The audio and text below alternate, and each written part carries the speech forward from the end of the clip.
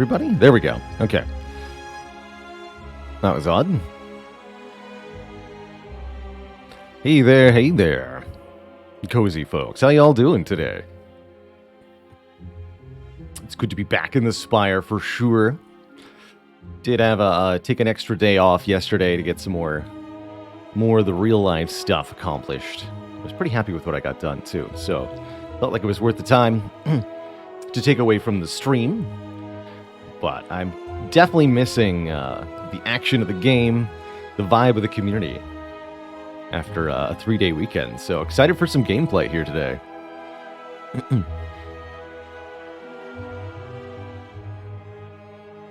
Hey there, Dromar. What Faylee's talking about is we've been having some issues with essentially the music we choose to use on the stream. Since Slice and Dice has no music, I've been choosing music that I want to play for the stream from other game soundtracks, but that has caused some issues with copyright claims on parts of the broadcast, and that seems like it might have... one, it definitely messed up a few shows. For example, some of the Slice and Dice content I cannot use on YouTube because I was playing audio from a game. I guess I could split the audio, but then we just have like silent Slice and Dice vids on YouTube. I guess that's a thing. I wouldn't want to watch that personally. Tubsass 300 thank you so much. Ennis Mizal, thanks for 5 months. Let's go. Speaking of, I got a lot of subs to catch up with. There's a bunch during the pre-roll here. Let me get caught up with everybody. Spooky Monster, thank you for 3 months. Dizan2254, thanks for 20 months, 2 metric years. Dwarven Heart with 11 months, almost to the full year. The real year. Adralore, thank you for the 13 months. The Baker's Dozen. Storm, hitting it up with 41 months of their favorite streamer and stream. You're heckin' welcome for all the good times. Here's to 40 more. Jedit O'Janin, thank you for 37 months. I do stream some of the time. Nurkit, thank you for 19 months.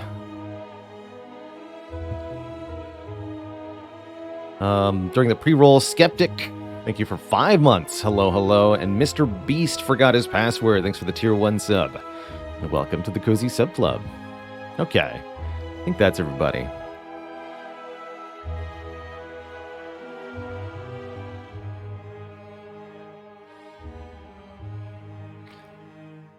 Saraus, thanks for the 5 months in the Prime sub.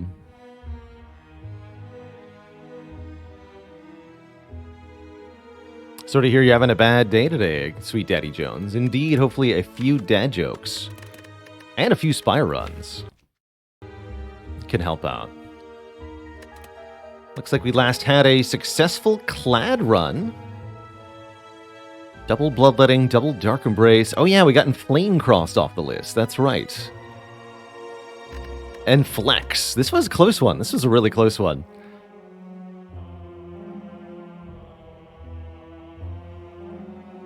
Oh, that's funny, Bailey. That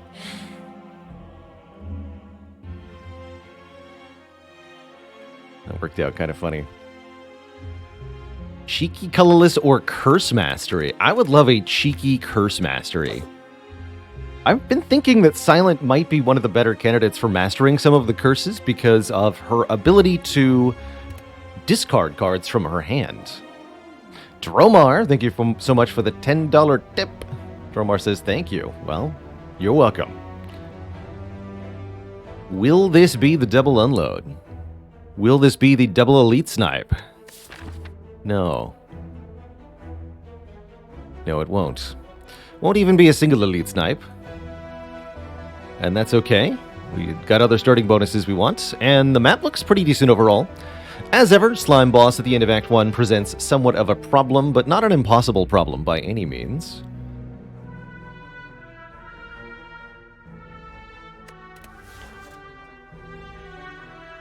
We can take a colorless card. Choose a rare card with a curse is kind of interesting. It's a pretty bad starting bonus, if you ask me. Swenigan, thank you so much for... hello and welcome, excuse me. Swinnigan says, finally got their first Ironclad Ascension 18 win last night with a crazy combo. Fiendfire Akabeko. Yeah, with Snecko Eye too. Spicy. That slaps.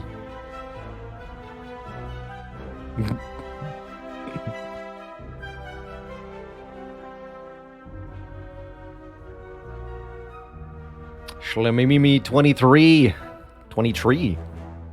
Hello. Here's your unique message. Goodbye. See ya. What silent deck could work with Choker, says Kemba Dog. Easiest way to win a run using something like Velvet Choker. The core cards are going to be something like Bouncing Flask, Catalyst, Crippling Cloud, Raceform, Leg Sweep for defensive options. Maybe Piercing Whale, Malaise, pretty good too. Not Shivs, that's for sure. Not much draw discard. You can have a few acrobatics. Tools of Trade is really good. Burst is a bit more questionable because your 6-card limit really quickly becomes a problem. But you can use Burst in specific contexts with Choker still. 6 is enough to do some combos. Silent Velvet Choker is quite challenging because you really do need to find specific cards. I'm going to choose a colorless card, by the way. Ooh, Bandage Up Silent Start. Actually, that sounds kind of cool. Let's give this a try. I want to start with a Bandage. I think Swift Strike is also a really good floor 1 card. But I'm rather interested by the Bandage Up. This heals us 4, 1 time for 0 energy. That means we essentially have a mini Burning Blood. And I think that becomes quickly a pretty good upgrade. The upgrade is only +2, but note that this is 2 permanent health you get to keep for the rest of the run. So the +2 here is pretty substantial.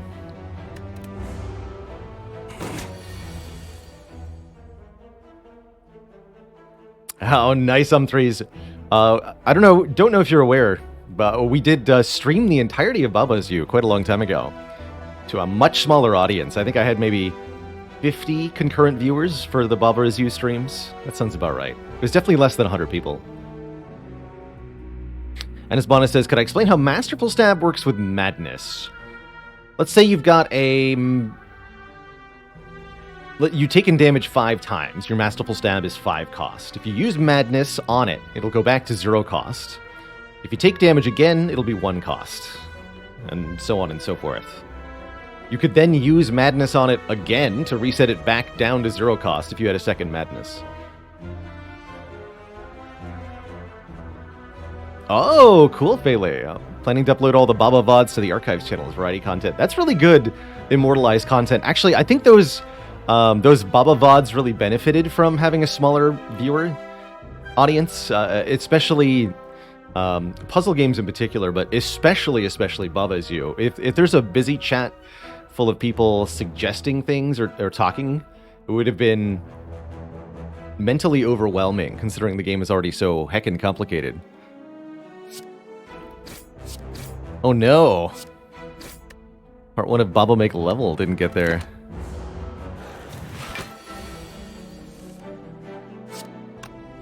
The Baba Is You videos are in our Twitch playlists, Super Awesome Coffee, so you can see them right now, if you want to, through Twitch directly.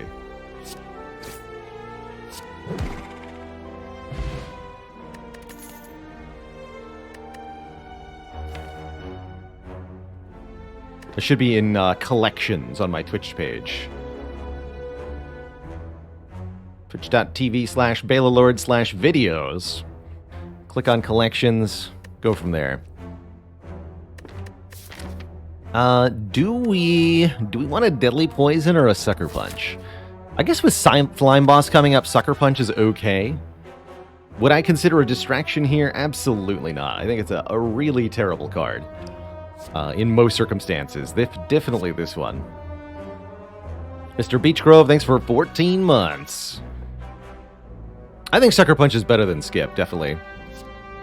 So distraction for 1 cost gives you a random skill. Problem is it's a random silent skill, and that could mean anything. It might be a block card, it might be a card draw card, it might be a reflex or a tactician. And those are not usually very helpful.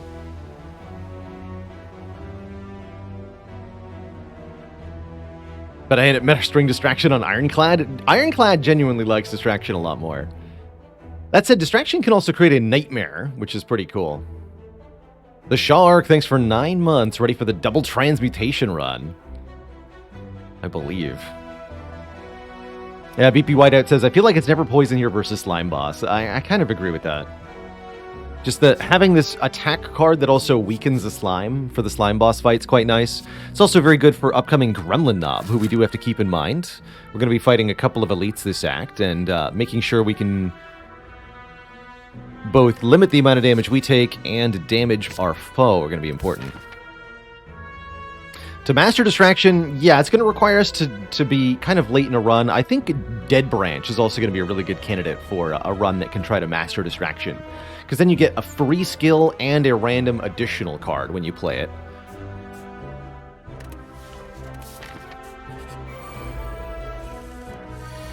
But early Act 1, it's really not cutting it at all. Also decent with Toxic Egg. Yes, if the distractions are upgraded, they're a lot more easy to take. Suki says, Distraction feels like a card that was only added to the game to complete the cycle of the other characters, Infernal Blade, White Noise, etc. It's such a weird pull because Silence skills are so variable. Yes, and because the skill pool is the largest card pool. There are more skills than there are attacks and powers, generally speaking. I think that's particularly true for Silent. So there are more different cards you can get from Distraction than, for example, there are powers you can get from White Noise. Also, a little bit earlier up, Lollipop Hugo asked, how often do I floor 1 skip a card? Very rarely. Maybe 1 in 20, 1 in 50 runs. My criteria for skipping is that I have to be offered no attacks at all.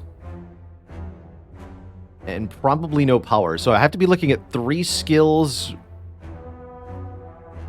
that don't have an immediate impact of some kind. So 3, like, by what I mean by immediate impact would be it doesn't have a numerical effect on the turn that you play it.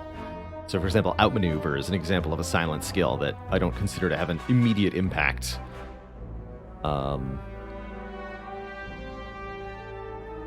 Setup, Distraction, Outmaneuver would be a pretty good example of what I would skip on floor 1 is silent. But if you replace any of them with, like, Prepared, then I'll take the Prepared. The criteria for take is pretty low on floor 1. Take just about anything, because the starter deck is so bad. It's extremely likely that you improve it with any random card added. Let's see if we can stay at full health here. Yeah, P-Box Swap is basically a totally different game, if you ask me. Completely different context. Slabsman, thanks for 2 months of support.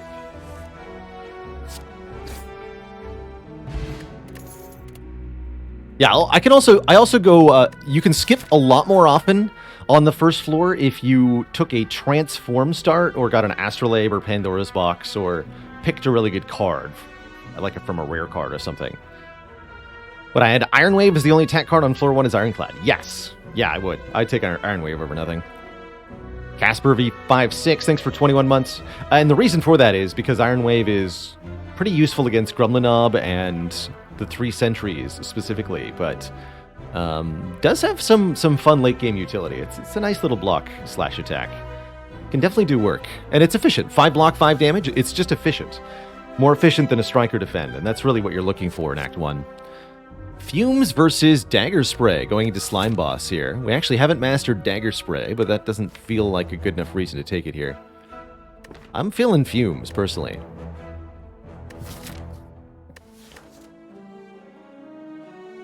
Take Fumes. So what's our intended path here? Looks like we probably want to go through one of these shops.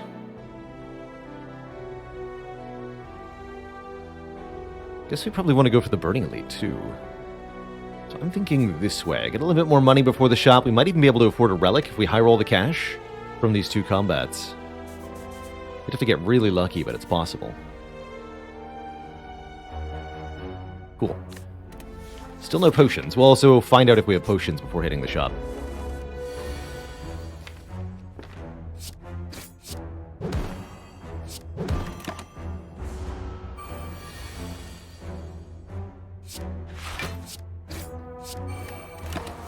Playing the heck out of the Spire board game. Nice. You doing solo runs? I like that it supports that. Kind of a Agricola style or Caverna style.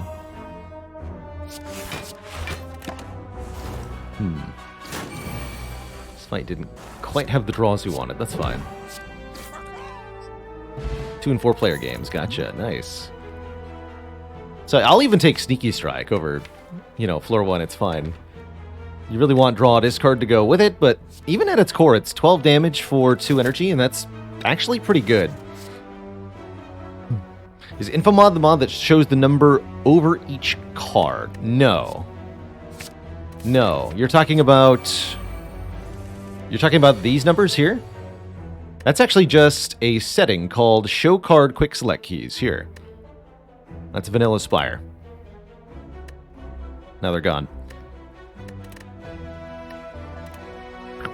There you go. Easy.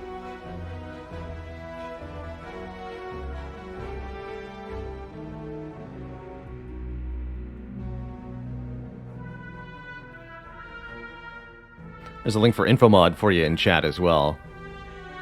Was in settings the whole time. That's right. It's not a mod. Ooh, I don't like that draw pile. This one's attacking me next turn. Do we have to draw... I guess we could one shot it with Sneaky Strike, but... we're not actually guaranteed to have that work out. Yeah, I show it in part to easily show how many cards are in my hands. That's what I particularly like it for. Alright, gotta take a little bit more damage, but that's what the bandage up's for. Overall, not too bad of a louse fight.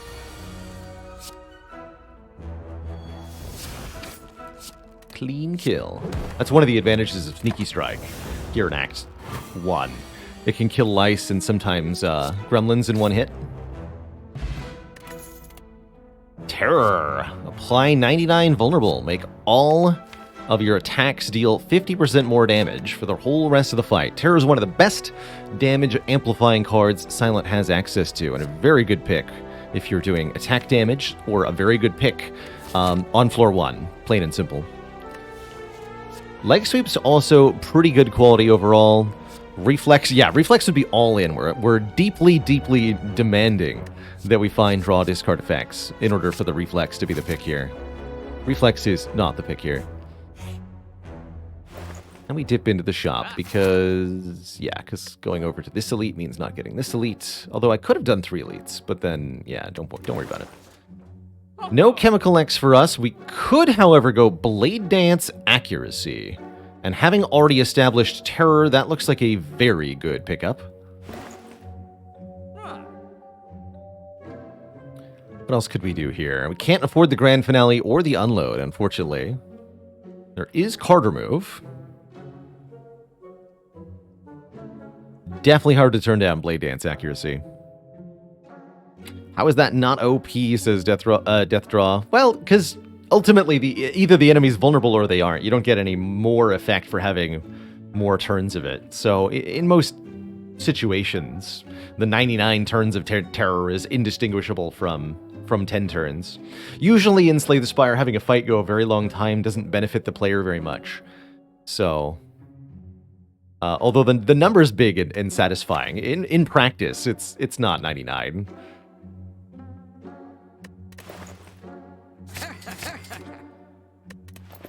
I could buy this Dex Potion. That's not worth it.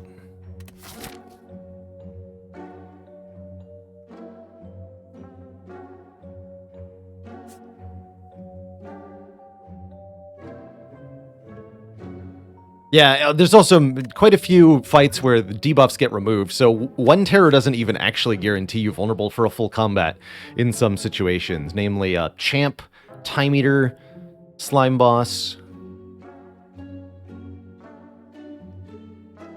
Doesn't work that well on Donu Deka or Shield and Spear. Bebron, thanks for 2 full years. Heck yeah, and Euroclydon, thanks for 5 months.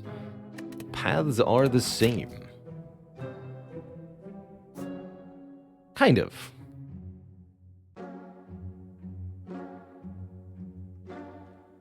Kind of. I'm going this way.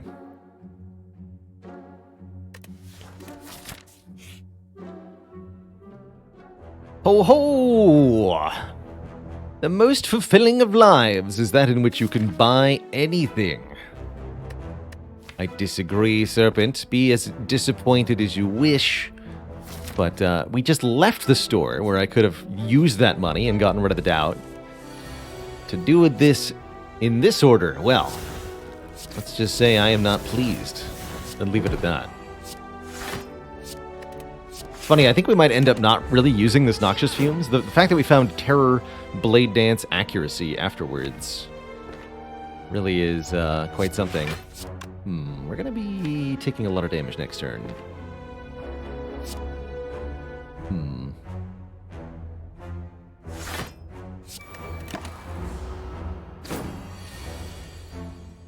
Launch.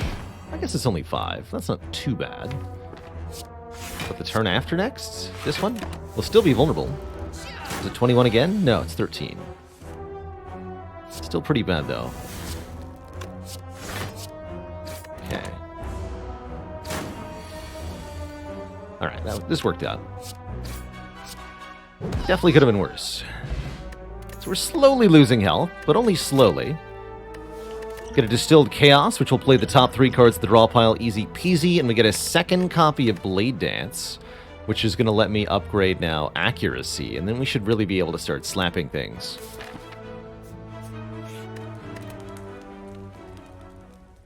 Gektuiara says, which hero can perform the best without trinkets? You mean relics? Let's see, I have a tutorial video on who needs relics. But when it comes to operating without relics, I tend to feel like the Defect is one of the best. A relicless run, in particular, means having only 3 energy per turn by default, because you're not going to have any boss relics. So in order to have an effective or successful run, you're going to need to find energy generation somehow. You can do this by either having a deck that's mostly 0-cost cards, which the Defect excels at, or by adding cards that generate a lot of energy and using those to play expensive cards, which the Defect excels at. Watcher can also do really good things by cycling Wrath and Calm. You can make as much energy as you want. Storing Miracles works pretty well, too. How's it going, Ang Style? And hey there, Trenton.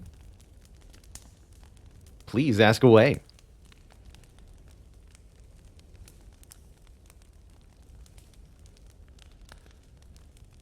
BP Whiteout tried Who Needs Relics with Defect on with an empty cage star. Ended up dying to Time Eater. Dang. AK South says, if we didn't find the second Blade Dance, I would upgrade something other than Accuracy. Yes, definitely. I think I'm upgrading Accuracy here. If we only had the one Blade Dance, I'd be looking at Terror or Blade Dance, or maybe Noxious Fumes is my upgrade. We could also maybe consider upgrading Bandage Up in the near future. I might do that here, so that we can get some more healing going into the Slime Boss. But right now it's important to max out our damage, and we're going to be upgrading Accuracy. Nizumi Samurai, thanks for 4 months. Does accepting the upgraded starting relic affect the achievement, asks UltiNG. No, you can upgrade your starting relic and still have it count as only 1 relic. So you can take the Black Blood, Ring of the Serpent, Holy Water, or Frozen Core if you wish. If I see a second Bandage Up, will I take it? You betcha. Will I take a Juzu Bracelet? Probably not. Juzu Bracelet guarantees we don't get fights in question mark rooms. That's not necessarily a good thing, and in fact, as our deck gets stronger and stronger, we prefer fights more and more, because we can just heal from them and then get combat rewards. Nitrobite says, any interest in D4? Yes, off stream probably. I don't expect to stream it, but I will play it. I will play it. Guaranteed.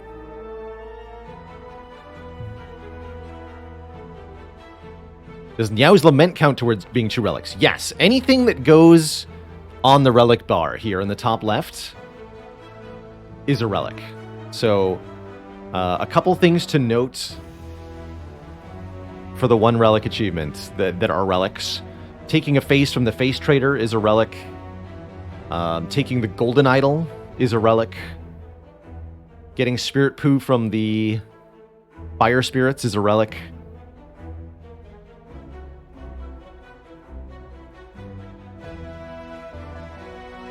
And the Mark of the Bloom curse that you get when upgrading all your cards at Mind Bloom is also a relic.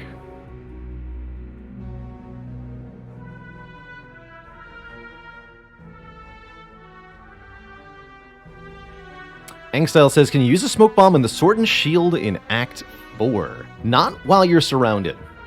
If you try to use it, your character will simply say, I'm surrounded, and you won't be able to flee. If you kill either the sword or the shield, you'll no longer be surrounded, and you can use a smoke bomb to escape from the other one. And lastly, there's a special trick you can do, because you don't become surrounded until the fight finishes loading in, essentially. Like at the start of the fight, the enemies appear, and then after a couple moments, the status effects of the fight apply to you.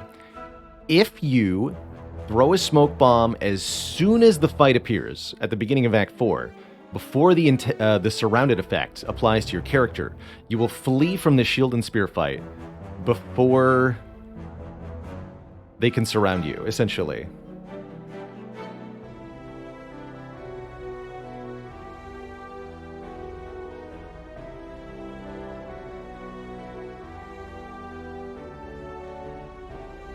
What happens if you try to play Dash when you're entangled? You can't...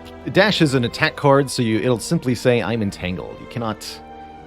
Even though it's also a block card, because it's an attack type card, you're completely forbidden from playing it.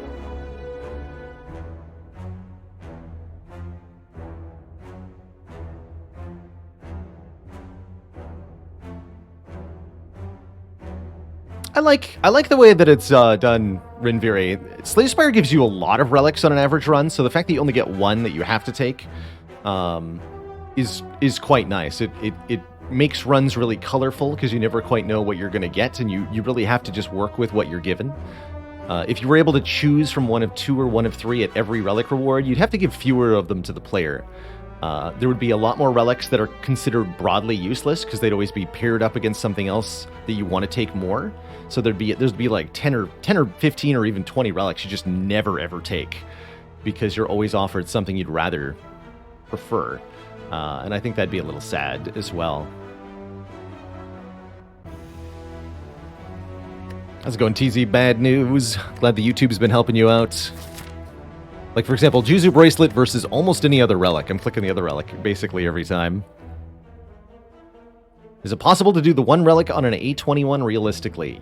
Realistically, yes. Easily, no.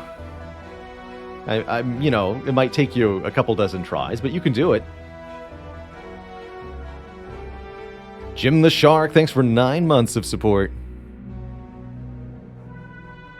Spire run. It's like a box of chocolates. Alright, let's... I do want to fight the Burning Elite this act. Getting the Burning Elite done in Act 1 is quite a blessing for many runs. Really eases things up for you. This would be an interesting turn for a skill potion. Or a Distilled Chaos. Pretty hard to go wrong, actually.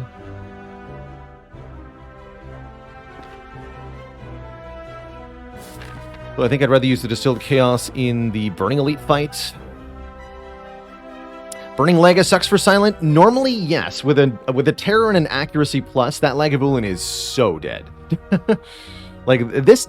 very important to distinguish a Silent deck in Act 1 from this Silent run right now, because we are very deadly with what we've added. Terror, Blade Dance, Accuracy, Blade Dance just kills everything.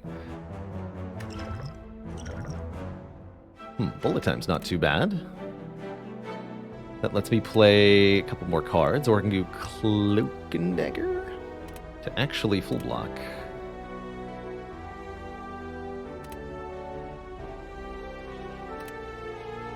So bullet time's essentially giving me 5 block, 6 damage. This would be 6 block, 4 damage.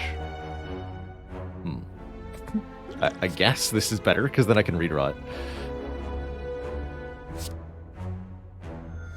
Also, when I only need 5 block, the 1 more block isn't actually helpful.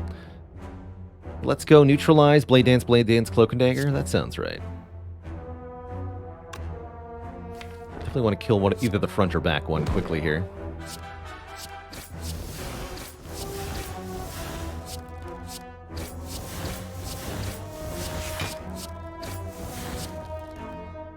Do it that way. Within a sneaky strike of death. Exactly. Could play the fumes to get poison going on them gradually, or I can block. Probably better to just take 10, get the fumes in play. We've got a bandage up after all. Mega Zybos, thanks for the Prime sub. Welcome to the Cozy Sub Club. Decided to go to the Burning Elite before I even had the accuracy in the Blade Dance. That's true, because it's so late in the act, is why I did that. I figured that we were going to get something that I could make work, and it just happened to be accuracy and Blade Dance. But it also could have been some poison cards, or various other things.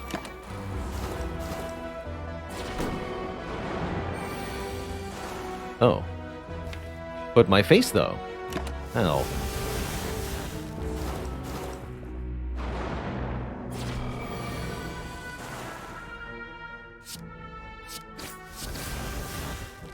Yeah, get absolutely blapped.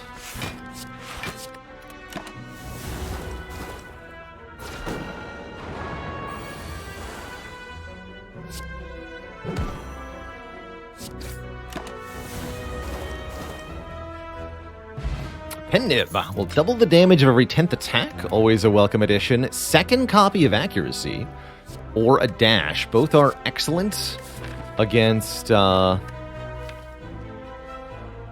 next couple of fights. I gotta say, with double Blade Dance Terror, I'm kind of down for another copy of accuracy here. I think not 1 but 2 accuracies will absolutely slice apart every foe between here and Act 3, I think. Could upgrade the second accuracy pretty happily. I'm going to choose to upgrade this bandage up instead. And I think our Blade Dances and the second accuracy will be the upgrade priority from here. I'm going to play Strike over Sneaky Strike because of Penib. It's 2 attacks versus 1. Same total damage, same total energy cost. But what's with the draws, though? It's fine.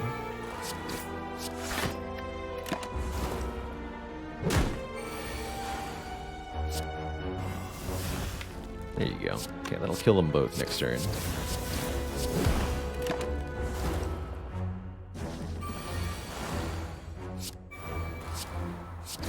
$14 damage shivs. And a smoke bomb to ensure we can be safe if we need to. Get offered some attacks here. Quite frankly, non-shiv attacks can leave. Poor Sneaky Strike really doesn't fit into the deck anymore. Virtual256, thanks for 19 months of the Prime subs. Not quite 2 metric years, but it's a heck of a cozy time indeed. Hey there, Krogzar.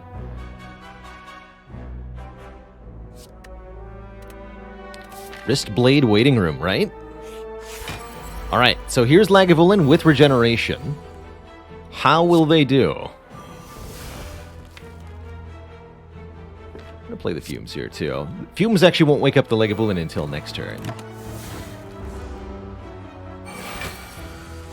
Perfect. A bonk.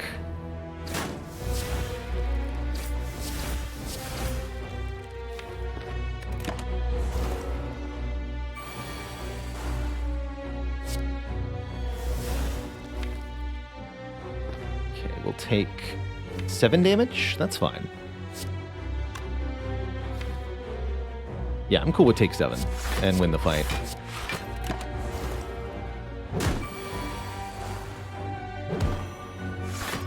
Double defend, play the accuracy. We took 2 last turn, 5 this turn. We should be able to draw 1 Blade Dance pretty quickly. And each Shiv does 21 damage. So yeah, again, super Lagavulin, super not a problem. Because our damage output just completely eclipses anything that our enemies could hope to muster. Bag of Marbles here makes enemies vulnerable on turn 1, and there's a 3rd Blade Dance, which I add to the deck. Now we're cooking with knives. Mega Banana says, if you smoke bomb the Burning Elite, do you still see it next act, or is it gone? Whether or not you see a Burning Elite is tied to one thing and one thing only. The Emerald Key here. If you get the Emerald Key, you will not see any more Burning Elites. But if for any reason you do not have the Emerald Key, then there will be another Burning Elite next act. And that includes if I simply click the Skip Rewards button here and don't pick up the Emerald Key. We'll actually get another Burning Elite next act. Now, of course, we don't want to do that. We want the Emerald Key. That's what we came here for. But you are allowed to just skip it and fight more Burning Elites if you want to. Is there any benefit to facing a Burning Elite? Again, the Emerald Key going up in the top left here. Getting all 3 keys allows us to face the Corrupt Heart in Act 4 as our final boss. Do I want an event or a combat here? I don't think we need more card rewards. We're definitely ready to kill Slime Boss, so let's take an event. And again, we're ready to kill Slime Boss, so let's just take 5 max HP. Delicious Donut. Really hits the spot. And I'll upgrade the 2nd accuracy since we have 3 Blade Dances. We did a couple runs like that, I'm really that guy, where we did triple Burning Elite 820s. It was fun. Accuracy, Fumes, Terror. What a turn 1. And I guess I'll just set up the nib? Sure.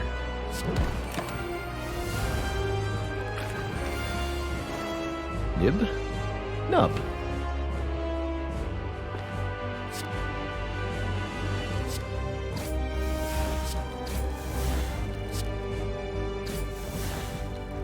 Splits at 75. So 9 damage takes it to 77 minus 2. That would split. We don't want to do that yet. Here we go. Accuracy plus. So get Slime Boss is 84 health. Slime Boss is no health. GG. See you later, Slimbo. So yeah, this combination of cards is so much damage that really nothing can resist us for now. You might be tempted to add 1,000 cuts because we're playing a lot of Shivs, but it's actually not as much damage as you'd think. 1 or upgraded 2 damage per Shiv. Note that our Shivs are already doing 20 plus damage. Adding 1 or 2 to that is really not much of anything. I could definitely get behind Tools of the Trade here, though. Draw 1, discard 1 per turn. Very nice. Good energy upgrade, too. Don't think we have much of anything to Nightmare. Nightmare Accuracy can be cool. Actually, Nightmare Bandage Up is a thing. Hold on. Nightmare Bandage Up.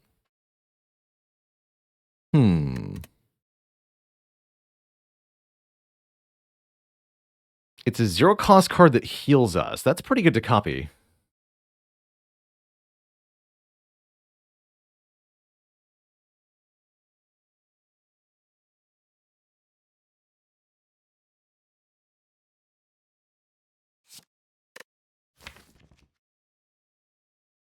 Bit too fancy though. I'm gonna take the tools.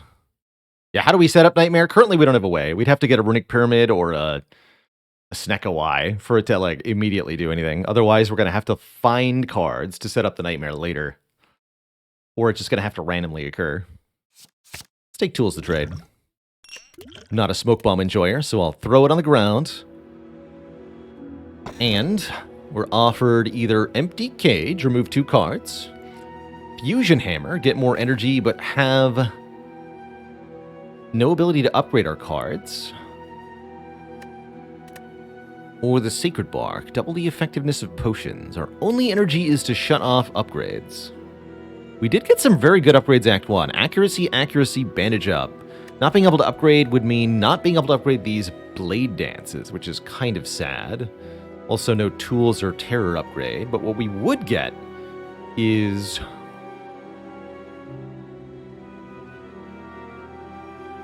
the ability to play more cards.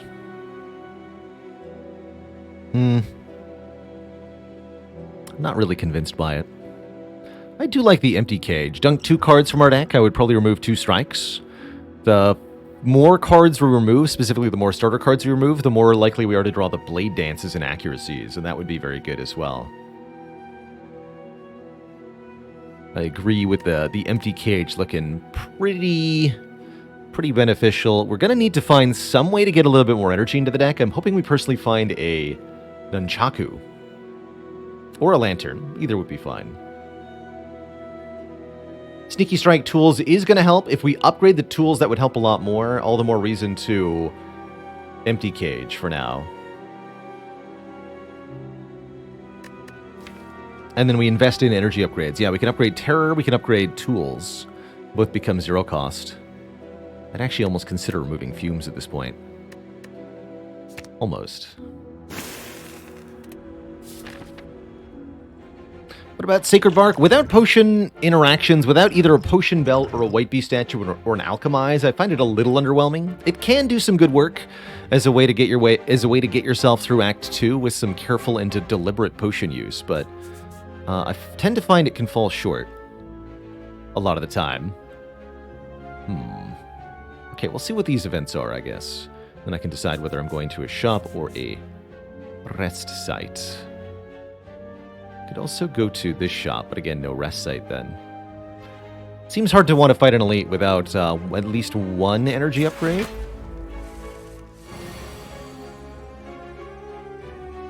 So here's an example of a really difficult turn.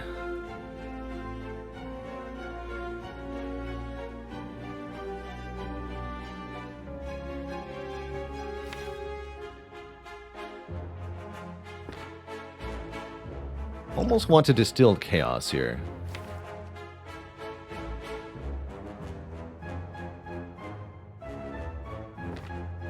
Because this enemy is so threatening overall.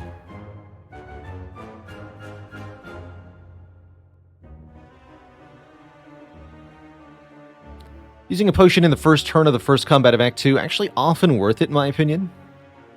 Good reason to save potions from Act 1. You're never quite up to snuff for this first encounter. Whether it's the Avocado or Chosen or the 2 Thieves, often you're just not quite able to muster enough of a coherent plan for an Act 2 combat when you first arrive, and it can be quite devastating. Potion Belt is probably my favorite relic to enable Sacred Bark. Just being able to keep the good potions for when they really matter is crucial. Alright, so we're going to discard play Survivor first, just in case the Distilled Chaos hits Sneaky Strike. Let's see what we get here. Blade Dance, Terror. Good. Alright, so if I Accuracy Plus, can we just kill now? Yes. Okay, that felt quite worth it to... Oh yeah, we even get a Distilled Chaos from the Avocado. No damage taken. Problem solved. Here we go, Prepared. Prepared can enable Sneaky Strike, the draw 1, discard 1 on its own. Not terrible either. Sure.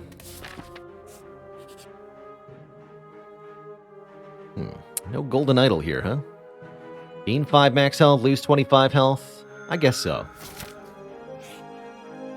And we do find even more potions. A fruit juice, don't mind if I do. And there's the energy we wanted, an energy potion. So we might have taken a lot of damage, but we at least gained some max health. So... Shop or fire? I don't like that I have to choose. Hyrule, thanks for 22 months! And pressing that button. Glad to hear it, Ipswich. Learning is good stuff, man. Makes the brain tingle. Shop gets us another question mark, which may or may not be a good thing.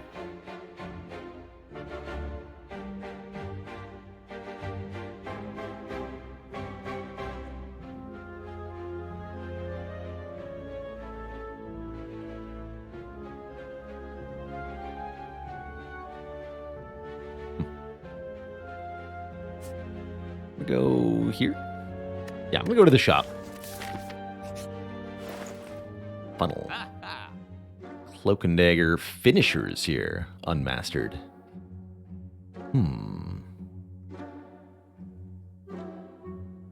Shop also gets us a card remove, which is a big reason to have gone here. Almost want to lose a defend. Almost. Not yet. So I can't also buy the Twisted Funnel. We could buy Cloak and Dagger. Unupgraded, pretty hard to justify though. But definitely not a bad deck for Finisher. Well, actually, I don't know if I trust Finisher here. Quirky Quillfish says, what's the timing on losing strikes versus defends? Does depend on the character. With Watcher, I recommend losing defends first. But typically I will... on Silent and Defect, I'll just remove all of my strikes before I start removing any defends. The more stiff strikes you can get out, the better, quite frankly.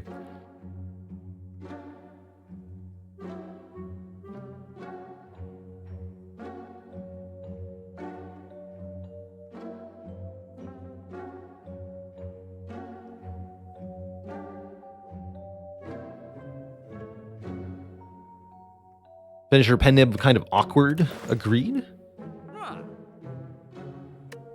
Already mastered fumes. I'm going to skip it all. Keep the rest of the cash. Doesn't feel like there's anything particularly good here. Greetings, thieves.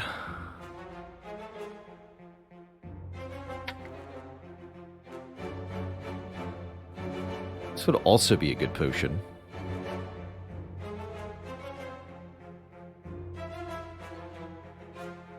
I can kill one of them outright, at least.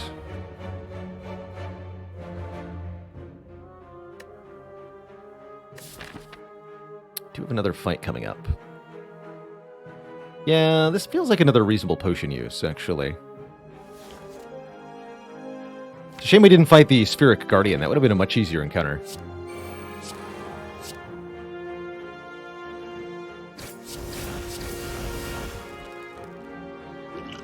Sure.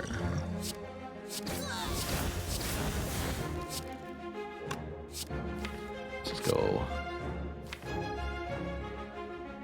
Block.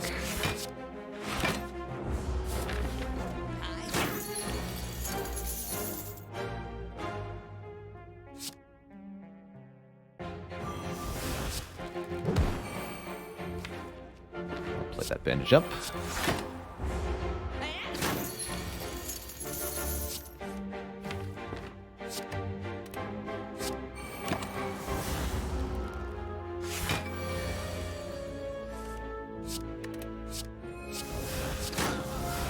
That was a 48 damage shiv. Okay, we do get another potion.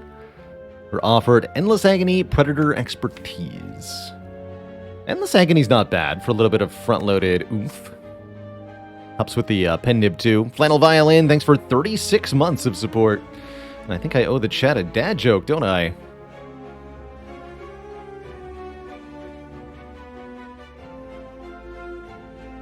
Did you hear about the Silent with a bad internet connection? He suffered from endless lagony.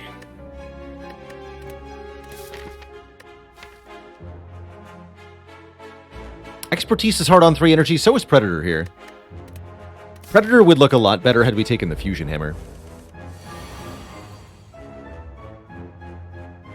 What a fun opening hand. Ipswich TV, thanks for the Prime sub. Welcome to the Cozy Sub Club. This is also a good example of why we want more energy.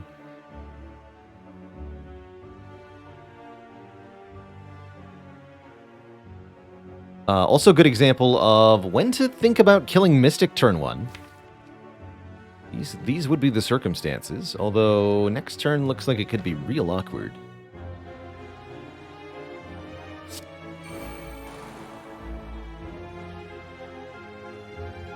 that'll be 12, 16, 24 apiece. So yeah, I could go double accuracy or double blade dance. 15. Could put 2 shivs into the Centurion if I double blade dance, whereas I have to play them all on the Mystic. But I don't have any more shivs in the draw pile, so I think we should play the second accuracy. And yeah, I'm going to kill Mystic turn 1 here.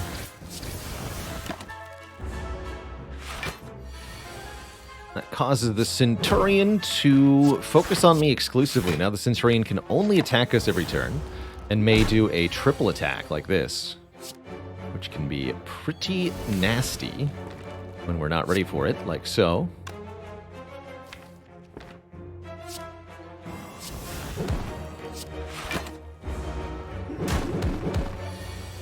Thanks for not doing that again, friend. There we go. Oh, I shouldn't have discarded that. No, we're good. We're good. Get wrecked. Power Potion. And a 4th Blade Dance. We're at 10% potion chance, by the way. 1 more for the road. I think 4 is the reasonable limit. You actually don't want too many Blade Dances, as it can really backfire in the later game. It's going to do wonders for now, though. Screw that Power Potion. I like what we've got. Are we ready for this elite? I think we are. Pen nibs on 8. Potions in hand. Let's go. This is my planned path. 4 seems excessive? It might be. It might be. Gremlins. Tricky Gremlins is...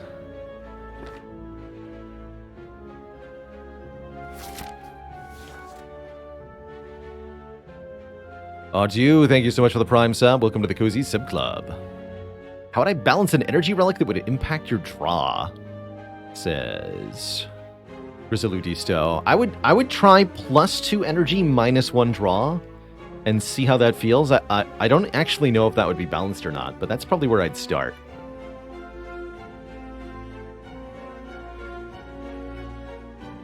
You could also say you gain 1 energy every turn, and you draw 1 less card on turn 1. And I think that might even just be it. All you'd need. Or maybe -2 cards on turn 1, if you really wanted to be punishing about it.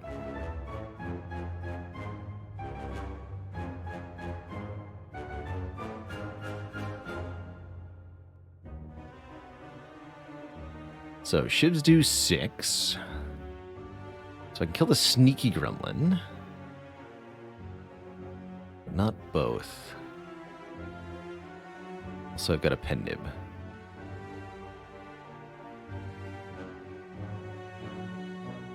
Yeah, I guess Mark of Pain is a good comparison.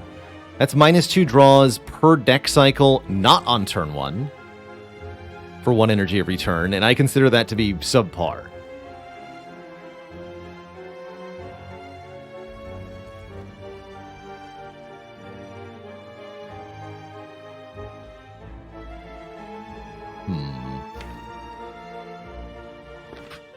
Definitely seems like a difficult turn, though.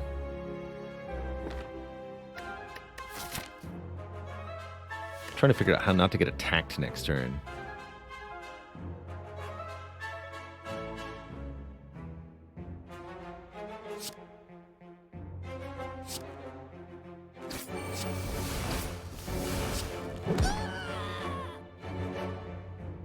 Should play this. This is where upgrading either terror or tools would have made a difference, but we didn't get our upgrade yet. Probably better to just take 5, play the terror here. I think that's reasonable. Alright, let's do this. Okay, we didn't get attacked. That's what I was mostly worried about. Getting hit here. 3x10 plus 6 is 36. That does kill you. Let's do that.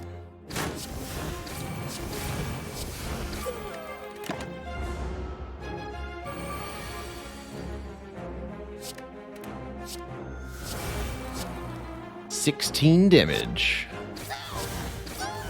Nice. Let's just go for damage.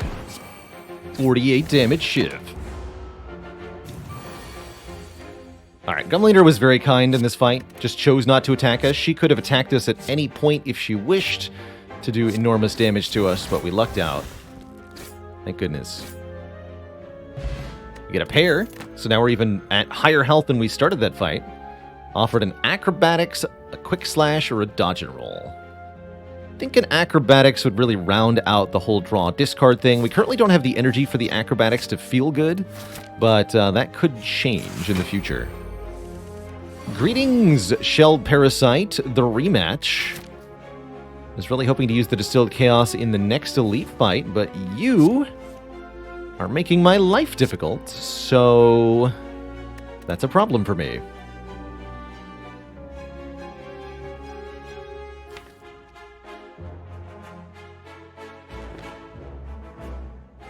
Yep. Good.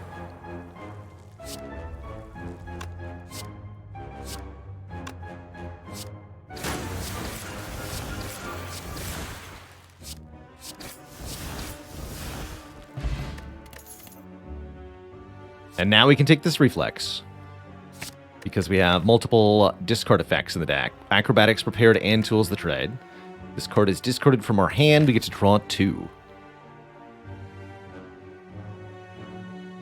Yeah, that Parasite's a mean customer. Thank goodness for Bag of Marbles. Our first thing that can make energy is Sundial. Every 3 times we shuffle the draw pile, we'll get some energy. Is that actually going to help us? Remains to be seen. I think I'll do Tools over Terror because of the Bag of Marbles. So, here's where I would have preferred Distilled Chaos. But Shelled Parasite just had to go and mess things up for me. Now we have to do this fight on very limited energy. And that is not good. I'll draw more cards right now. Terror, Sword Punch you for sure. Late Dance doesn't seem that impactful. Without an accuracy, I'll blockade. Could be in big trouble here, though. We just don't have the energy output to actually deal with 3 threats at the same time. At all, really.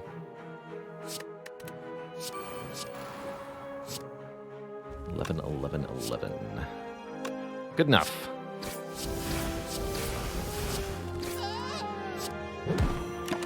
Take another ton here. Probably have to rest at that fire.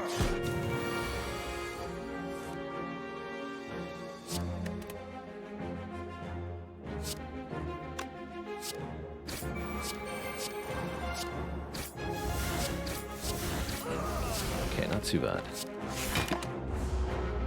Spooky, man.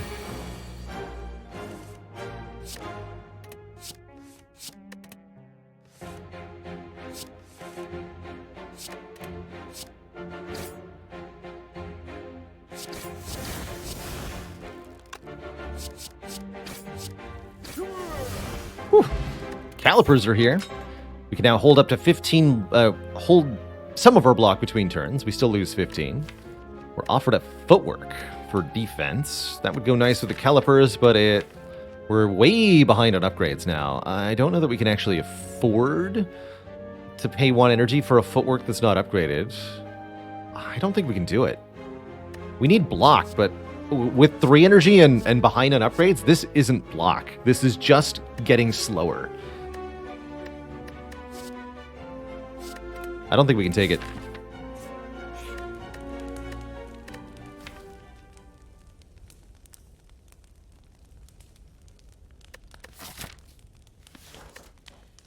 All right, we'll rest before Collector. Let's get this upgraded. Here's our energy upgrades that we wanted. We could become intangible at the cost of, like, many hit points. Kind of interesting with Bandage Up, but I am not a fan of apparitions here whatsoever. Not even a little bit. Hey, there's a good turn 1. About time.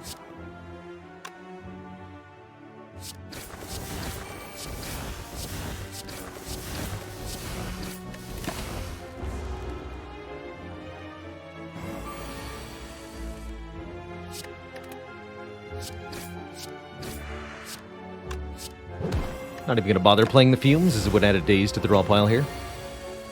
No thanks. Okay. Already 1 accuracy in play.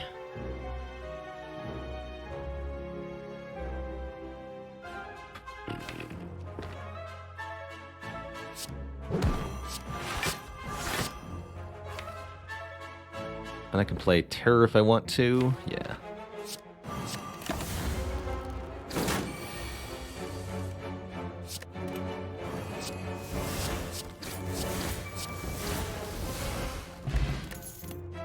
Calculated Gamble. Discard your hand and draw that many cards. There we go. Also another draw discard effect. Great with Reflex and going to allow us to look for important cards deeper in the deck. Does Cultist always start with a debuff on higher Ascensions? Yes, that changes on Ascension 17. Below Ascension 17, they'll do it on turn 2, and instead on turn 1, they'll attack for 6 times 2 every single time. Whether or not this is an improvement, again, depends on your deck, actually. It's not always better that they attack on turn 1. But that is what they do on the lower difficulties. I really wish I felt like I could get away with an upgrade here. I think for Collector, we're going to need some more health. And because our rest is our max health is so big, we have no potions either. We get a lot of health from resting, and that makes resting a bit more worth it here. Okay. Look for powers. There's one.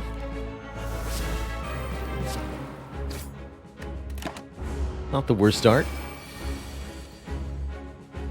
Not the best start, either. Doesn't matter which one I kill, since they have the same health.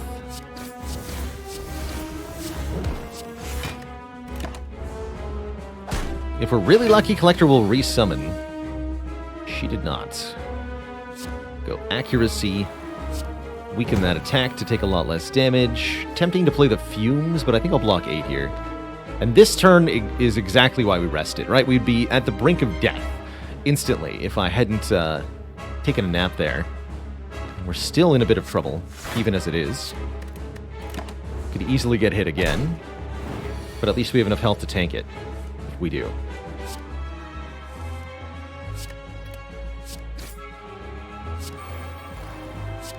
Alright, Blade Dances, it's your time to shine.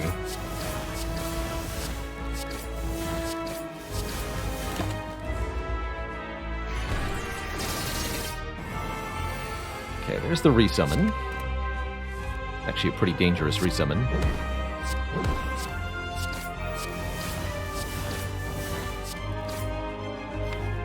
We have to kill very soon. We're actually going to get bonus energy next turn. Sundial! Let's go, Sundial. Save me. Save me, Sundial. Please save me. Oh, that's a good sign. Alright, double Blade Dance, double Defend. Let's see. 18 times 6. That's enough. Whew. Alright, Sundial, you don't get any credit, actually.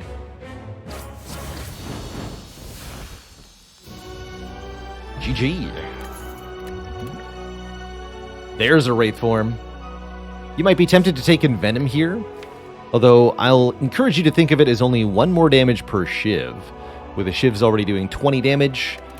21 is not a substantial improvement. Snack Packs, thanks for 14 months. The unmastered card I'm most looking forward to mastering, the one I'm personally most excited for the run of, is probably Transmutation. But I would also nominate... I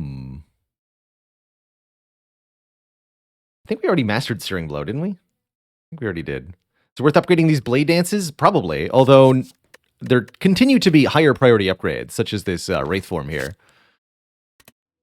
I think we've also already done Double Discovery. Oof, Rink Dome? Oof. Rink Dome, I guess with Calipers is not that bad.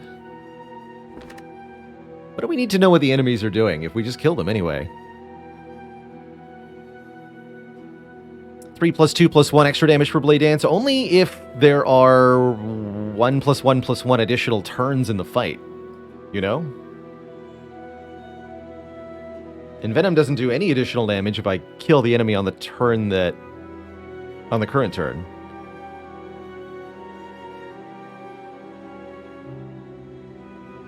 And instances like that are going to significantly reduce the overall effectiveness of it.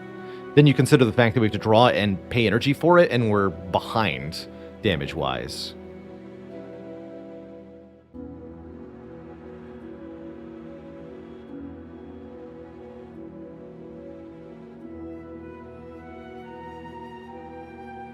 I guess the question to really ask yourself is, how many turns does it take for Envenom's damage to equal the damage of just playing one Blade Dance already?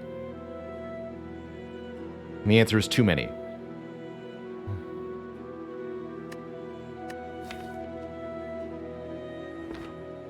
Yeah, we need more energy here. We'll take the dome. Dome means we can't see what's going on.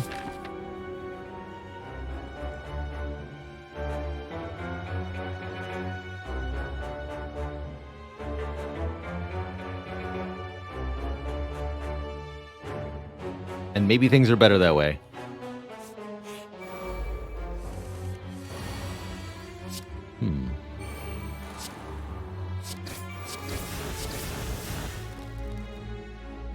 Just dead?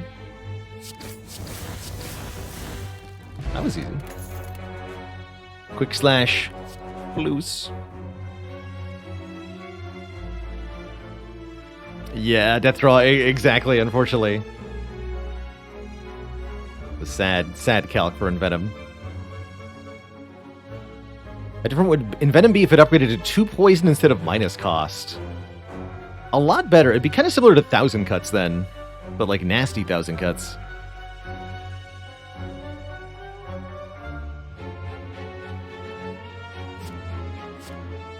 And of course, yeah, if we kill the enemy on turn 1, then by definition, Envenom could not possibly contribute anything to what we're doing. Ooh, hello. You know, I really wouldn't mind getting rid of this Noxious Fumes and getting a full heal at the same time, actually. That sounds grand. Receive a reward based on the offer. The reward is healing. And the criteria of your offering is the card's rarity. You get nothing for a starter card. Strike, defend, survive, or neutralize. You get 5 hit points for a common card with a gray sash on top, like Sucker Punch or Sneaky Strike. A full heal for an uncommon card with a blue sash at the top. Accuracy, Terror. Calculated Gamble. Or for a rare card with a gold sash, Tools the Trade, or Wraith Form, you'll get a full heal and 10 max HP. The flames erupt, growing significantly stronger. Do you think we want more combats now? Less events? Although, actually, I could take 999 gold from this event, like, in a heartbeat. Hold on. It's a fight anyway. Okay, good talk. Spiker. No spiking.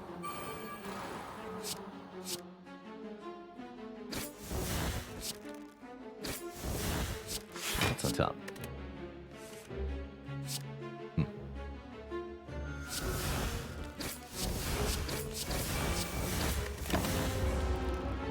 That's what I thought. Why are you so stinky?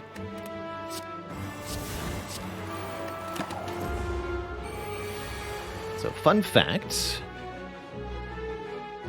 You can negate spike damage by being intangible.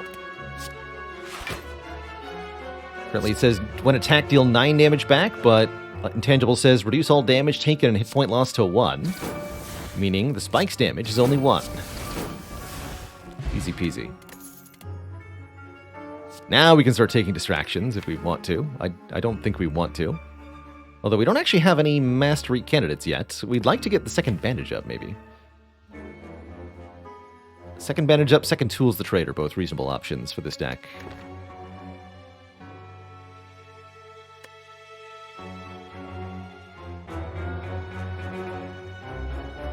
Yeah, it is quite rare to see the 5 hit point heal from a common card at the Bonfire Spirits. I too was unaware of it for a while. Yeah, glowing tesseract could get us the bandages. We might go this way. Let's see. We're going to start by going this way. I could actually dodge this shop. Just go to maybe this one. Or even this way. Let's go this way, but then we don't get a rest site or two. Okay, we'll go this way. There it is. We are offered 999 gold. Of course, it's the floor after I needed it. Could still do 2 shops. Normalities are going to be very difficult, although our ready access to discard is quite something.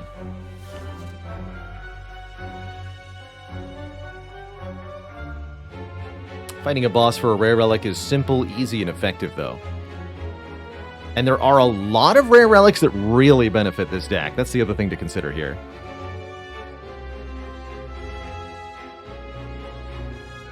Actually, wait a minute.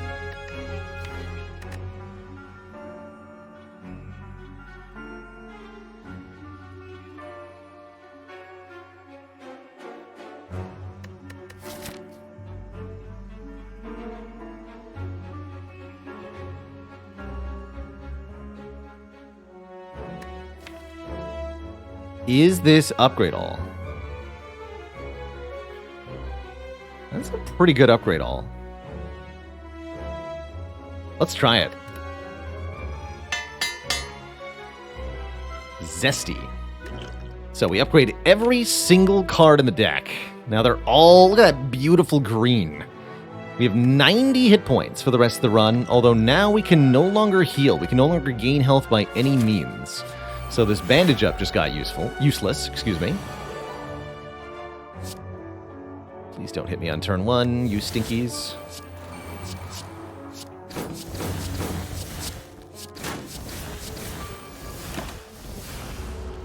Oh no.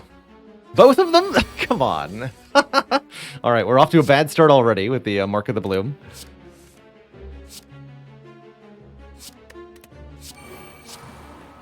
Damn it, man. At least they can't do that again. Ridiculous.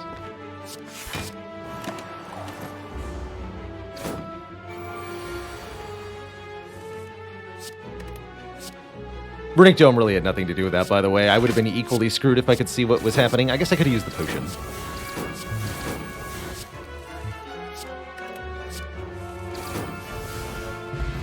Okay, memories are good. Your throw plus, riddle with holes plus. None of that appeals to me.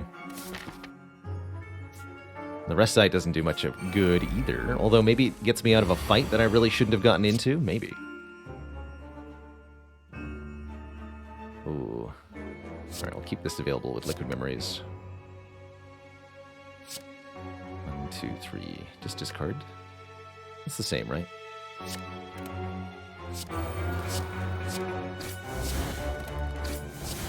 Repto never attacks on turn 1. Actually, I didn't need that defend then, did I? But on turn 2, things are a little different. Yeah, I'm just going to use the memories on the Wraith form here.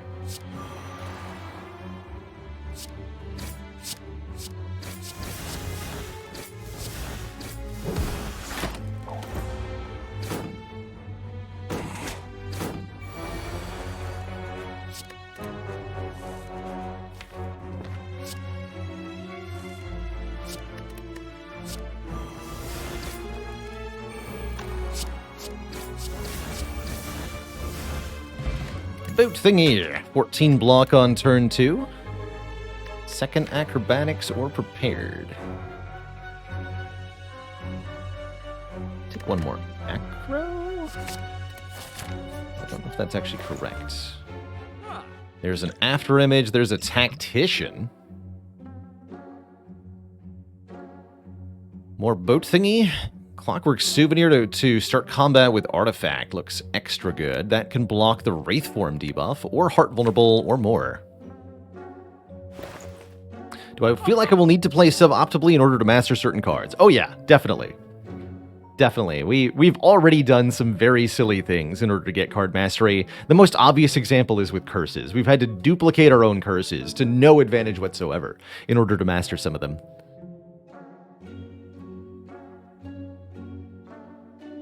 Tempted to go artifact plus speed potion.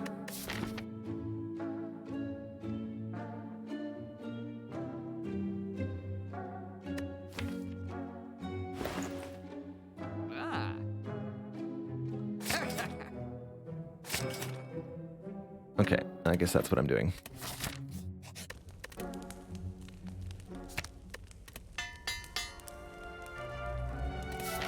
Tactician plus is a big deal.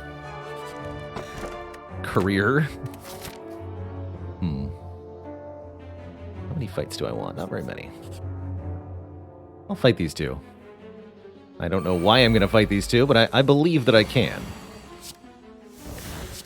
Guess that's the only important bit.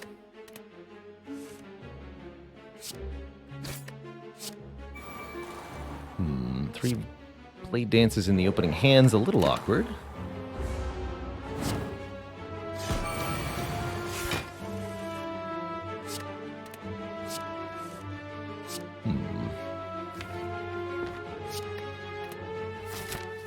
Need help here.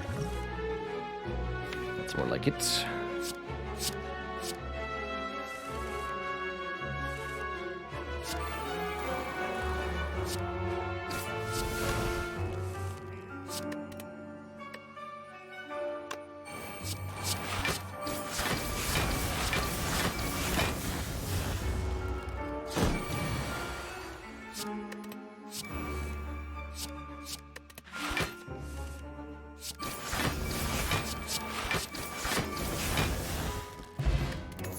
Could have had the full boat.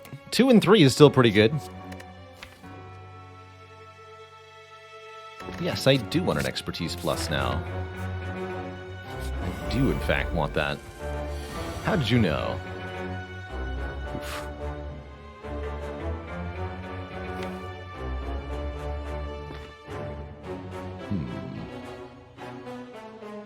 Alright, I'll hedge our bets here. Giant Head might attack us for 13. Not going to play Wraith Form this early, though. We have free block turn 2 and 3. Use the Wraith Form on turn 4.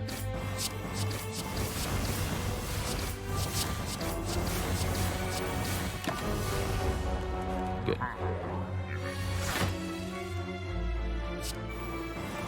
So I don't even need to play these defends. Doesn't do anything.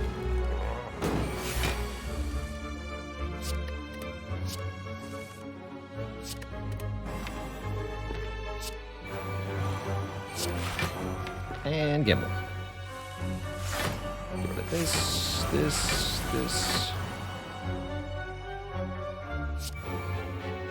Get more energy. More cards. From more cards. Keep doing stuff. Kill the Giant Head.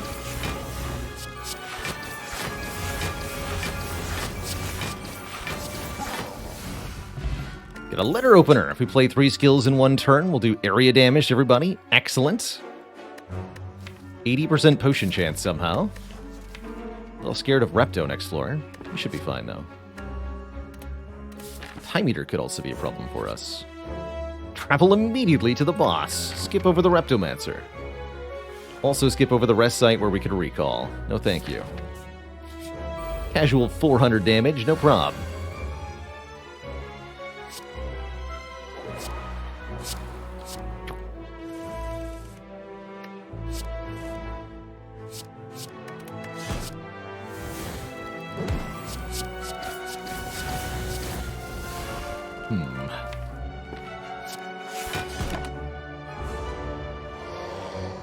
Adding burns can be a bit spooky.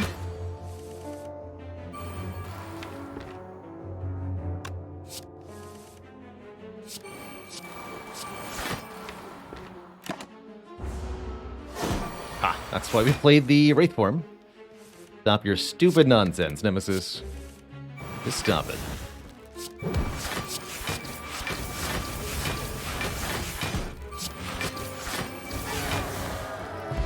Dreamcatcher gives us a card reward for resting, something we're not likely to do.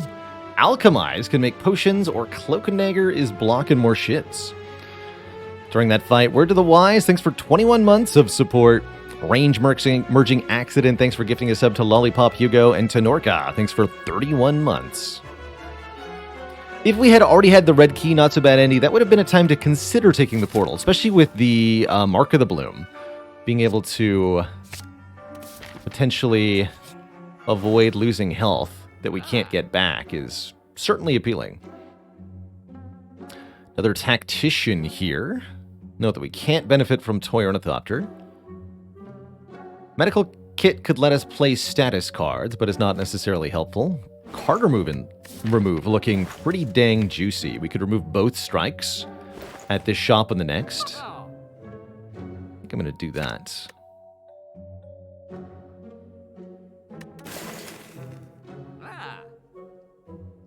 Stream time's at a crazy hour for Lollipop Hugo. Well, glad to have your insomniac self. Regardless. We have to recall. Don't upgrade.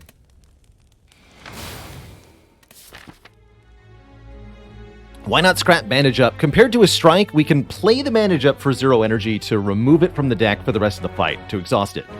But the Strike, we can't do that for. We can play Strike for damage, but we'll have to keep drawing it over and over. The deck is very draw-heavy and can cycle pretty quickly, so the more cards we can remove from rotation, the better.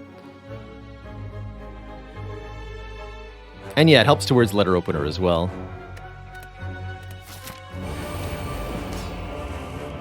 So, the Awakened one is a nasty customer here.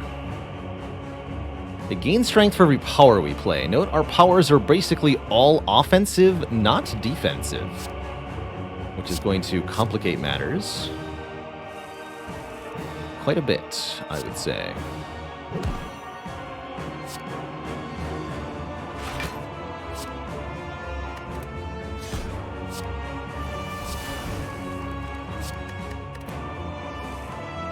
Playing Wraithform turn 1 seems kind of like a bad idea.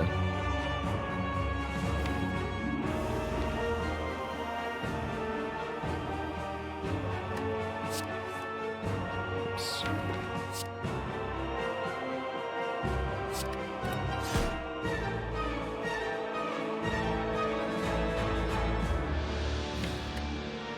After image accuracy defends.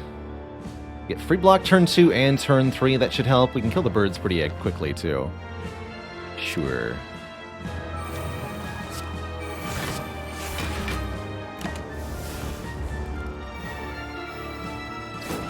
So 19 from the single hits currently.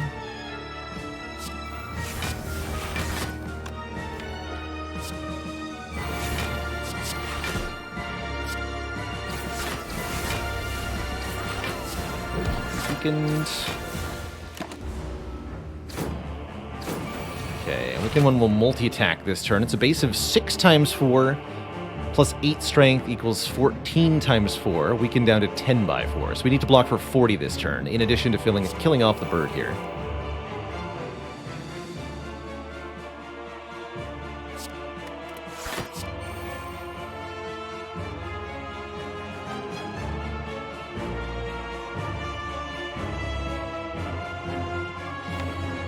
Skip this for now again.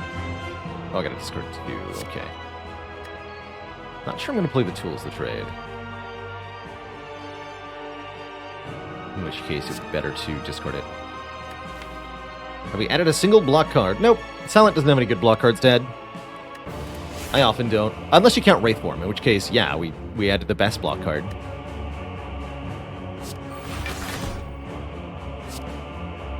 Leg Sweep is pretty good.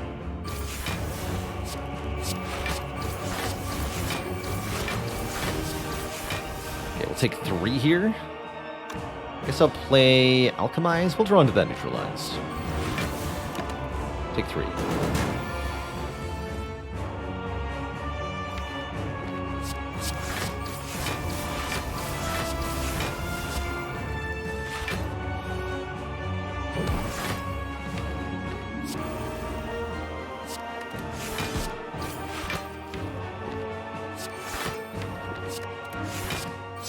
Kill Awaken one next turn. I don't want to kill Awaken one now. Yeah, we more or less have to on this turn. Next turn could be terrible. Guess we'll find out. Not getting tools to trade in play was bad. Let's just say that.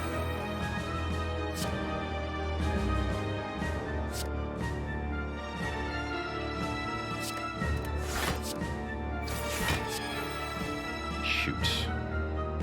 That's gonna hurt a lot. Guess I use the power potion now.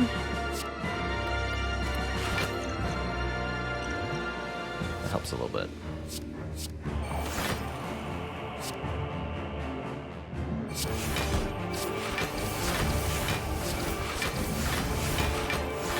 Okay, take 13 more. There we go.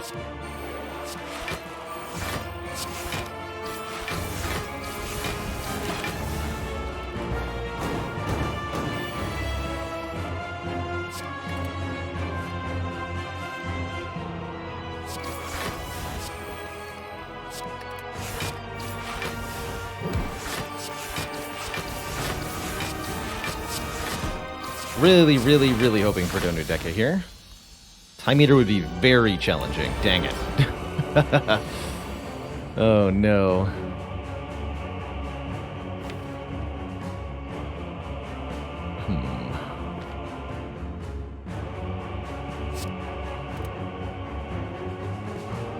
Alright, move this way.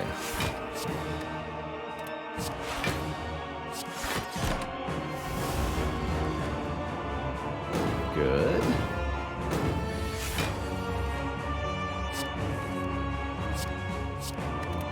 Tools. And get rid of this.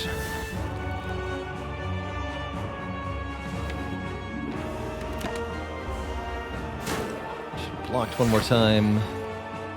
So we didn't get the no draw.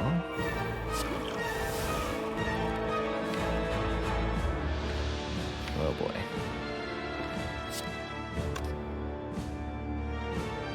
Oh boy.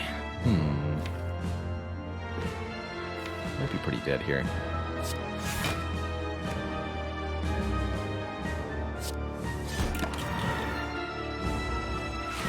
Oh yeah. Oh boy.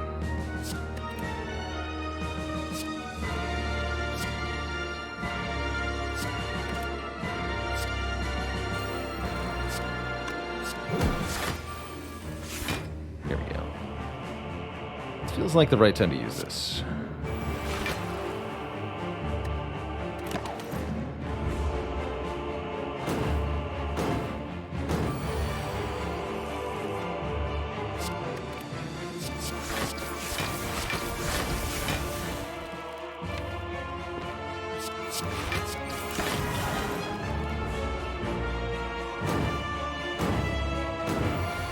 Do magic here. 12 cards this turn.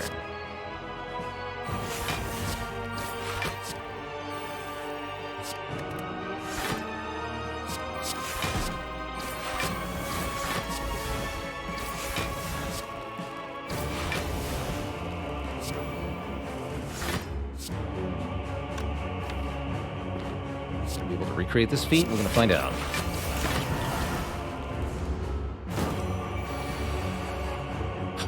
Damn it. Ah, so close.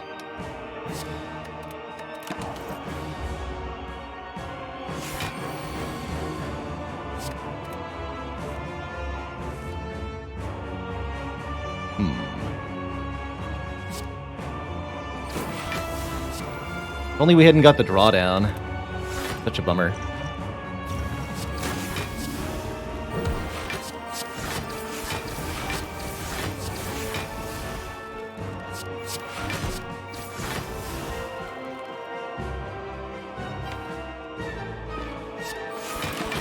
Mitigate.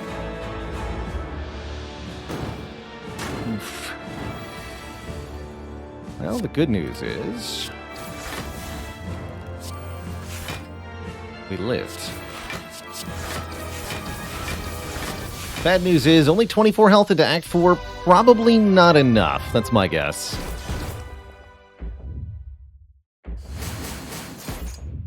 Current situation caused partially by the Runic Dome, partially by our matchup against High Meter.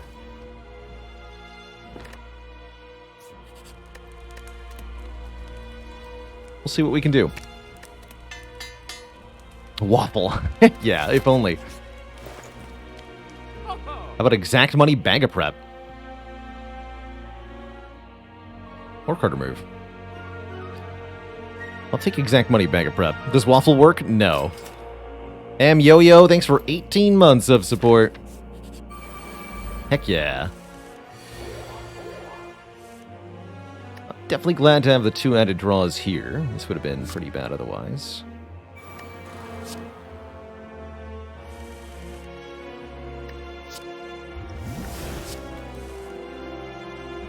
For him.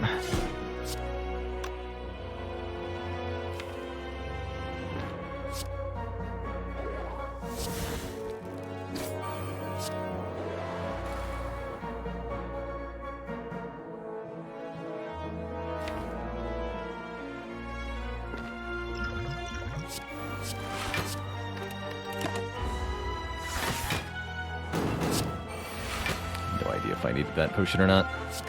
For heart. Doesn't feel like I've got the luxury of finding out.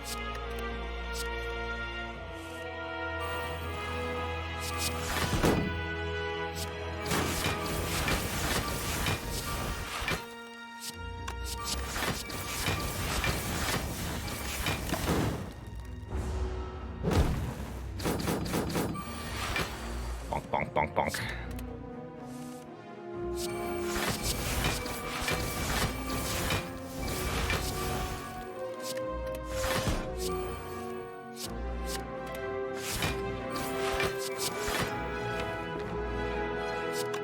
Gamble.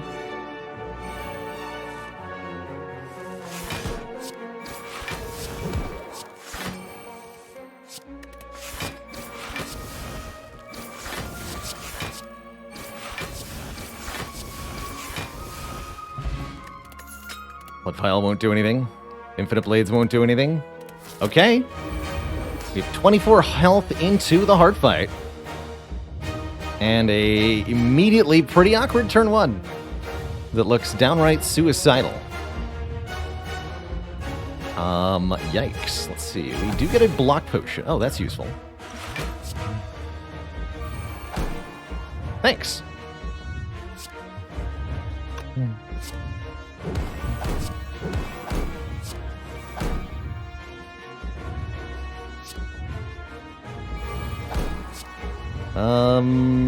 Good luck to us, I guess.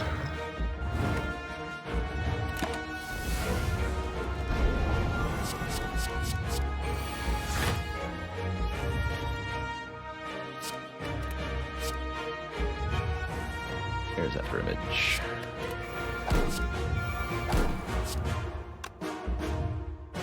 It's only going to be 33 from the big hits.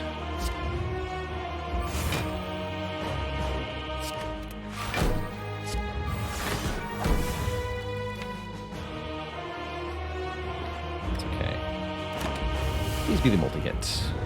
Dang. Alright, well, we leave this too. Play that next turn. Well, you know, we'd rather play it this turn, but...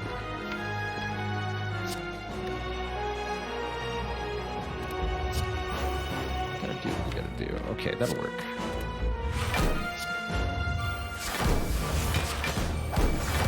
Get rid of that slimed. Do this.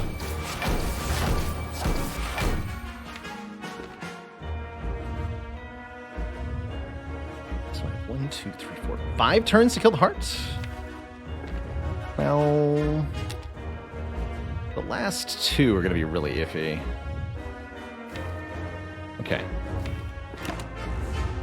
Do it this way.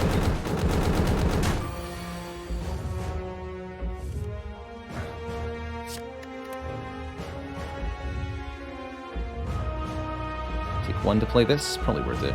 Sneaky Strike, Wraithform Blade Dance.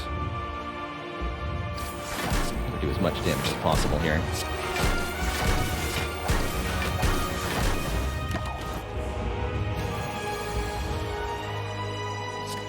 Oh, I also need to block the times 15 multi-hits, don't I? A bit more of a problem now.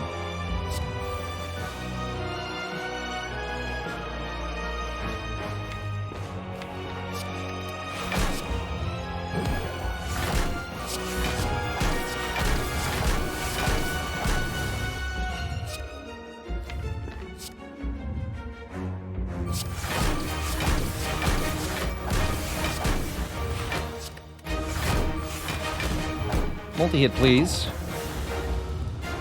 Dang it. Okay, that's bad.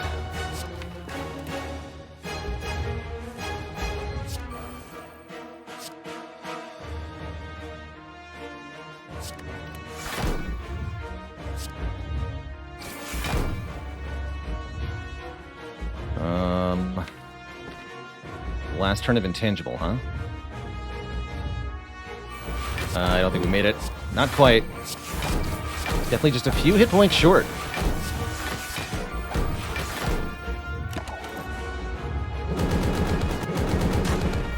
But now we're no longer intangibles, so we are now taking 2 damage for every card we play.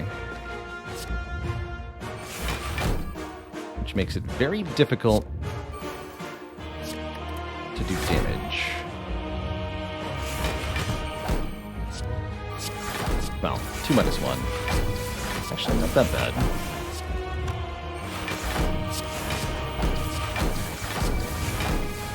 Okay, hold on. And Survivor next turn, actually.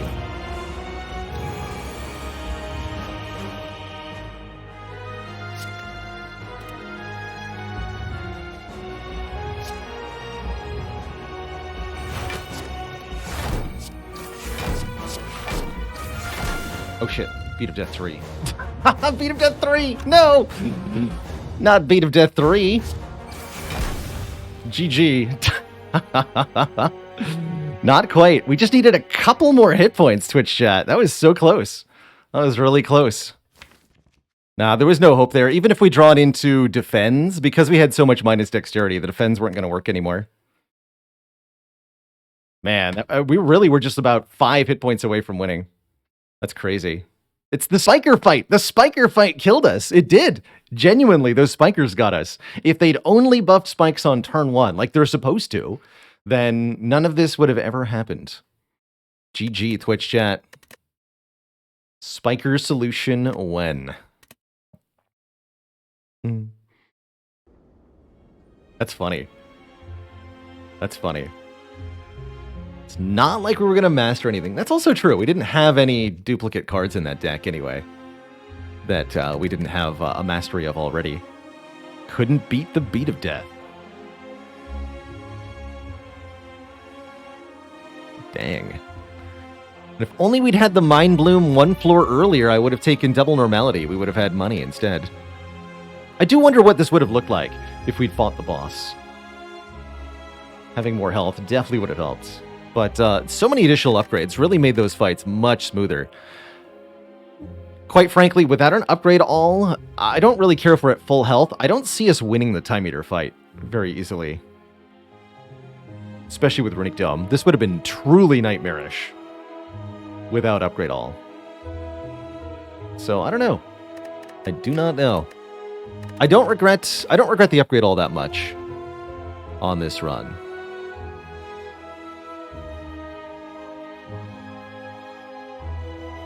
Only we'd fought Donu Deka.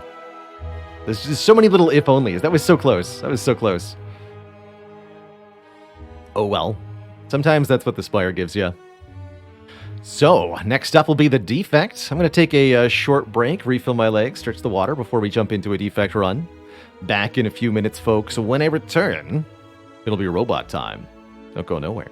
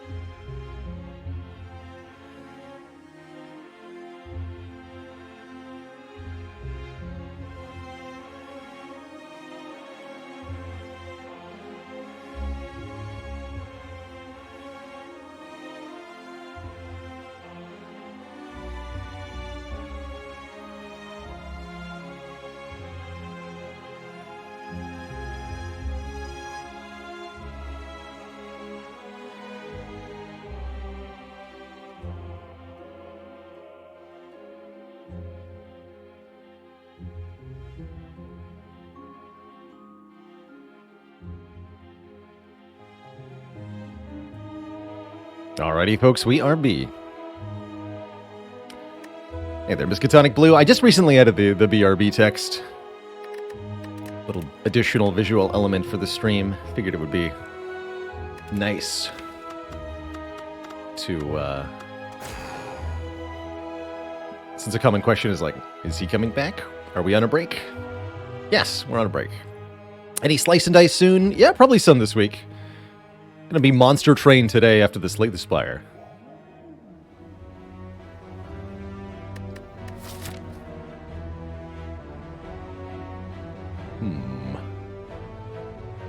Nice shop placement. Oh, there's an... Ah, here's a path. Huh. Yes. Ooh, I like that quite a lot. Obtain a random rare, 3 random potions, take damage to choose a rare, or do the boss swap. Boss swap Defect. Something we haven't done in a while. I think one of the more powerful ways to play Defect. No early elite gives more leeway to boss swapping too. Let's do it. Let's give up our cracked core and get a random boss relic instead, that being the Philosopher's Stone. So we now have more energy per turn, but all enemies have additional strength.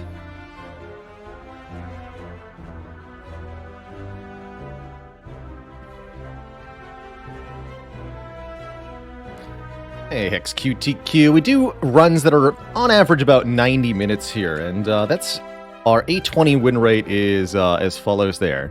That's up and running total over since the beginning of 2022, the data log there. Our 820 heart win rates, which I'm very proud of, for above 50% on all characters. Jay Gilman, thanks for the Prime sub. Welcome to the Cozy Sub Club.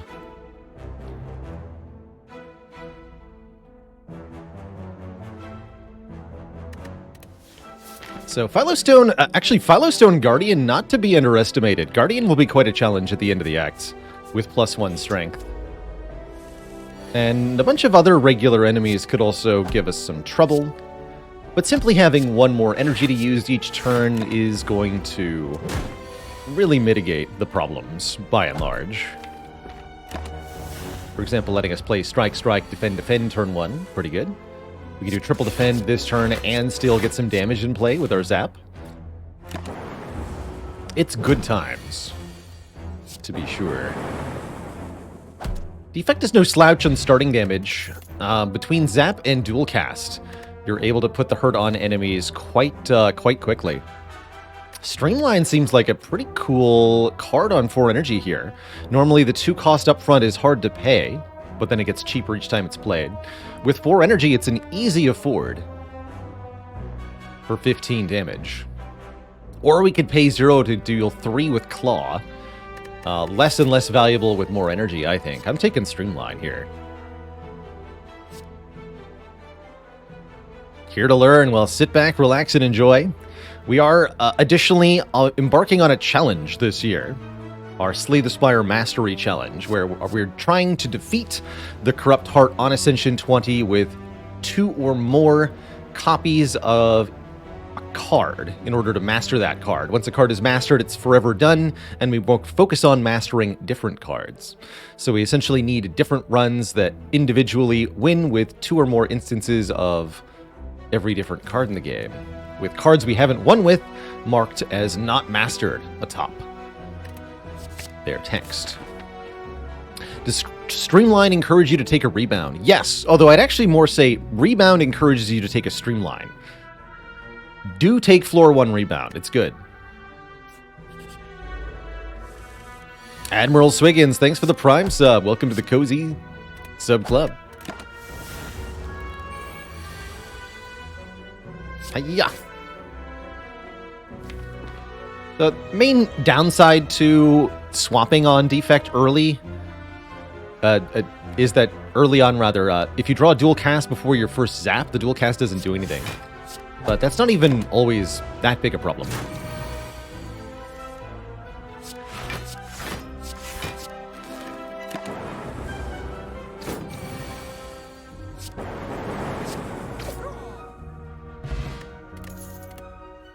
Second Claw.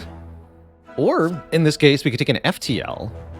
5 damage and draw 1. Basically like a free strike is how I like to think of FTL. It's usually deal 5 for 0 cost and draw 1. As you add more card draw to a Defect deck, or start to do increasing shenanigans, FTL can get worse. For example, this is a really bad card if you have Echo Form, because then you have to either Echo Form the FTL, which you don't really want to do, or Echo Form a different card and then maybe don't draw with FTL. But at the beginning of the game, it's essentially completely free damage, which is excellent.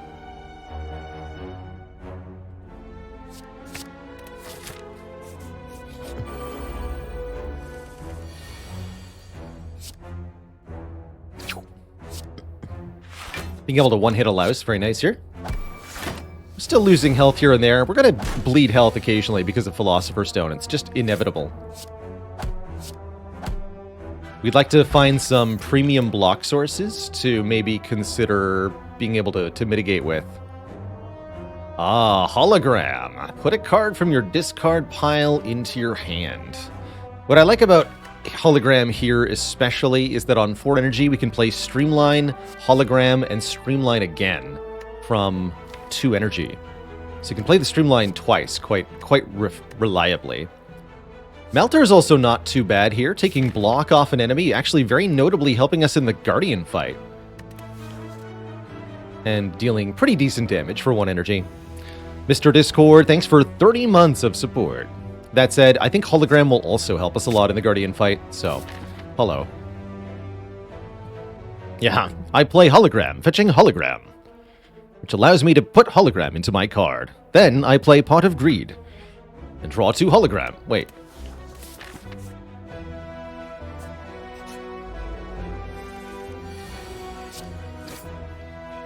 Oof. It's quite the greeting, large slime. Please have some mercy. Okay, that's a bit better. So, if we reduce you to 35 health, which is exactly what Streamline does, this enemy will split in 2. We could do Strike, Hologram, Streamline. I think what I'd rather do is get them close to, but not below the split point. My Hologram is slimed. You know what? Yes. Yes, I do.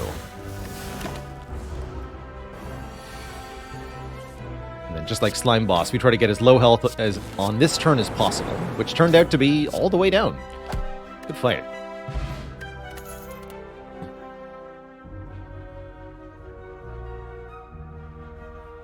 Boot Sequence could really help with the issues we're having of getting bopped on turn 1. It's not a very good Act 1 relic, Act 1 card in general, because most of the elites in Act 1 and none of the bosses in Act 1 will threaten you on turn 1. But all the hallway fights in Act 1, and basically everything beyond Act 1, will all threaten you on turn 1, which does make Boot Sequence pretty nice. Darkness. Channels a Dark Orb, charging up to do big damage. Darkness could be rather interesting here, actually. Without a starting orb, it's definitely more appealing. Darkness would definitely want an upgrade. Darkness Streamline as a damage engine. That just sounds pretty cool, though, doesn't it? I think that sounds very cool. And it will definitely help us with elites. It will definitely help us with Guardian.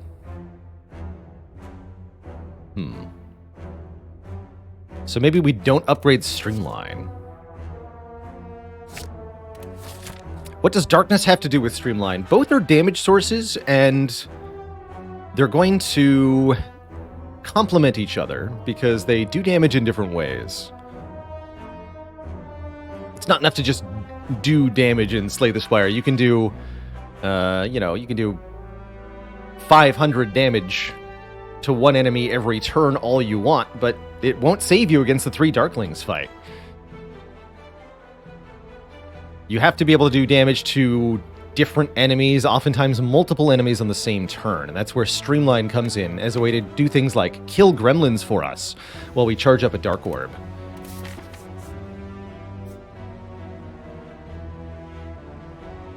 Let's take an event here. Upgrade 2 at random to lose 21 health? I was just thinking I don't have enough upgrades for all the stuff I want. What do you got? Streamline and Strike. What a savings. Alright, let's upgrade the hologram too.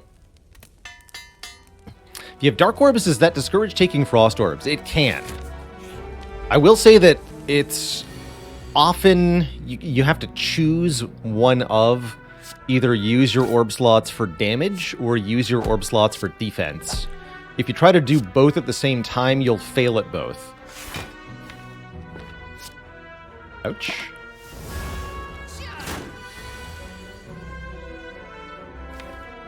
Okay. Not getting entangled. This is pretty straightforward.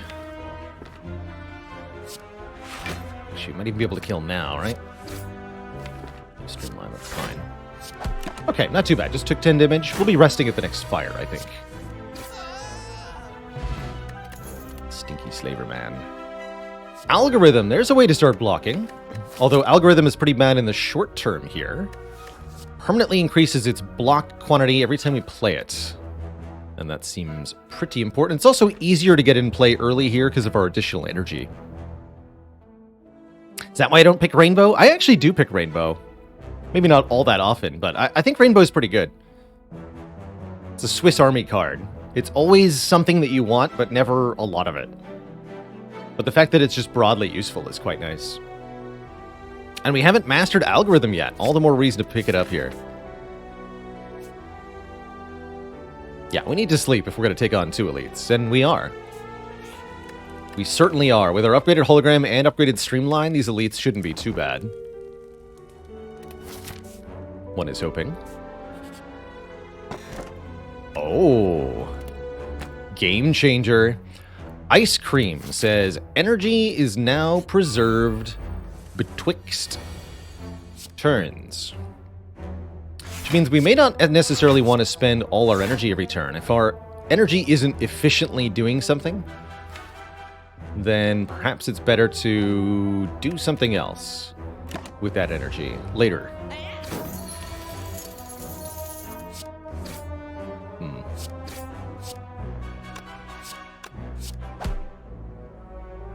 Could have killed, although I wouldn't have been able to play Algorithm had I played that strike. Actually, no, I wouldn't have been able to play both. No, we never had a kill. Never mind. Ouch. Bummer. Just a rough draw there.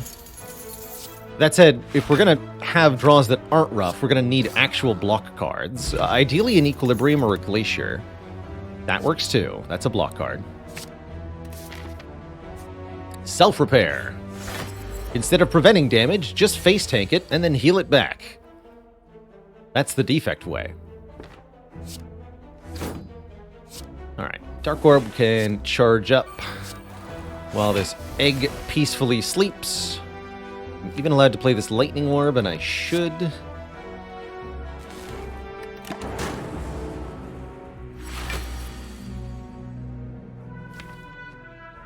I will not play Streamline yet.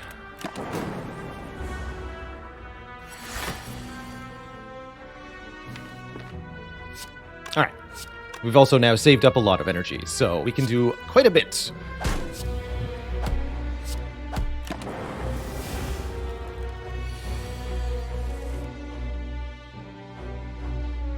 This seems like a very apt time to use the Dexterity Potion, although I think it would also do good work in Guardian here. We're quite likely to get more potions from this fight and the next. Look at that glowing 80% potion chance. It says Info Mod. We haven't seen a potion in a long time. Walrus13, thanks for the Prime sub. Welcome to the Cozy Sub Club. Let's go defend, hologram, defend, dual cast, strike. I'm going to play this one too. Just do as much as we can.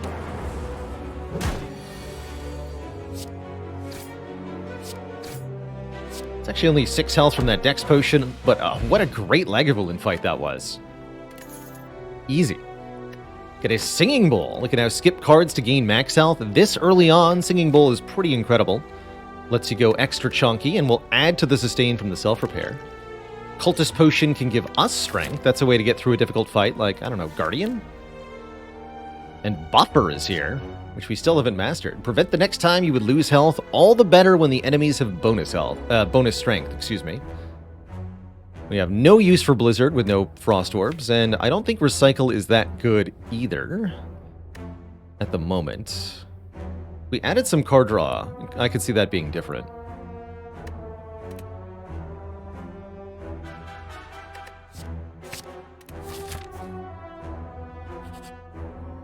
Transform a card. Okay. Let's get rid of Zap. That's my nomination here. Not Strike, but Zap first, to avoid interfering with our Dark Orb. The 3 damage per turn is going to be pretty insignificant soon. We turned it into a recursion. Okay, that's actually cool. Evoke your next orb. Channel the orb that was just evoked. Now we have very good reason to upgrade this Darkness card. We have a build. Yeah, that's also a card that wants an upgrade, although maybe later. Not Gremlin Knob is encouraging.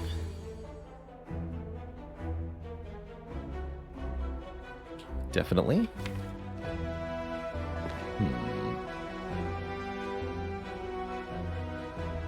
Sentries with Metallicized is a little annoying.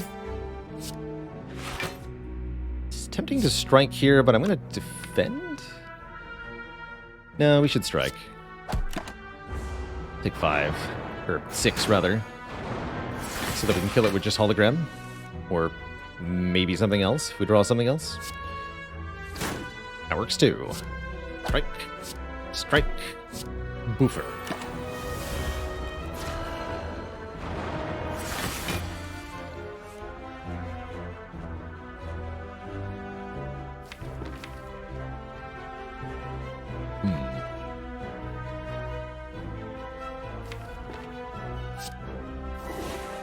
Take this. Get back, I guess, Streamline. Skip the self-repair for the moment.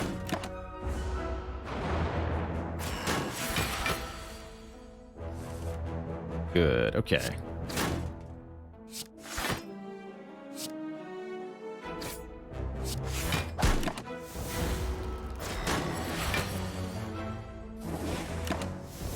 And now dual cast kills when we draw it. Nice draw on the defense, too. We're lucky we get to self-repair, then dual cast.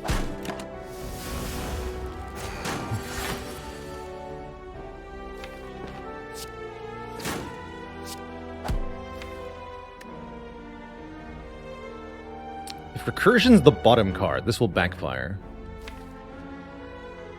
But even in the worst case scenario, I only lose 3 health. And 80% of the time, I'll gain 7 health. So mathematically, this is worth it. Because it's about 80% chance to gain 7, 20% chance to lose 3, right? Definitely worth it.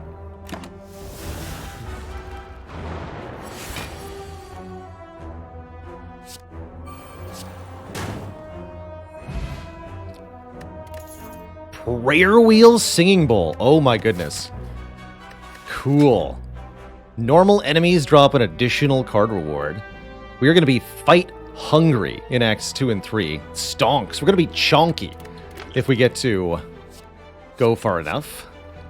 Doom and Gloom is the perfect addition to this deck to complement with the Darkness thing.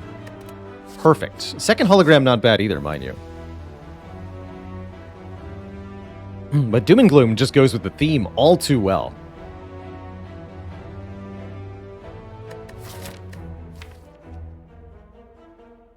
And we have a shop coming up. Yeah.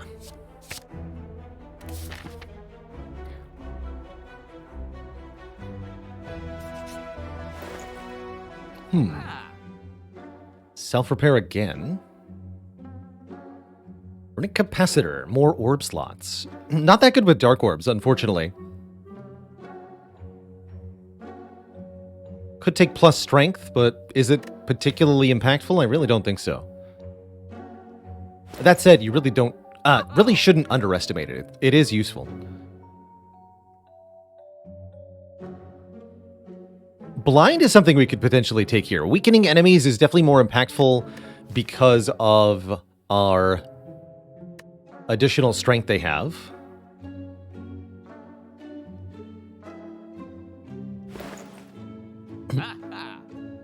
That's right, we haven't done a double self-repair run. This would be a good run to do it.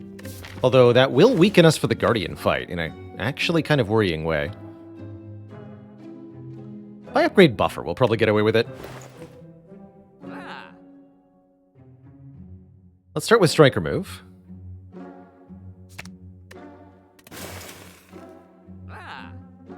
Purchase self-repair. Can't buy blinds. Okay, let's try to get double self-repair here. That's fun.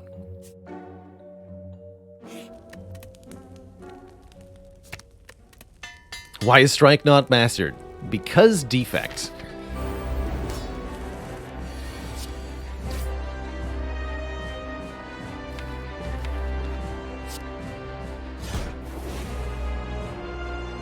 So here I should probably hologram FTL rather than playing self-repair, as we could get bopped next turn. I am going to employ Cultist Potion, because I think there's a chance this goes wrong if I don't. Even if I do, actually.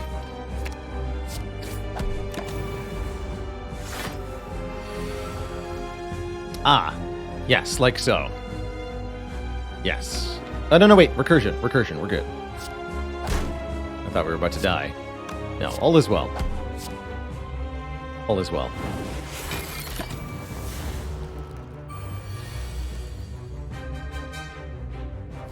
Pretty lame time to play Buffer, huh?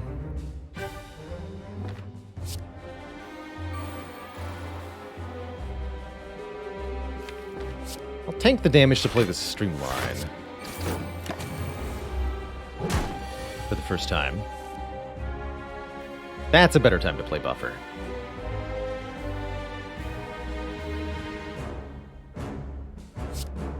I don't need any more Dark Orbs, just this one. Next turn's gonna be spooky, though. 6 times 4 headed our way. Unless we can transform the Guardian. Which we sure might be able to do. Because I could do Streamline, Hologram, Streamline, Doom and Gloom. That's exactly 50 damage, actually. Actually, no, it's more, because we have Strength. Be nice if I could save energy anywhere, but hasn't worked out so far.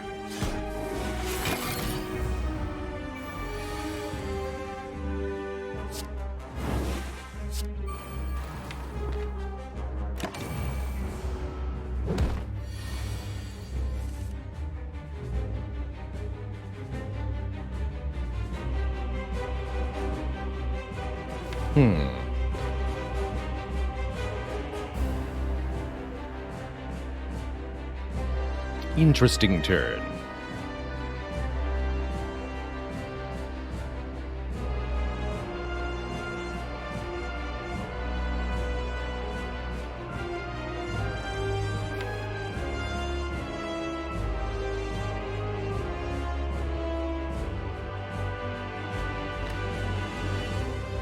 Might be able to transform again next turn.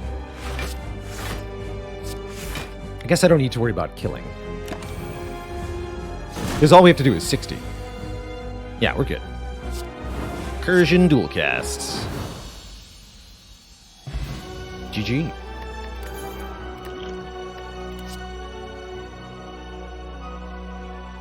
Kind of odd rare cards here. This is not the situation where I like Bias Cognition. I like it a lot more with Frost and Lightning, since you get the benefit immediately. Here, adding Focus is a bit of a weird game.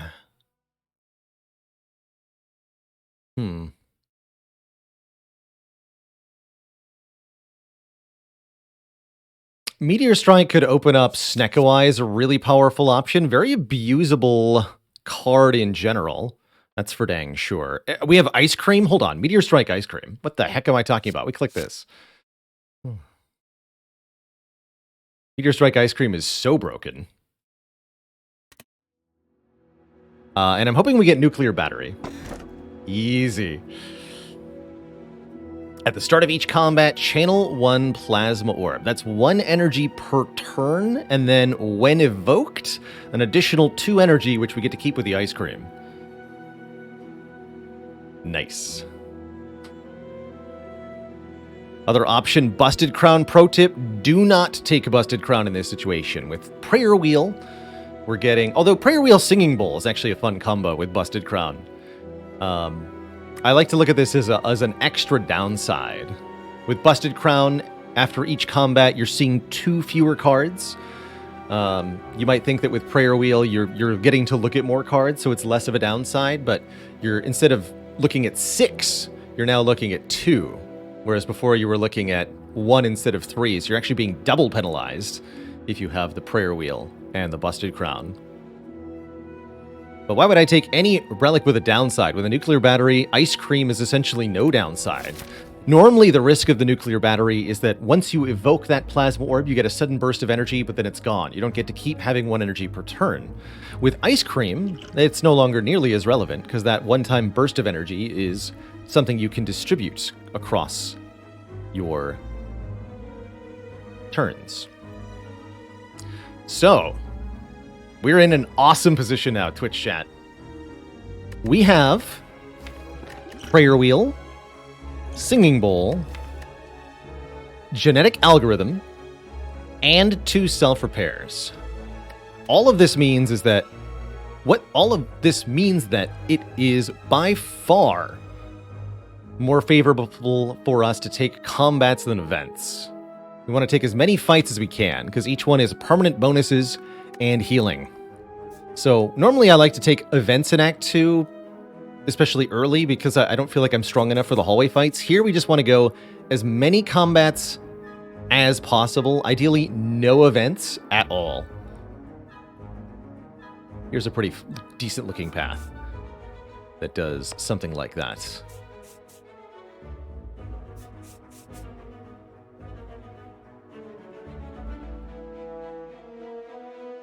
Raphael Van Luck, thank you so much for 9 months. More energy. Yeah, we already have the green key. 2 boss relics sure does feel good, huh? That double shop? That is double shop. Whoops. There we go. That's even better. More combats. Yeah. Chosen one. Great turn 1.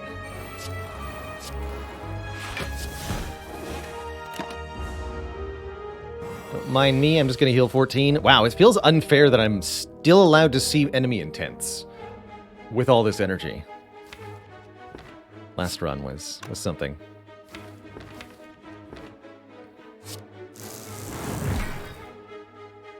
Dual cast brings us to 5 energy. It's not worth it.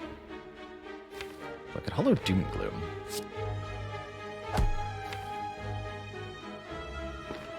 I need to do some damage.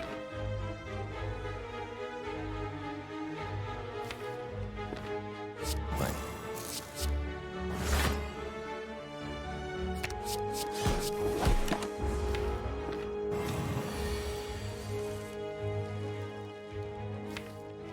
Okay. Still healing 14, so I'm not perturbed.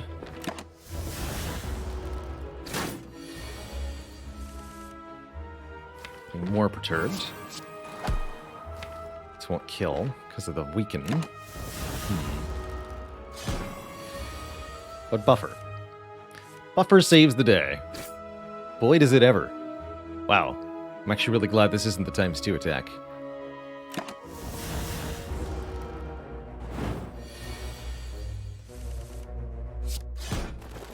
Okay, what this tells me is that we're not amazing at the fights just yet. Rebound. Defrag. So with the sheer number of card rewards we're being offered, and because we can skip cards to gain max health, we want to be pretty discriminatory with what we add. I'm willing to just about blanket refuse anything that isn't a genetic algorithm or upgraded.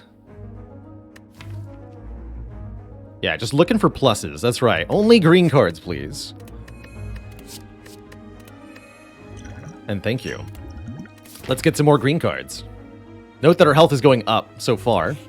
And that was even one of the worst more bad fights for us. Challenger. Get Meteor Striked on turn 1, you nerd.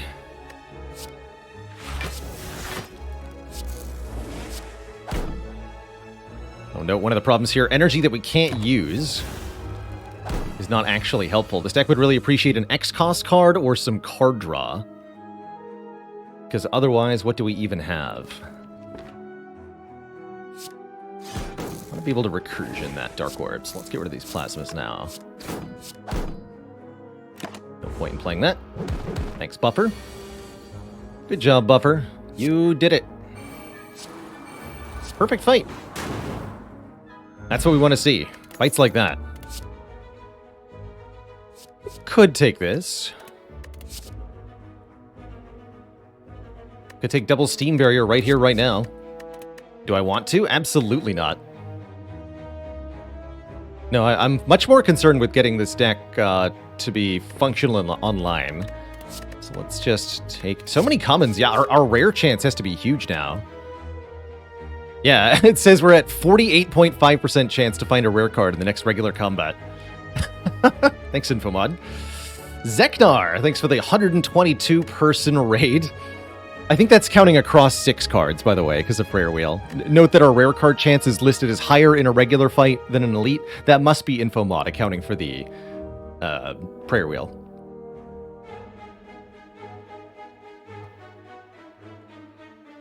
If y'all not heard of Zeknar, Zeknar is an amazing Slay the Spire player, one of the best. An incredible silent player in particular.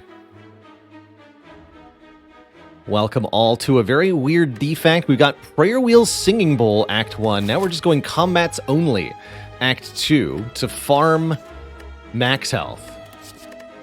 And so it goes. Redshift, thanks for 11 months of support. The B-Effect. How do I feel about Fear Pot? It's pretty good, actually. Power Potion's nice. Actually, maybe Focus Potion, oddly enough, is the worst potion here. Oh my god, it is. It is the worst potion. It buffs the Dark Orbs, but only at the end of turn, and only a little bit. I'll discard the Focus Potion to pick up a Power Potion in Act 2. That doesn't sound right to me. My brain says that's not correct.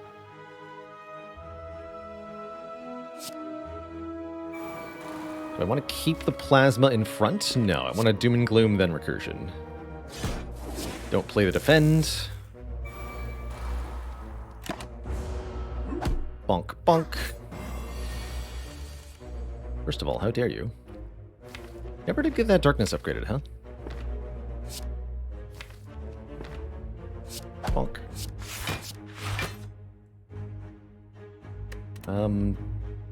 I'm full healing this. Should I just push damage with Doom and Gloom? That feels better.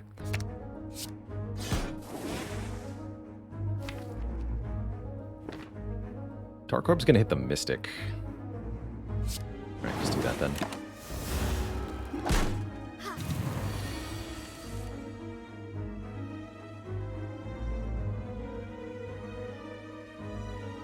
So Mystic dies when I play Meteor Strike. That's fine.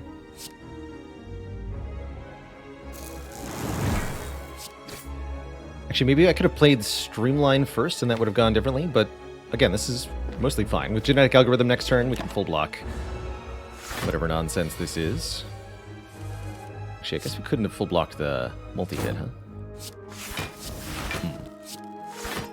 Well, let's just say I'm glad that we're here.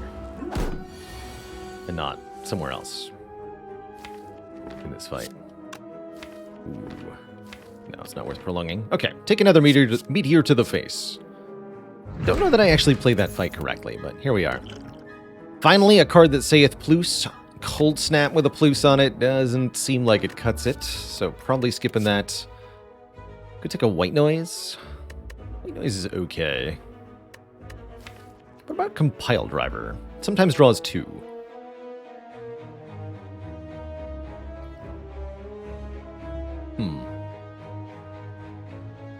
Could have hollowed another self-repair. It was in the draw pile, not the discard pile.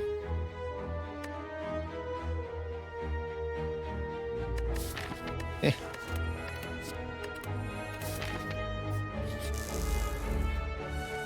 Yeah, this much energy is in desperate need of more card draw, that's for sure.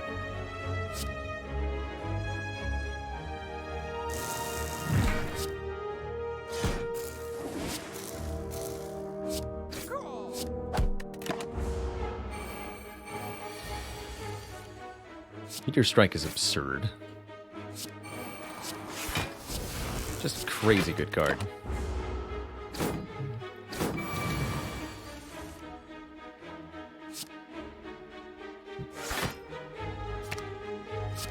Bonk.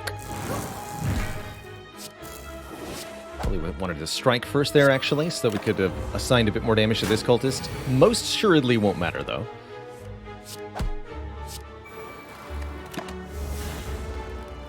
Most assuredly. Bonk. Absolutely squished. Don't think this deck wants a Static Discharge, although Ice Cream is one of the rare situations where Plasma Orbs and Static Discharge are okay together. All for one. And a Rebound Plus. Okay, Rebound Plus I can actually get behind. Decent damage. Let's just put a card back on top. Once we start adding card draw, a Rebound's going to be really good. Very useful for rebounding Hologram, rebounding Meteor Strike, you name it. Rewards have been kind of bad so far. I don't know what you're talking about. We've gotten 14 max health. That's excellent rewards.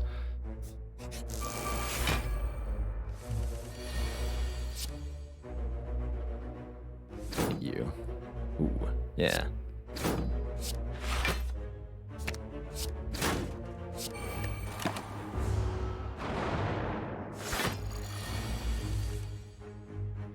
Hmm. 24 plus... Ah, it's not quite enough. Shoot. But my face. Guess I should have killed the sentry first? Maybe.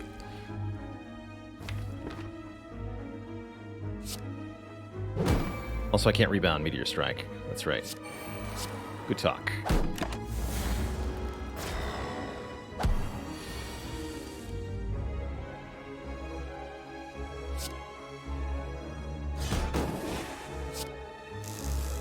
Kill. Okay. Mistakes were made.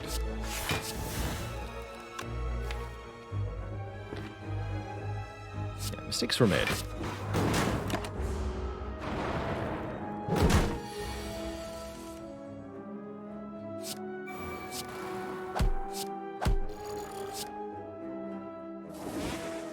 Definitely should have played Meteor Strike first so that we got the kill on that turn and then avoided the damage.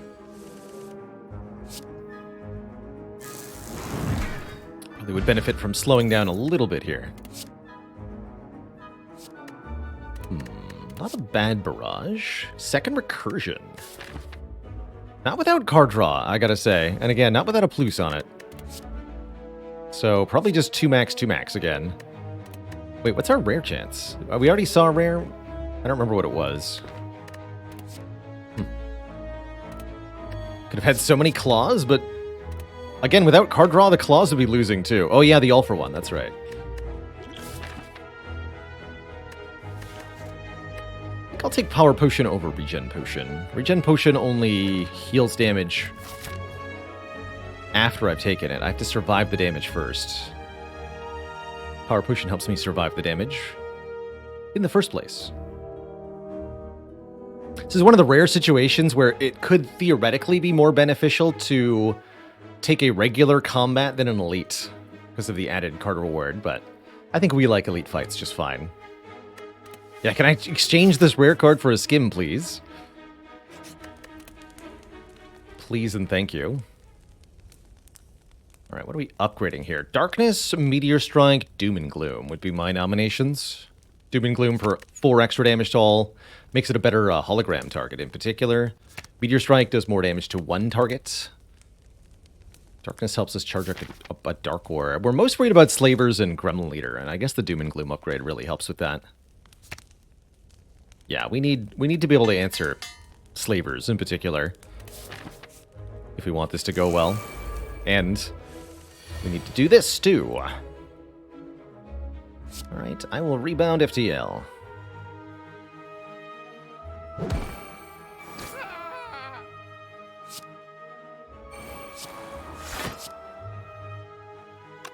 I'm going to not play this Defend, save 1 energy, but I will play Strike here. I think I will also use the Power Potion here. I think we need some additional assistance in this fight, and Echo Form will certainly qualify. Good talk. Oh, good. We didn't get attacked. How would you like to have double meteor strike to the face? Small gremlin friend. Could try to double this self-repair. I'm not going to, though. Again, because this fight is terrifying. Yeah, exactly. We can double genetic algorithm, though, and then now we're cooking. Although, do I need to double hologram? No, because I can't even get Doom and Gloom. We have to double Doom and Gloom next turn. Bummer. Good news is, we get to double Doom and Gloom next turn. Which will kill both gremlins, huh? Although I'll be super duper weakened for 2 turns if I don't I could just murder the gremlins now. Let's do that. Get your stupid status effects out of here. Actually better to hologram Meteor Strike, because it would have given me more energy, but with nothing to spend the energy on, it sure don't matter.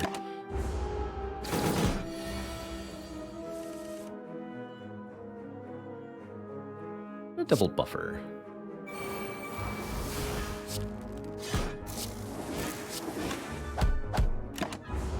This deck would really like an Unceasing Top. Yeah, multicast would also be excellent.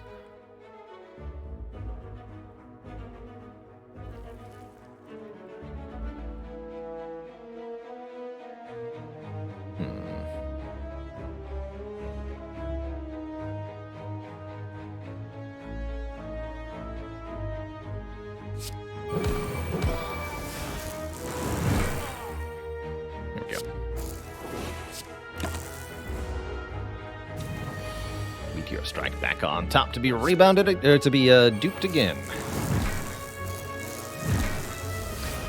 Okay, nice and smooth fight. Bottled Tornado. Upon pickup, choose a power card to be in our opening hand, which is going to be buffer unless... There's an Echo Form in here? Oh my good lord.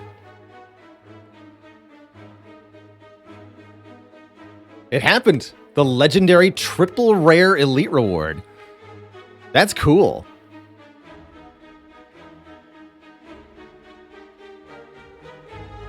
So golden. I haven't seen this happen in a very long time. Odds for this are extremely low, generally speaking.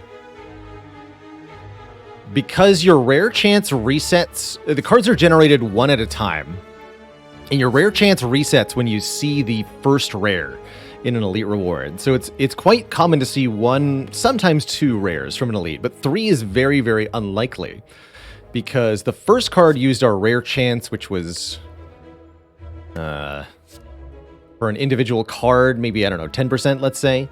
And then the base rare chance for an elite is just 5%.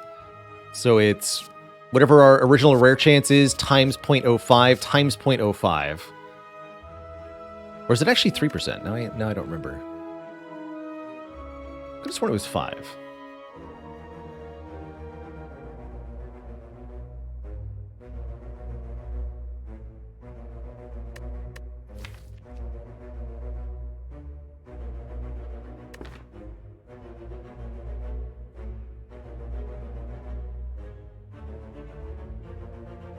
-2 plus 5? I think it's -2 plus 7.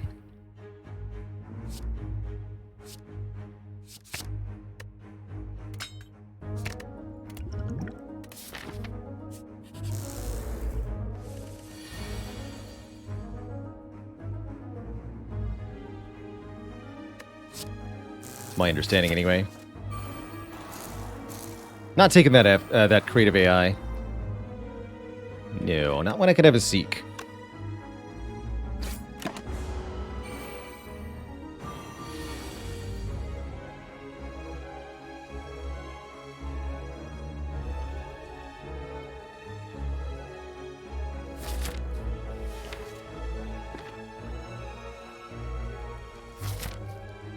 Fight next floor. I'm full blocking both of them anyway, so there's no reason to use it now. Okay, good talk.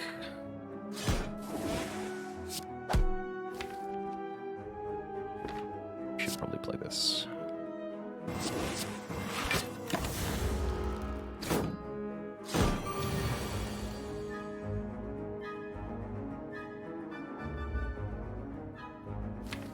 adequate, I suppose.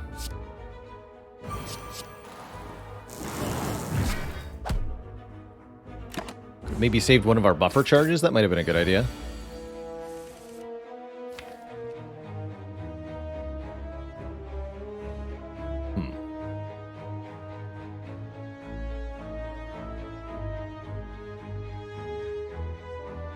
Seems like a really important hand to not add a dazed to. Because currently I can do quite a bit with this nonsense of a hand. Last card seek, except the FTL draws one. And then I can seek anything. But if I add a dazed by playing this hologram, I can't do that. So I think the answer is don't play the hologram. Although we're going to be weakened next turn, which is kind of awk. Actually, wait.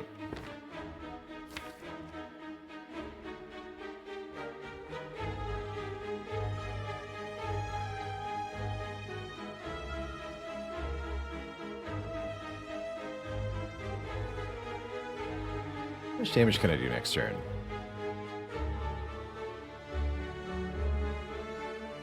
We'll be weakened. We can do 9, 4, 3. Let's assume we can rebound the strike. 20. I can't do 27 with hologram, can I?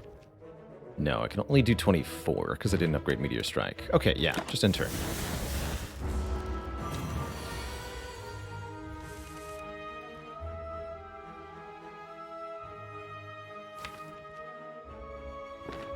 So how do we get out of the predicament now, though? FTL draws one card, and then I get to seek something.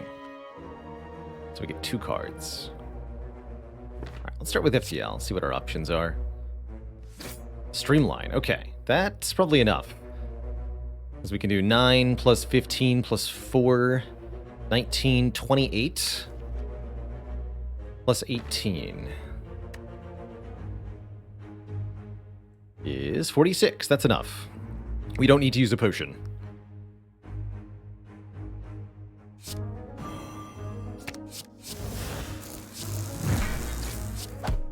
Good. All right, we've done spectacularly so far. Being at full health after this many combats indicates that we are clearly on top of things. It's actually worth considering. The Sleep Plus, we don't have great block. And that is pretty good block. I take it. Really haven't seen very many good cards this act.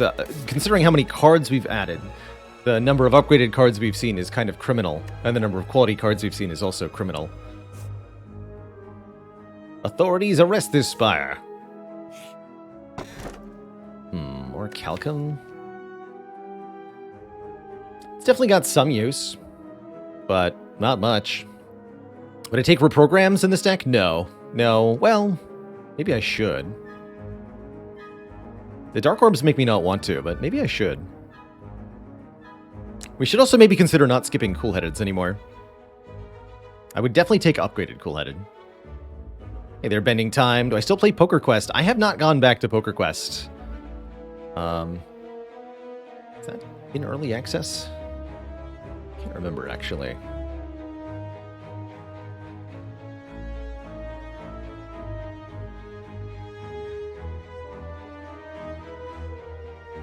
No? Yeah, I really liked it conceptually, but it felt so... It's such a particular flavor. Again, reminds me very much of a game called Dream Quest. I think it is inspired by Dream Quest. And just like Dream Quest, it's extremely rough around the edges.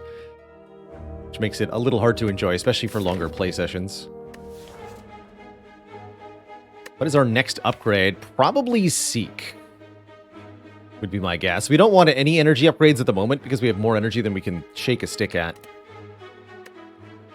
I'll take the Sapphire Key here. Alright. Book of Stabbing. I think This is what we've kept the Fear Potion for. If I had to guess.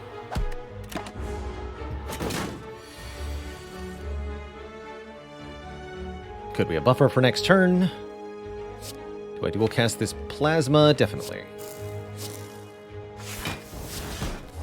No need to play either of these. Probably Fear Pot next turn.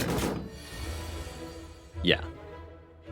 This is what buffer's for, this hand. Really good draws so far. Next turn probably will hurt, though. Basically, regardless of what we do.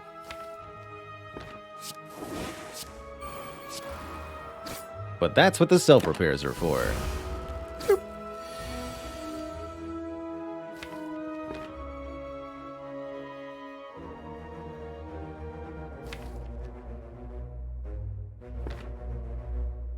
I draw one first. Nice.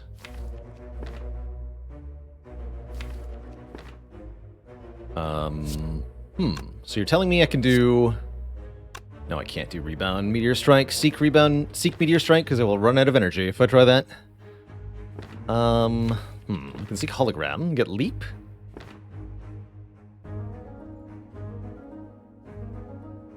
Or I can use the Attack Potion. Feel like my options. Anything that channels an orb from the Attack Potion would be a kill.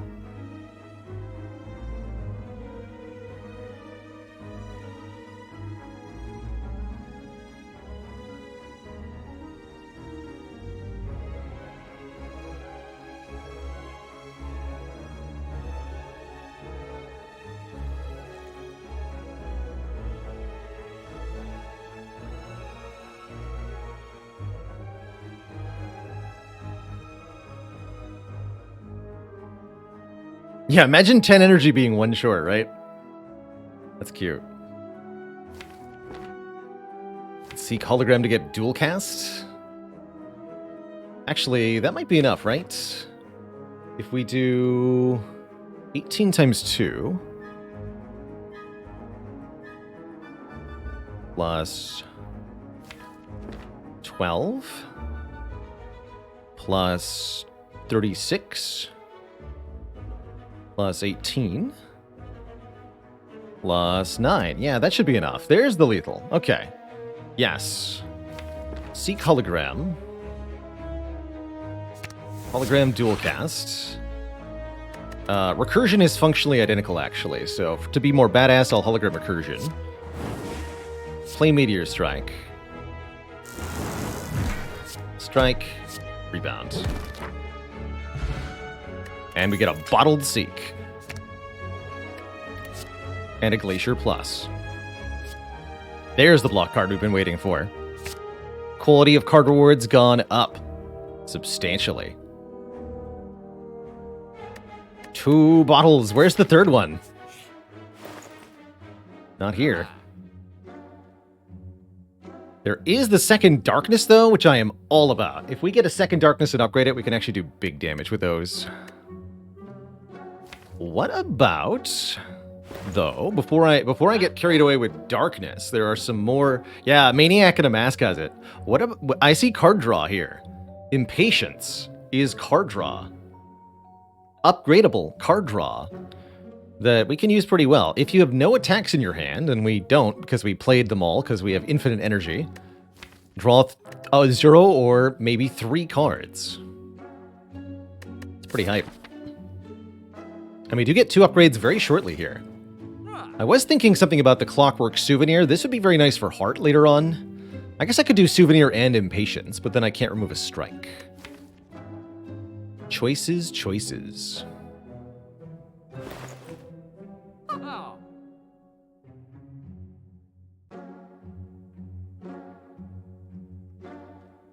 Let's just bottled buffer way into my decision about Clockwork Souvenir or not. I find an equilibrium, it's kind of the freest thing ever. Yes, if I find an equilibrium at any point during this run, we guaranteed buffer the 67 from Heart. No matter what the attack order is. Okay, so yes, we don't care about this. Neat. And yeah, and we can get the darkness, which we will. I think that's a really cool shop.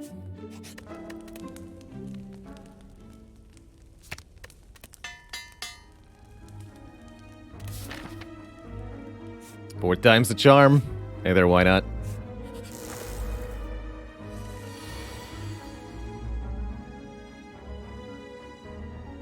Darkness. Wait, you're attacking for real numbers, though. You can't do that. Illegal.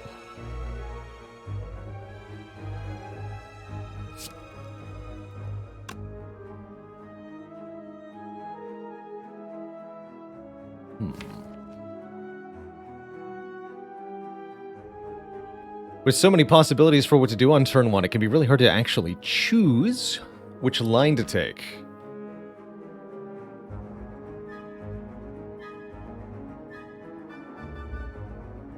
I'd like a line that gets the buffer in play and gets the bird out of the air, which makes me want to seek for FTL.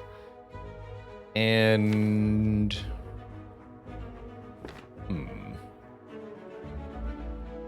Play this first. 6 energy. FTL Doom and Gloom.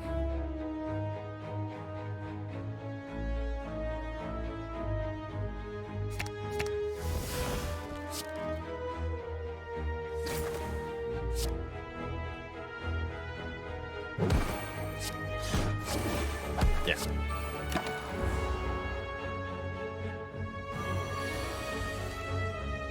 That feels like the line.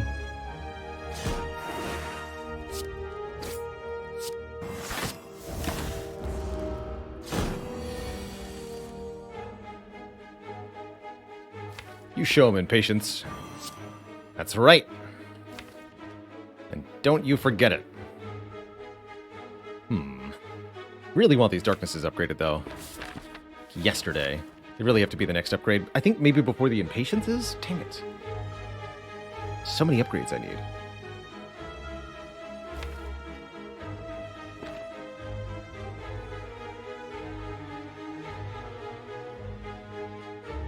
Could do darkness, hologram, recursion? No.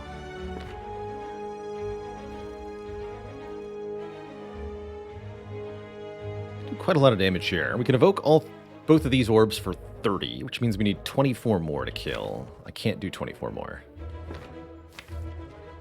Until I draw Meteor Strike. Okay, so we just want to be efficient then.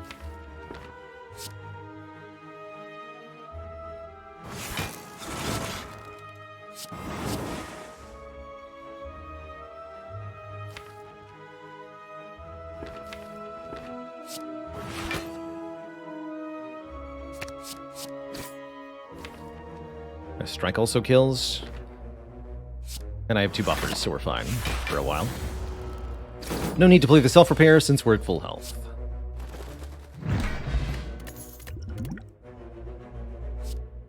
Double energy ice cream. There's the equilibrium.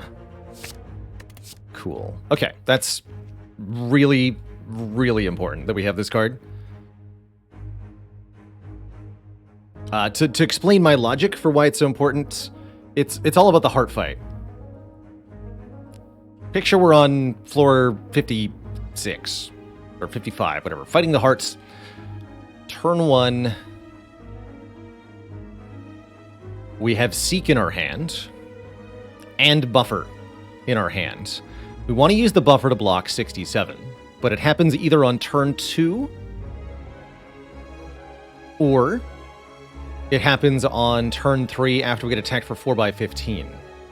If I play the buffer turn 1, I have to block the 4x15 if it happens on turn 2. That's almost impossible.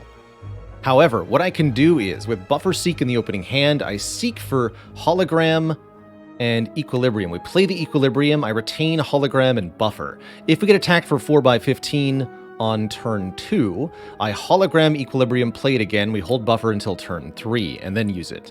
If we get attacked on turn 2, we simply play the Buffer on turn 2. In either case, we always buffer that big hit. Always.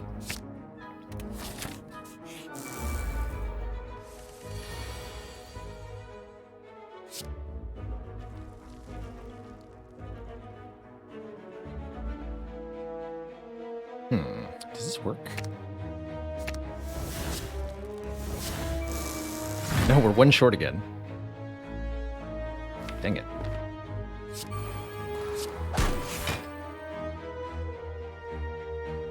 Yeah, whatever.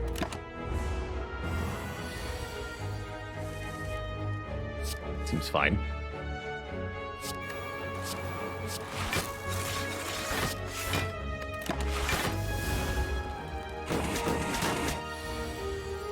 Normally 9x3 attacking Snake Plant, very scary. Here, really not intimidated, quite frankly.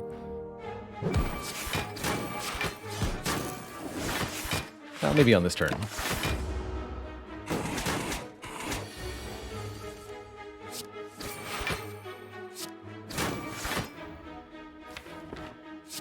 Play Algorithm next turn as well.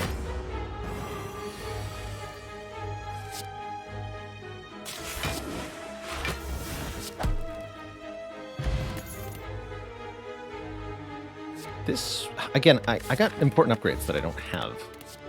So no and no. So Hologram and Cool-Headed. 24 max health from Singing Bowl so far. That's absurd. We're already at almost 100 max HP, and it's only the end of Act 2. That's pretty ridiculous. All right, our boss is going to be Bronze Automaton, which is definitely going to test our ability to scale up our damage. In order to make that work, I'm going to upgrade one of our Darkness cards. That means when we play that copy of Darkness, we also activate all of the Darkness cards that the deck that are already in play. So we want to seek... So for example, to get superpowered Dark Orbs real fast, we want to go... Let's just go Darkness Plus and Rebound here.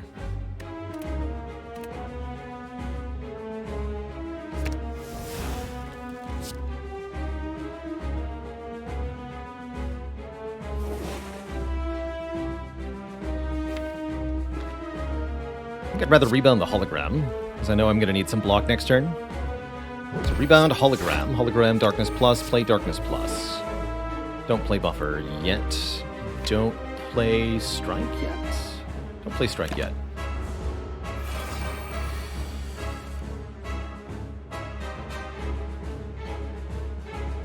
And here we want to Hologram the Darkness Plus. So that'll charge all 3 Dark Orbs by 6 here.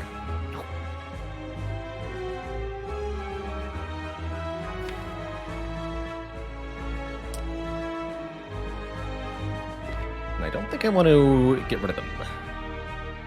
Let's just play this.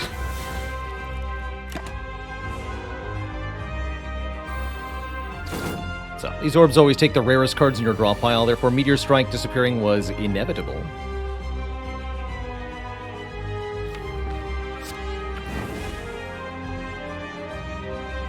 Double my energy.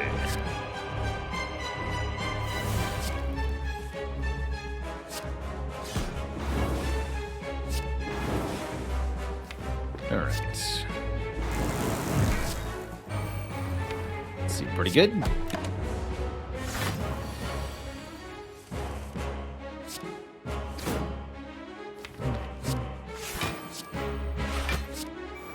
That. Alright, now we play Buffer to block the Hyper Beam. That's why we didn't play Buffer on turn 1, was because I wanted it for the Big Beam. That said, we might not actually draw it, which would be a slight problem. But that's a problem for future Baylor. We also have more than 55 health, so we'll be okay, no matter what. Very Plain Bread, thanks for the Prime sub, and Gimp to Gimp, thanks for 42 months. Just do that 10 more times and you'll be there. Hey, Buffer's here. 59. Oof. That's right. Philosopher's Stone. Yeah, what a good draw. What a good draw.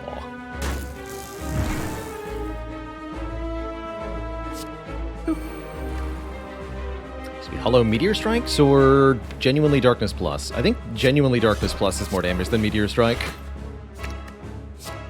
At this time. No reason to play these.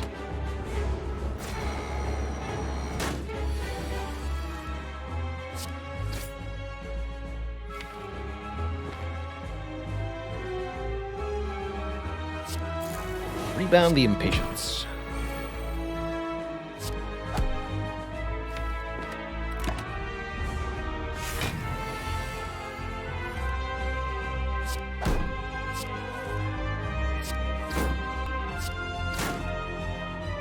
Incursion this.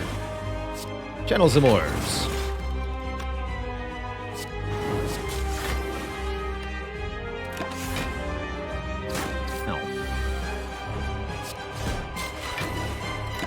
Pretty good bronze automaton fight. Not the smoothest. We're not quite where we need to be performance-wise, but our enormous max health and sustain mean we'll be just fine going forward.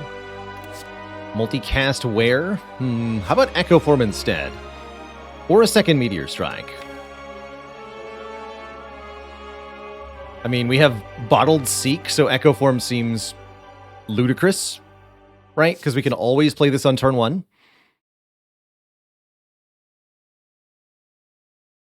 In fact, now our turn 1 heart play is Seek Equilibrium Echo Form. Actually, that might not work. I might not be allowed to Seek the Echo Form turn 1 in the heart fight anyway, specifically. But we can still draw it and stuff. Strength Pot, no thanks. Coffee Dripper is even more energy. Or if we have too much energy, we could consider taking Sacred Bark here to make potions stronger, because, you know, what if energy doesn't do anything? But I think energy does do something still. The more the merrier.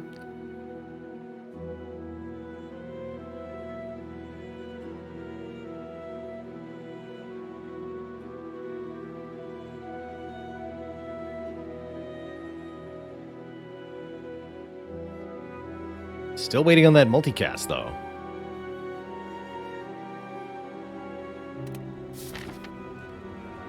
It's basically free.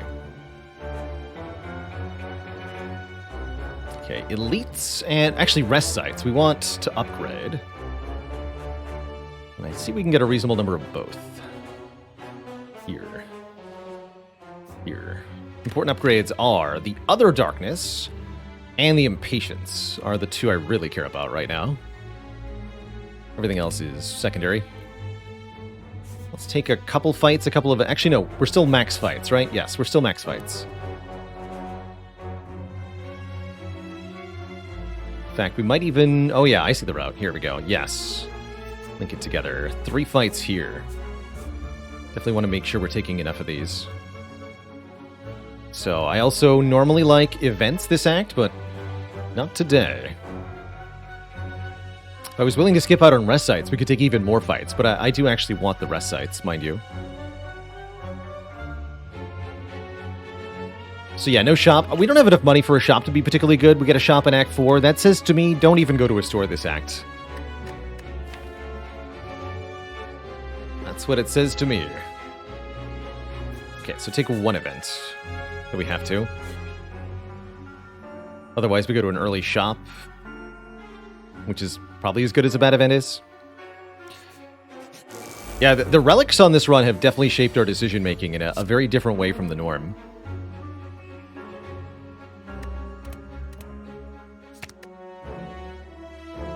Yeah, the Echo Form with the genetic is particularly good. You know what? Do this. Oh, because we can Seek Echo Form Equilibrium. That sets us up for double buffer on just about any combat. As long as we're being threatened for less than 13 turn 1, we can double buffer on turn 2 every time. That's pretty sweet.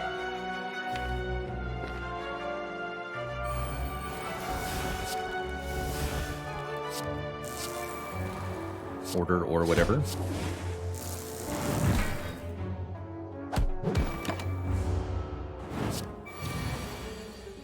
Just looking to double my genetic algorithm now.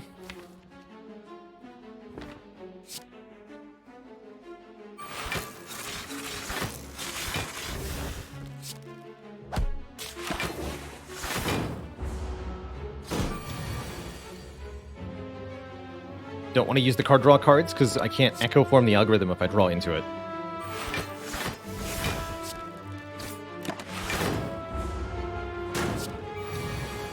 There it is.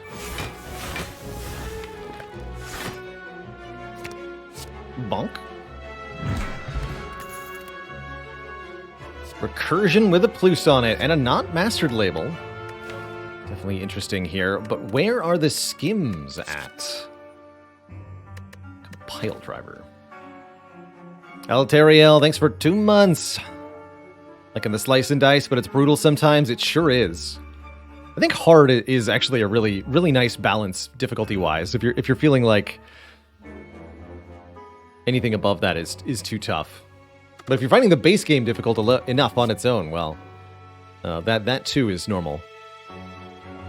Compile driver equals skim minus? Yeah, at best. We often only have one orb type too, which is not great. I wonder if static discharge is good. Be funny.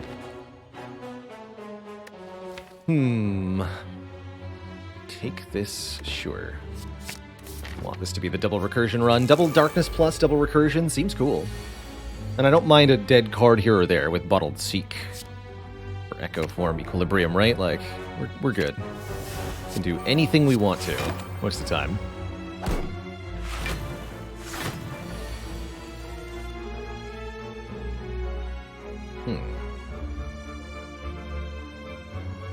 Ouch.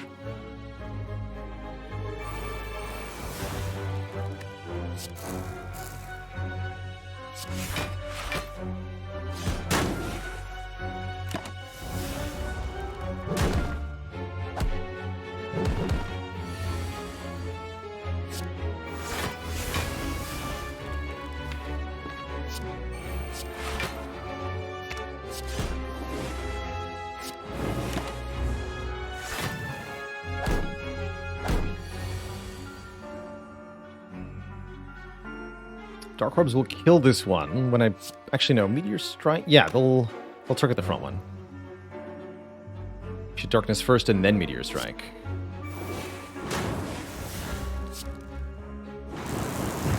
Yeah.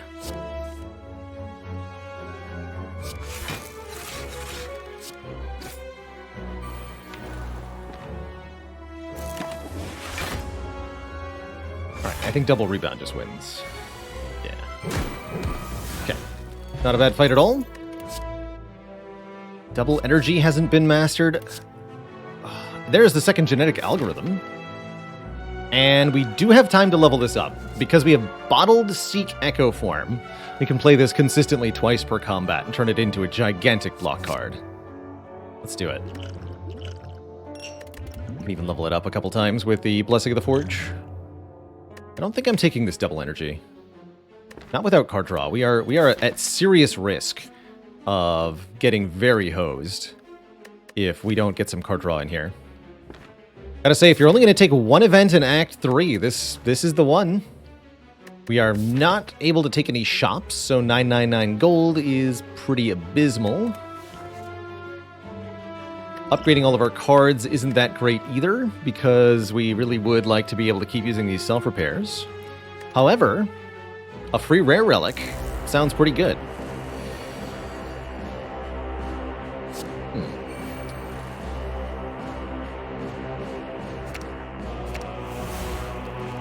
Definitely want to set up this play, because this turn would be very spooky otherwise. 10 times 6, says Hexaghost. This attack is based on your current health, and boy do we have a lot of it. But look at this, easy block. No prob. Never had a problem in my life.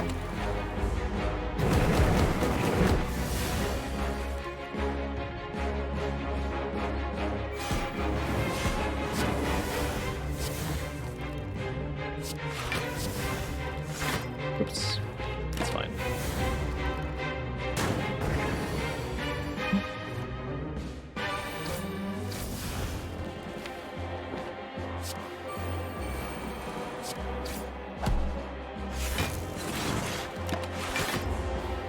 You can see we're kind of struggling during the first cycle through the deck. There's just a lot of cards to draw through and nothing that's actually helping us get through them faster.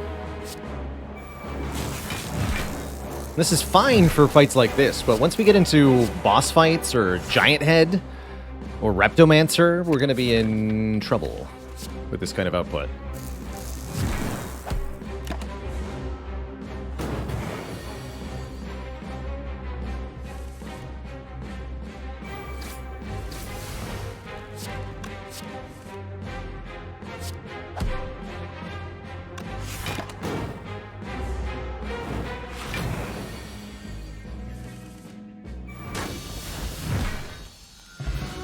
Very Plain Bread says, I've seen 16 by 6 before.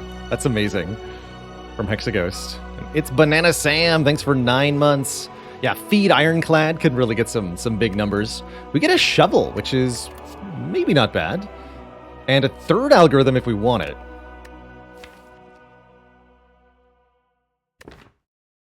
Forgot to double the algorithm during that last fight. Definitely don't need to aggregate. I'll have to babysit all 3 of these algorithms, but that will help us a lot during what is going to be a bit of a struggle. Okay. Sure. Just please, give me a skim, for the love of God. 1 skim. 1 time.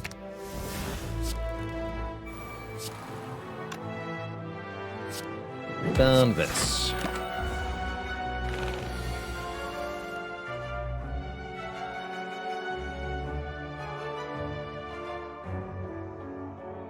So how do we want this to go? Double algorithm, equilibrium 1 time.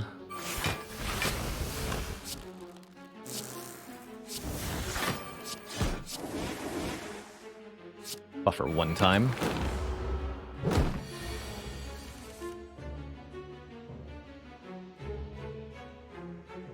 This is a good buffer turn. We only need to block 12. Let's double this one first.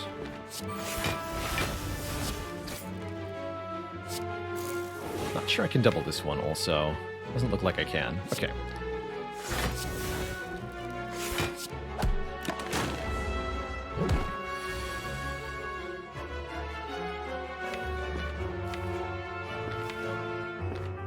Let's go double meteor.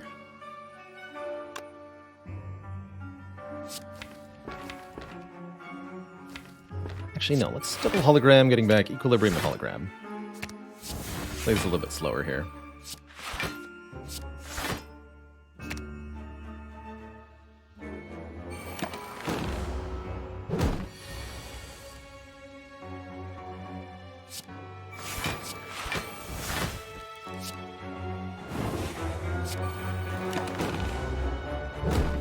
Okay, now we can kill.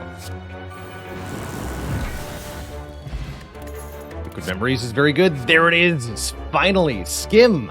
Draw cards. Get in here. And a second Echo Form, or a Heatsinks, which also says draw cards. Heatsinks double self-repair, that is also card draw. But surely it's second Echo Form. How is Skim not mastered? Well, as an uncommon card, the game has zero obligation, as this run has shown, to show me Skim basically ever. So, if I don't see Skim, I can't take 2 Skims.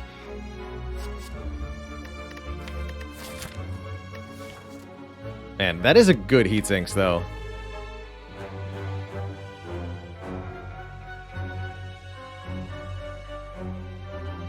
Well, we've got Buffer, Self-Repair, Self-Repair. Man, we need card draw so bad. Yeah, Brain really can't compute. I am going to take the Heatsinks.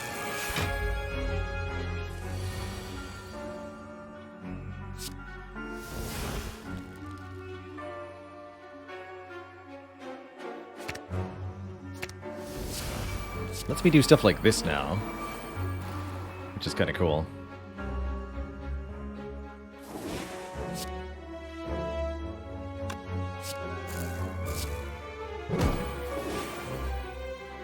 We should have killed you. Whatever.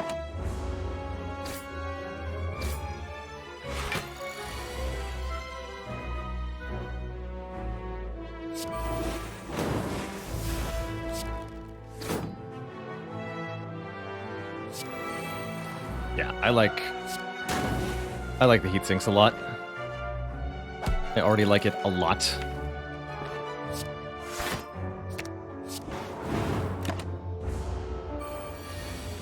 All right, now we have a nice leisurely doubling of the algorithms against the spiker while my dark orbs grow.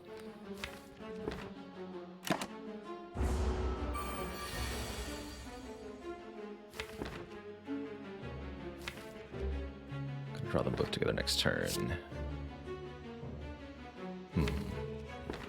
I think this is the way to do it.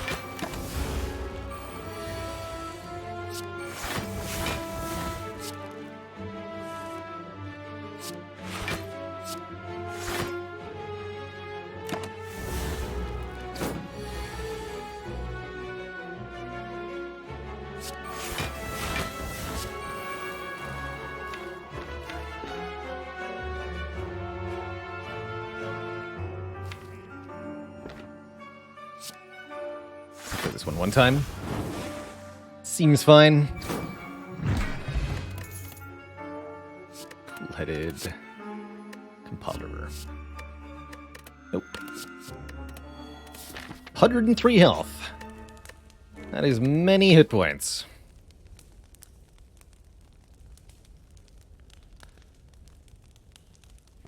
All right, forget upgrading other stuff. I'm upgrading Skim now. Forget digging, too. Giant Head. Okay, now we're prepared for Giant Head. We weren't before, but now we sure are.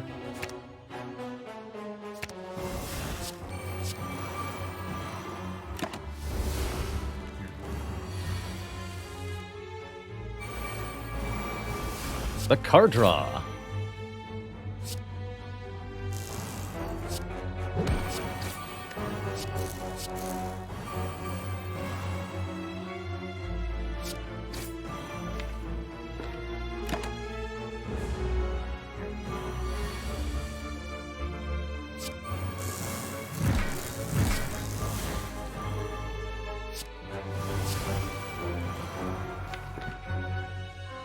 Lose one buffer here. I guess that's fine.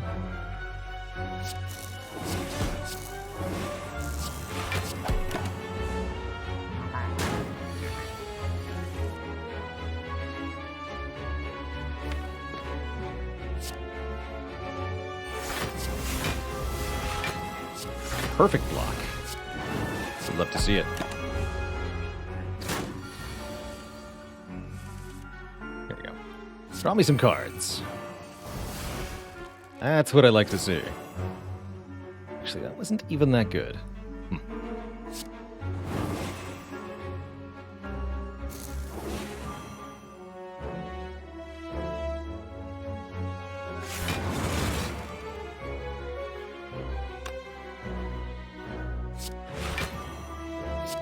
So I should actually play that just for the slow stacks, if nothing else.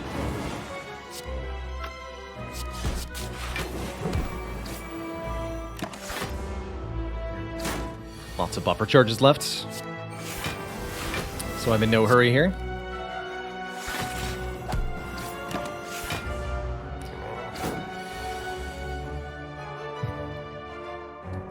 Tom says, did I know this guy used to be really small in his youth? In the military, they called him GI Anthead.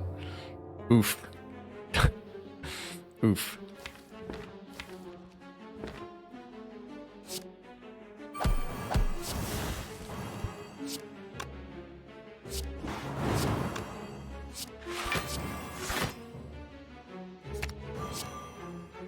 Card draw. It's good for you.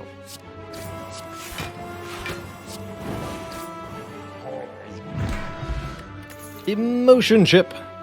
If we lose health during our turn, trigger the passive ability of all orbs at the start of the next turn. Very strong with both of our orb types here, quite frankly. Stack plus. Actually not bad.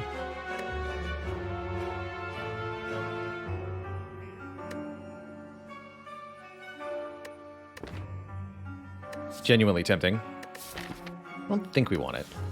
Not with 30 algorithm. Not with 3 algorithms, I don't think. Master Recursion. Already have 2, actually. Way ahead of you.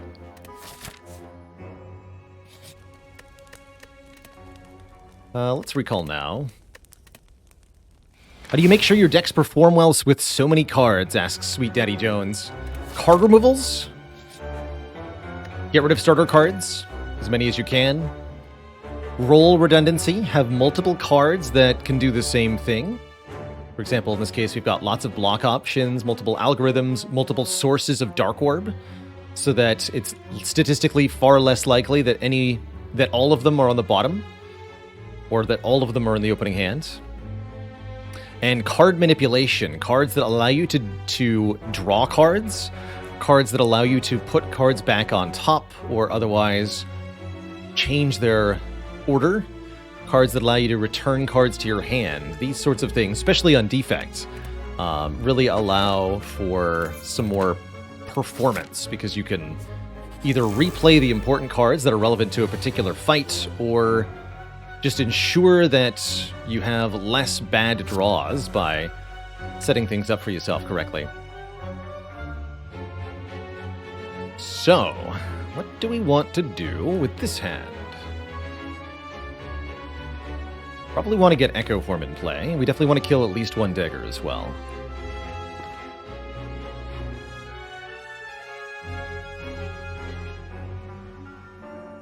Let's start by killing a dagger.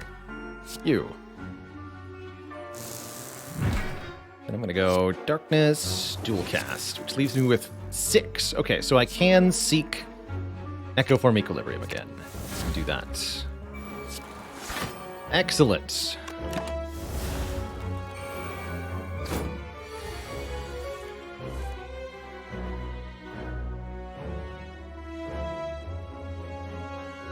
This seems like the turn for Liquid Memories.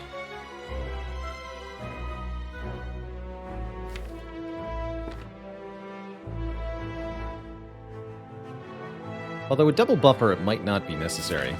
Actually, don't get ahead of myself just yet.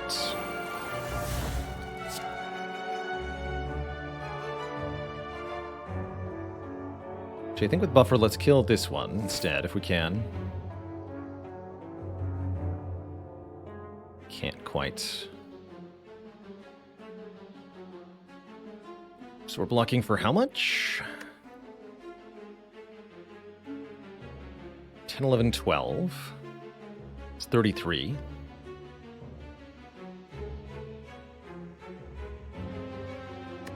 Plus 9.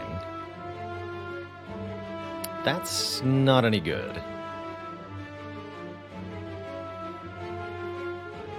Katniss Evermean, thanks for the 1,000 bits. Katniss says, thanks for the way you play this. The explanations have forced you to slow down your game and talk out your turns, and it's improved your Spire slaying 1,000-fold. Well, you're heckin' welcome. If I was gonna use a potion here, I would like the Forge Potion. We could use double upgraded Strike to kill the front dagger. That would also upgrade the Defend and the Genetic Algorithm as a byproduct, which are both pretty good results too. Sure. Sure. Don't mind that at all.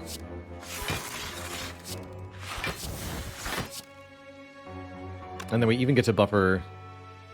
Actually, just this hit. Actually, that saves a lot of buffers. Ooh, that worked out nice. Good.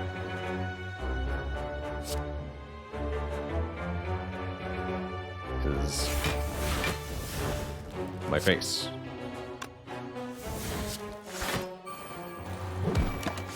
When daggers do the 25 attack, they also perish at the same time. So if you can block them, you don't need to kill them. Pro tip.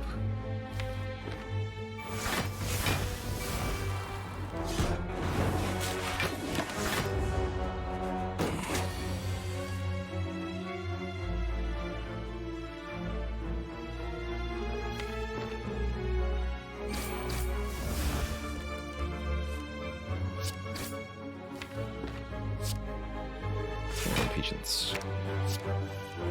Yeah. The compounding effect of card draw. When card draw lets you draw more card draw, you can start to do very good things. Recursion. Recursion again! darkness. Blood and darkness.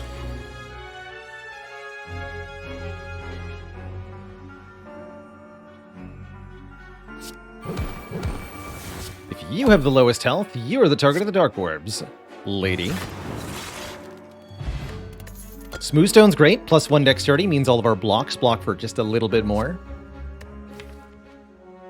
Probably last reasonable chance at a compile driver. I don't think we need it. So, do we want to go to the shop with 318 gold? I don't think so. Actually, with Smiling Mask does make going to another shop a lot more appealing. Because now that's a 50 gold removal, and we get to look at more, more relics in the shop. So even though we're losing out on 2 card rewards to do this, removing a strike is nice. Defends are cumbersome, too. I'd love to get rid of all the starter cards, but it's not going to realistically happen. And I think the defends are better than the strikes. But then we won't master strike. Unfortunately, that is true. What if we master heat sinks? What if we take a kunai?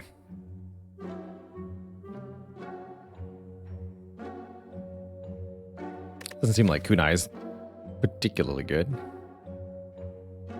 What point on do strikes on defect become better than defends? If you have a couple of attack relics, they can be better. Like if you've got Ornamental Fan and Shuriken, for example, strikes can be better than defends. Strike Dummy can help a lot too, boosting their damage by 3. Ash Claire, thanks for 14 months of support. Took Toolbox, what cards would I want from it? Most non-heart fights would be Apotheosis. Maybe the Bomb or Magnetism in some of them. Gets the heart. Dark Shackles would be what I want to see. Definitely Dark Shackles or Panic Button. Pest Connect, thanks for the 9 months of support.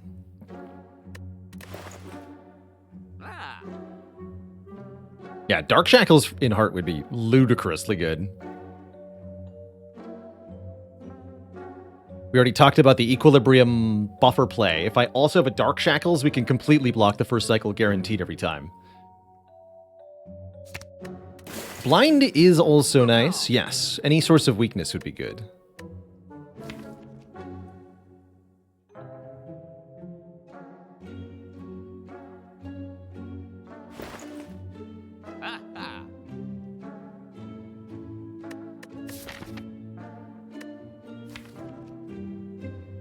It's either Awaken 1 or Time Eater. I'm not afraid of Time Eater. And I'm taking another Heat Sinks. And I'm not... I can afford Toolbox and a card remove.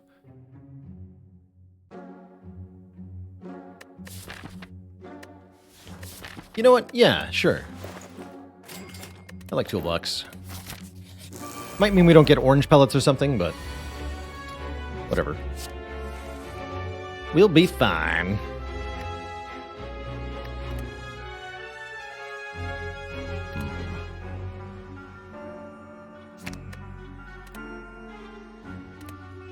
Just take Echo Form and Buffer.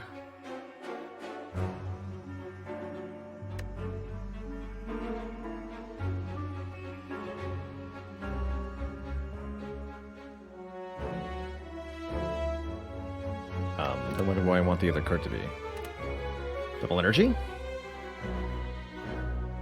That seems pretty reasonable. Or Heat Sinks. Heat Sinks.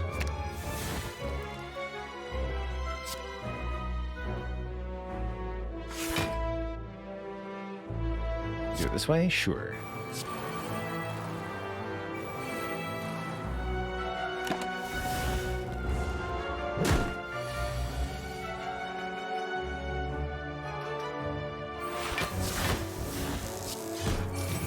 Transient's not too difficult to fight for us. Thankfully.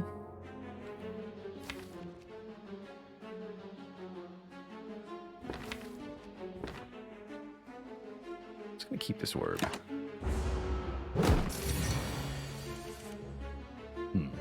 And this is what buffer's for.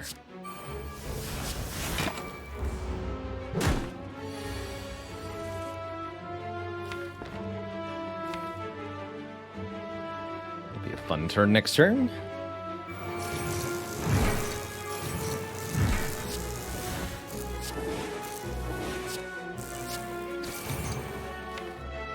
I'm not going to play the seat sinks yet.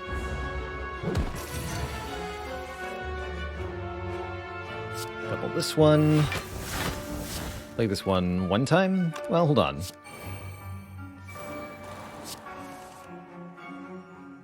Yeah, play it one time. Rebound, Meteor Strike.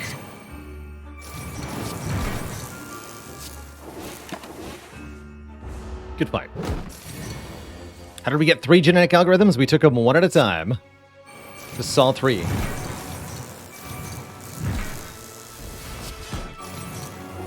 Looking at an absolute ton of card rewards has helped. By the way, Prayer Wheel has given us 13 additional card rewards, so we've been able to see a lot of cards. There's an X-Cost card, and what a good one it is. Reinforced Body is pretty sick, and so is another hologram. Even unupgraded, another hologram is very good. That's a lot of block. I don't like that it uses all our energy, but at the same time, I like that it uses all our energy. You know? Secret Technique's pretty good, too. I can Secret Technique for the EQ. Seek for some other stuff.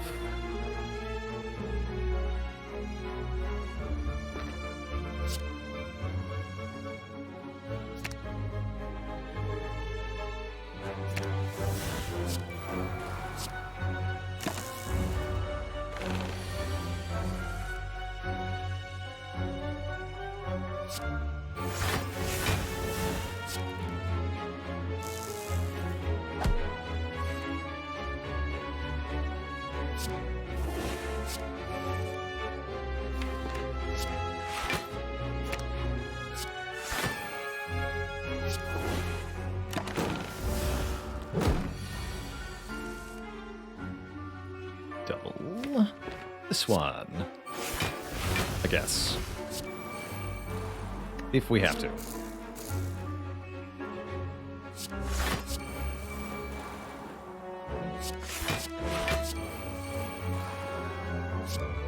Energy, hologram, equilibrium. Here we go. You see the deck is starting to do stupid nonsense now, and that's exactly what we want for the late game.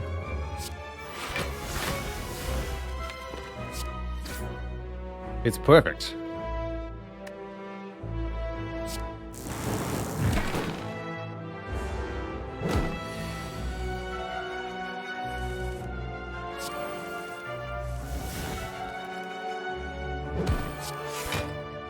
Rebound hologram. Use hologram to fetch skim. Skim draws hologram. Use hologram to get skim. This is why upgrading skim was so important, too.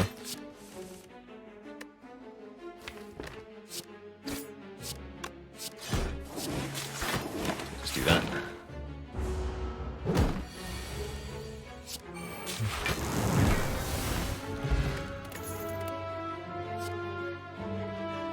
The skim of the gods. There's also Reprogram Plus here.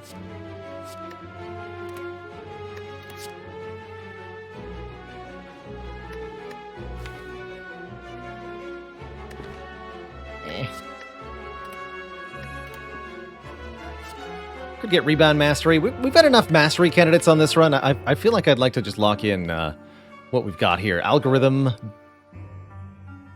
Didn't take the second double energy. Double self-repair also. Feels important.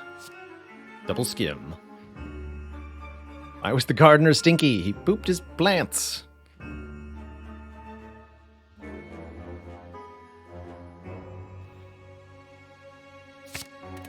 Quality fertilizer right there.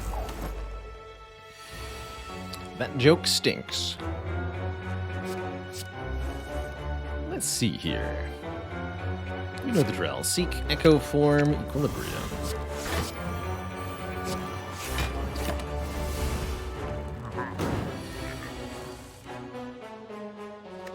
Double this. Actually, no, double this. Incursion, dual cast, double energy, then skim.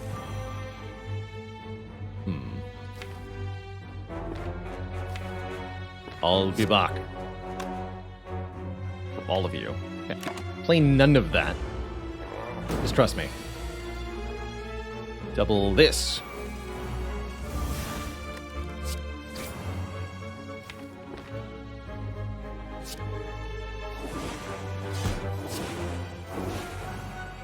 Get this. Rebound, hologram. Get back. This. Draw. Plays this. Draw more cards. There's Meteor Strike. Play Meteor Strike. Play it again.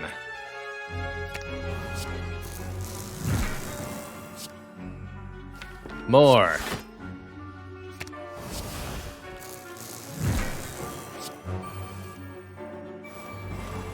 More. Neon achievement, by the way.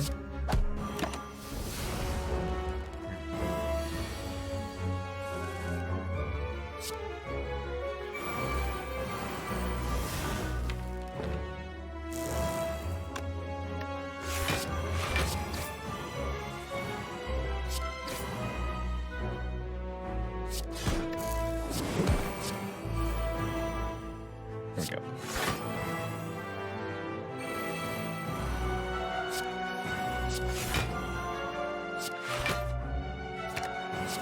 Good talk. All right.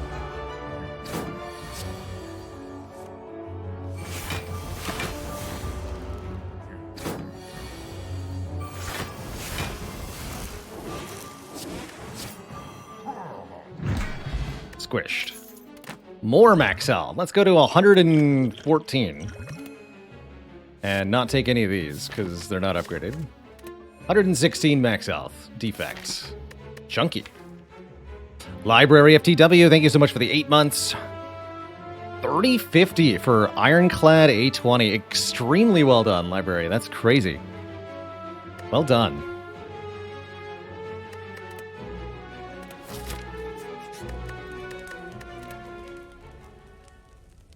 All right, so we do upgrade the other heat sinks, the second hologram, or the impatience. Tough calls, actually. Not that we got these into the 30s. Definitely not going to get a relic here. We have so many good upgrades with all the card draw that we can get.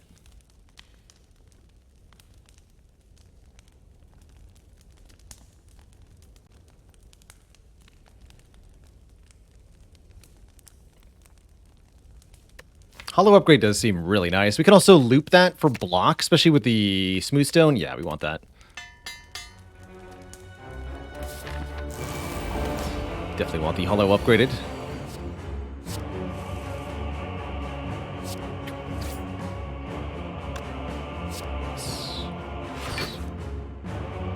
Those are here.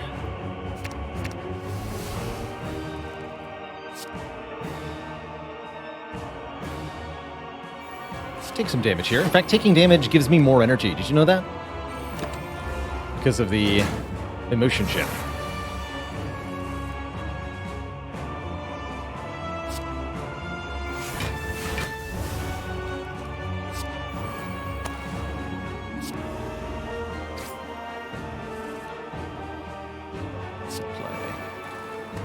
More energy. Let's keep more energy for the moment.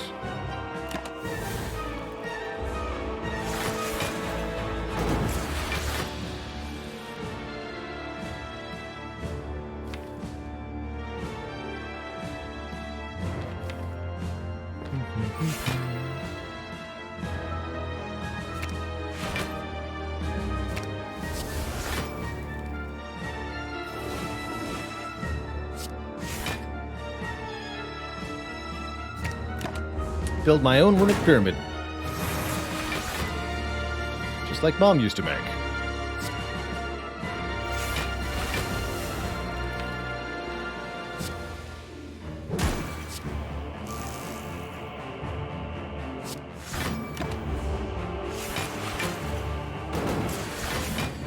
Is this a slow deck, or am I playing slow to double the genetic algorithms? A little bit of both, I think. Yeah, a little bit of both.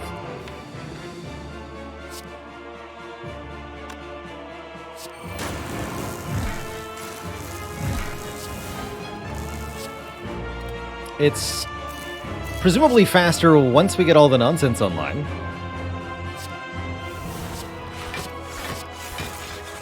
Taking a little bit here, which I'm actually fine with. I'd rather do that than waste all of my energy that I could use for card drawing.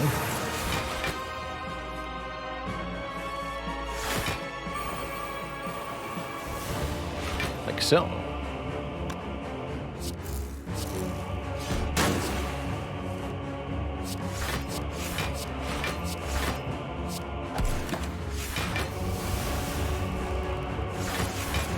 Juggernaut would be good here. Speak the truth.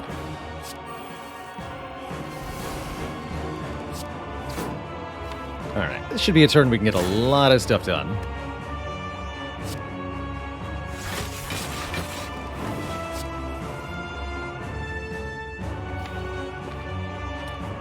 Let's go rebound, hologram.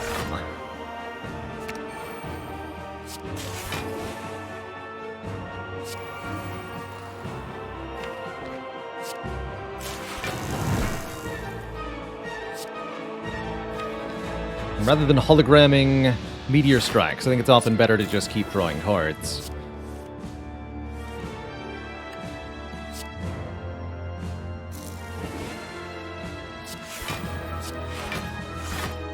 By getting the skims back and keep playing those.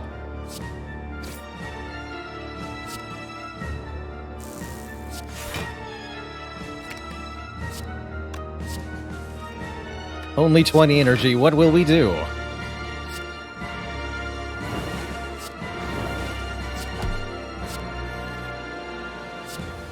Why, we'll play Meteor Strike, of course.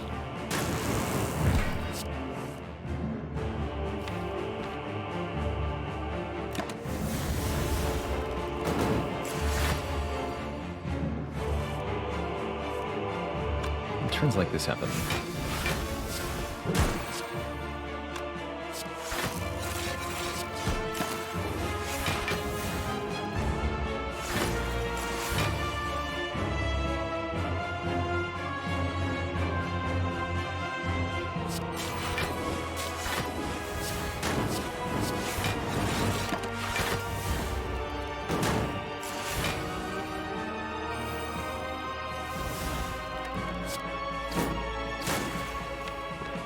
Yeah, we're definitely a little bit slow.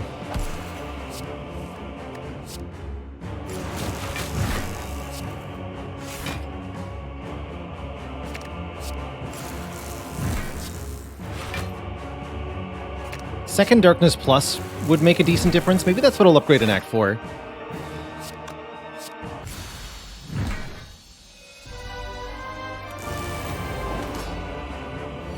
Our second boss is the Awakened one, who should be not that bad. We've got a lot of powers, but we don't have to play them.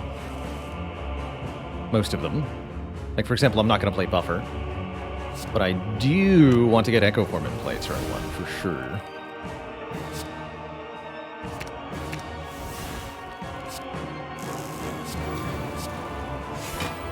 Let's go play this one. Stop there for the moment. 11 by 4 already, huh? Okay, perfect, actually.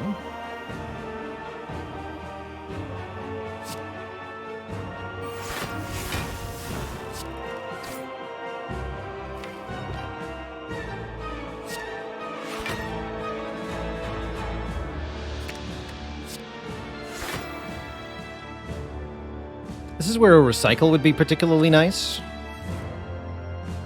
but it is not required.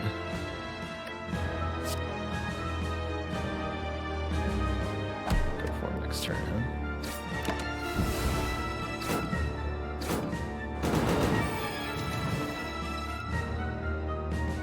Okay, let's double energy. Do a lot of stuff here.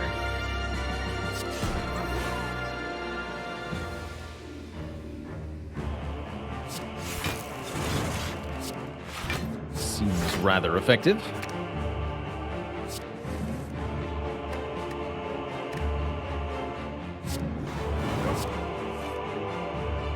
Suck. That's a sad turn next turn. Dang. Not much I can do about it. Oh, I could play heat sinks.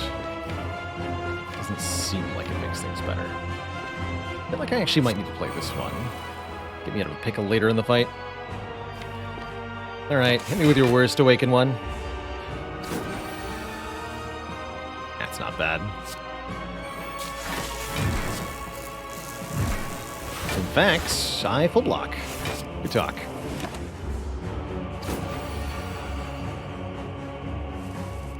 Yeah, and this is why I played the heat sinks, because a hand like this is just unacceptable. Problem is, if I play the self-repair to draw cards, the awakened one gets even stronger. But I think that's what I gotta do, is double self-repair here and draw 4. Yeah, that felt right.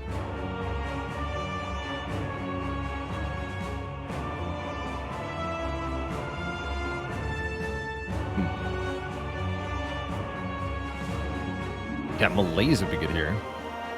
Defect finds a way.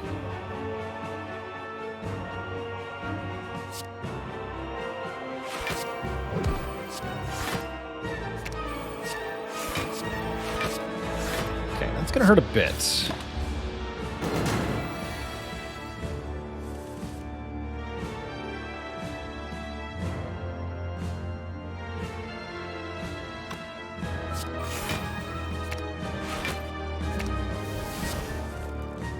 Card manip. Good stuff.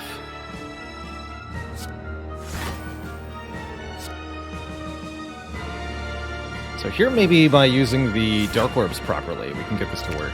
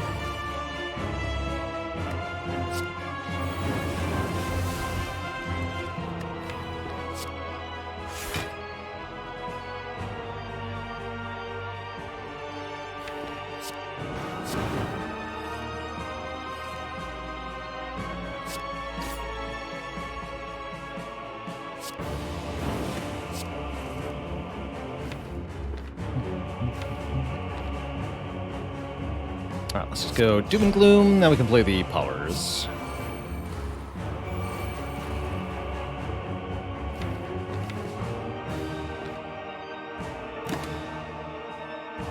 Smita, thanks for the 12 months of support. Much appreciated. Much obliged.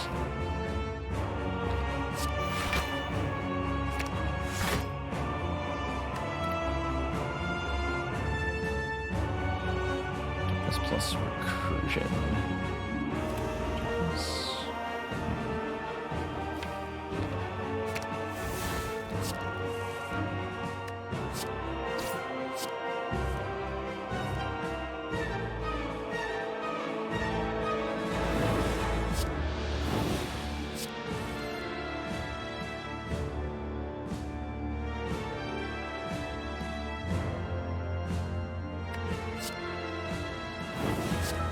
Close enough.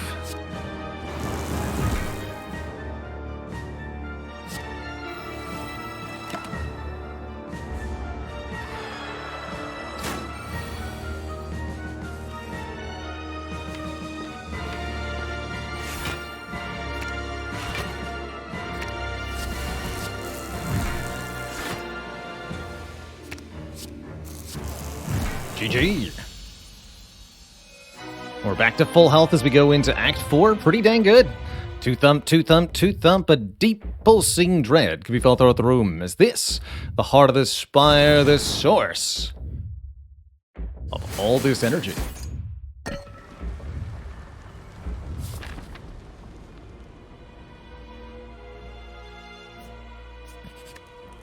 His Easiness, thanks for the Prime sub. Welcome to the Cozy Sub Club.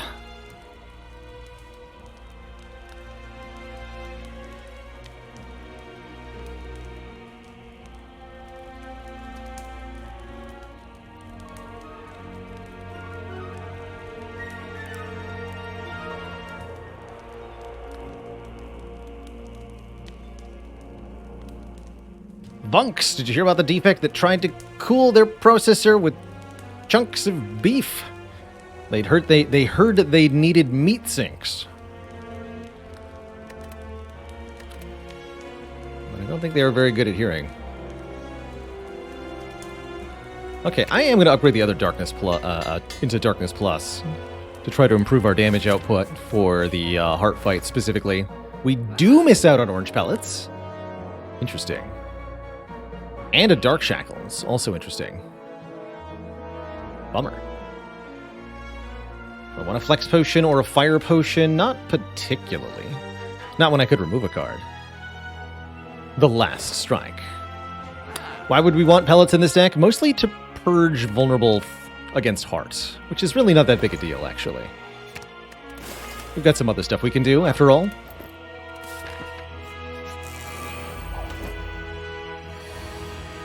Card draw.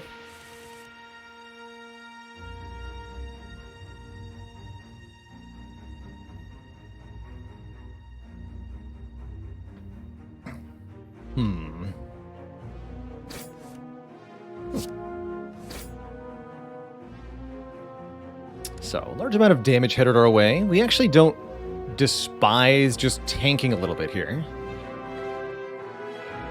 because we will activate the emotion chip after all. Definitely seeking Echo Form and probably Heat Sinks, actually. Yeah. Let's go Heat Sinks Echo Form. And then we'll just kind of see where that takes us. But we really need to get going quickly here. That's good for next turn. That'll full block easily, or I could use it this turn. Then next turn's a bit of a problem. Since we have the self-repairs, I'll just do this.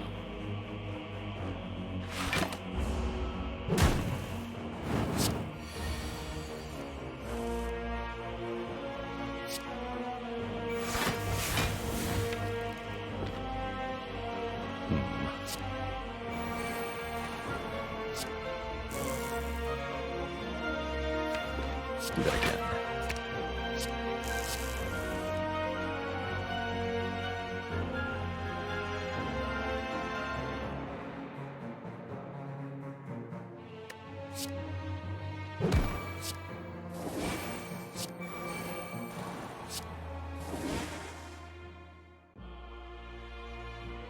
Play Streamline as well.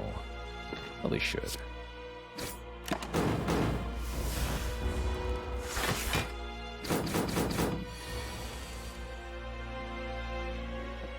Good turn. Well, not good, but...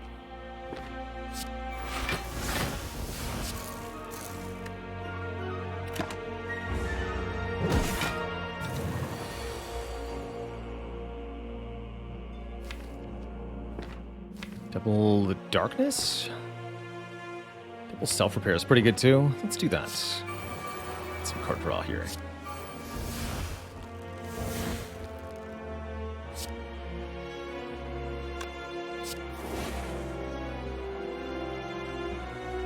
Darkness Orbs will hit the shield currently. I really prefer they not. There we go. Now they'll hit the spear.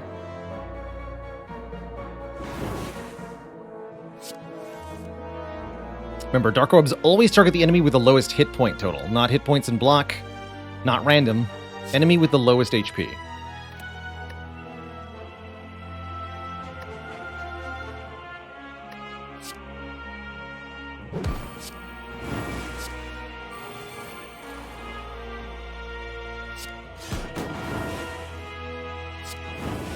Well, that went well.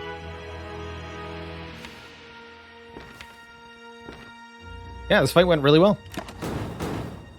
Valentian, thanks for the 14 months of the Prime sub. Heck yeah.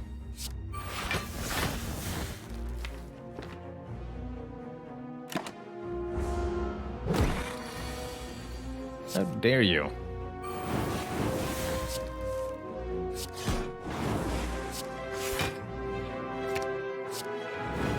Yeah, if we can get some power, just what we have to do is make a lot of energy and then channel dark orbs and keep channeling dark once we've got the energy with the ice cream. Fusion Plus is kind of cute, though. Dr. Droids, thanks for the Prime sub. Welcome to the Cozy Sub Club. But no, I have a Liquid Memories to use on the Meteor Strike, so that's what we're going to do. And that should be enough energy to get us started. 118 hit points and 3 chunky algorithms. And a sweet buffer play. Take Purity here.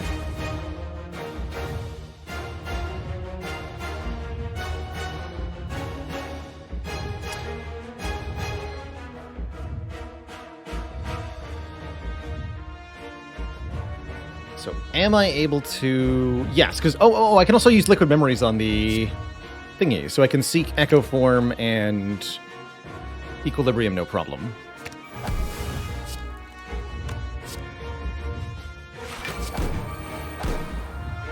And because I took that damage, we get bonus energy next turn. So it is the big attack first.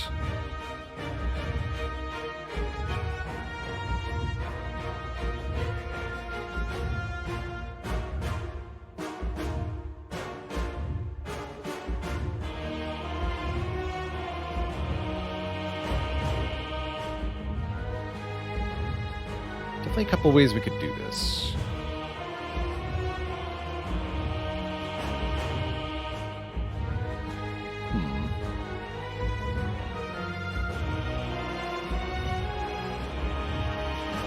Double buffer doesn't actually work. We could just use double genetic here. The one that's currently in our hands. Make our life a little bit easier.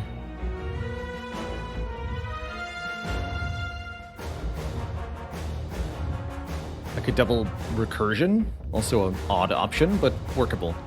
Get more energy that way. I think I'd rather just block the Beat of Death. With this. For the next fight. No, it's double genetic to block all this Beat of Death. Alright, there's a good purity. We can get rid of Slime, Defend.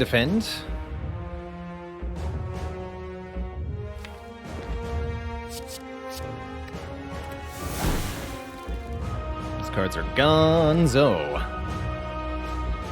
We do a dual cast here. Actually almost saving the buffer, but we don't need to, really. The buffer's not going to be much use.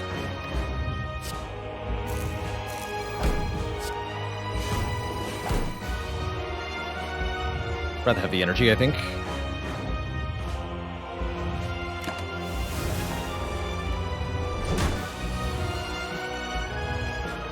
Be a mistake to use all of our energy to get one buffer.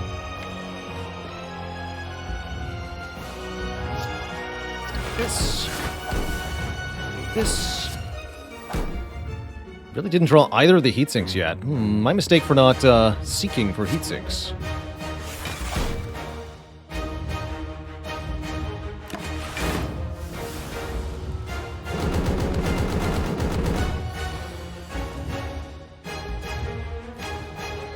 Alright, here we go. Hologram fetching Skim and Skim. That's how you do it.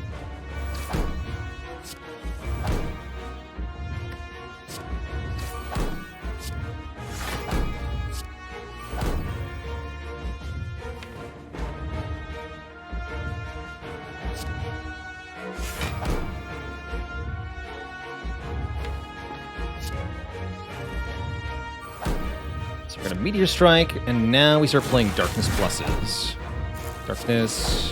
Darkness, Hologram, Darkness.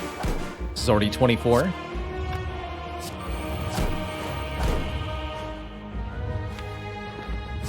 Hologram Skim, keep drawing. Rebound the Recursion Plus. Recursion. Doom and Gloom. Let's draw. Defend. Incursion. Did almost 200 damage that turn. That's a good start. Keep the buffer, just in case. Yeah, that's a good use of the buffer. Lucked out with the attack order here, definitely.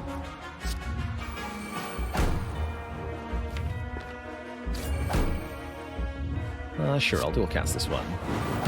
Damage now is better than damage later. We're low enough on energy that... Oh, I meant to use the Liquid Memories on that Meteor Strike. That's why we're low on energy.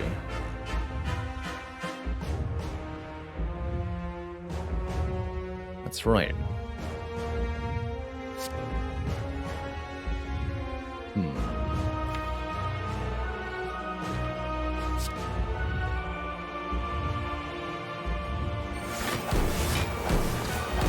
We're just using the Dark Orbs like we're like they're lightning? No, we're trying to specifically build up a big one and keep using recursion on it. Is the current goal.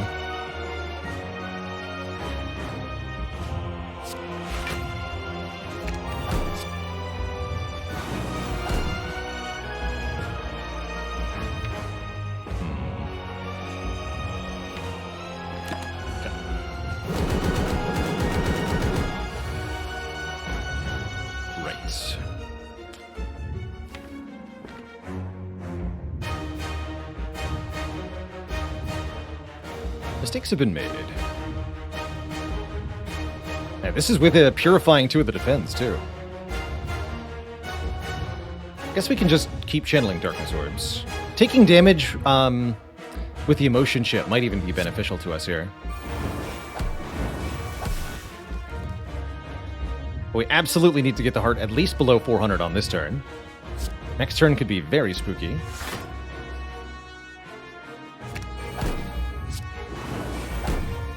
I want to retain things. Yes. Need to be able to survive next turn. 50. Okay, next turn is 7 times 15. I'd really prefer if we don't have to deal with that. Although it does look challenging with the current hands.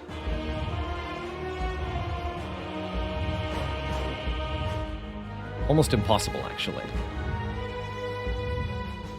Hurry McDurr, thanks for 15 months. Yeah, if only Calipers were here.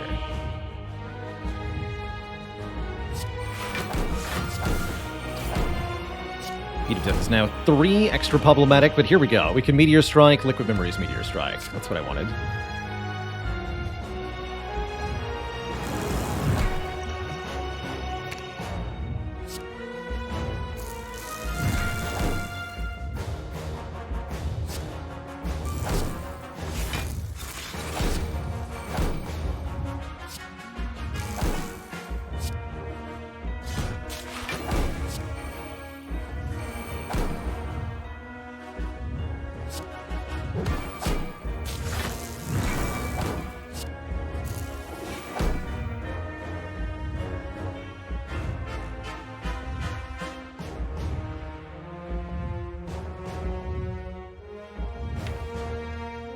Yeah, might as well.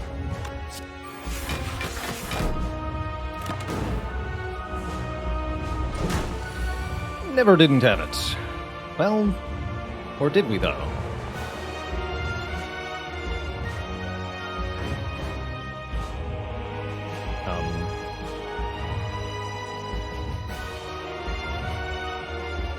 Wait a minute.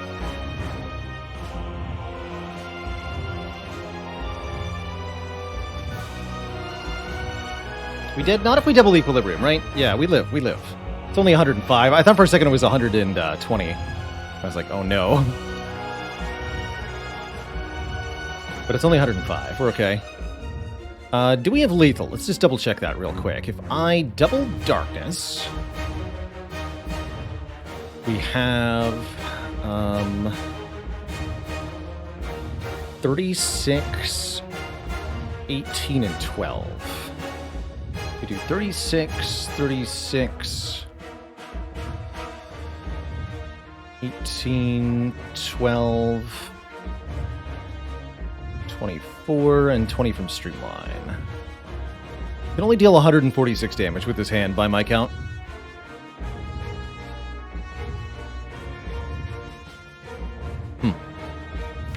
Okay.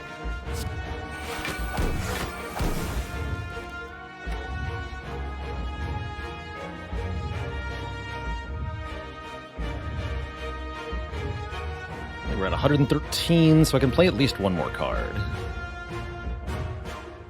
Should play this one. Darkness, Darkness, Recursion, Meteor Strike, Streamline is close. Yes, close, but not enough, and then we die.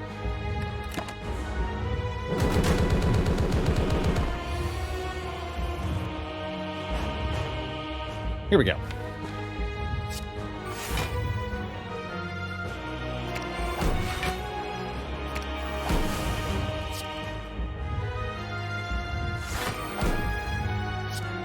Let's go Recursion.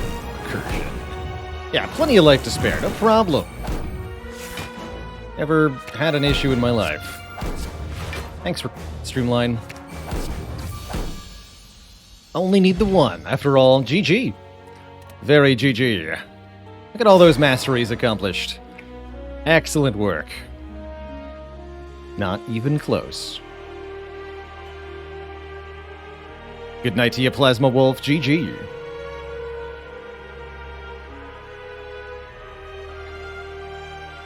I think there were ways to play that heart fight a little differently that maybe went better, but I'm happy enough with how this ended. GG. GG. Saved by the ginormous health pool.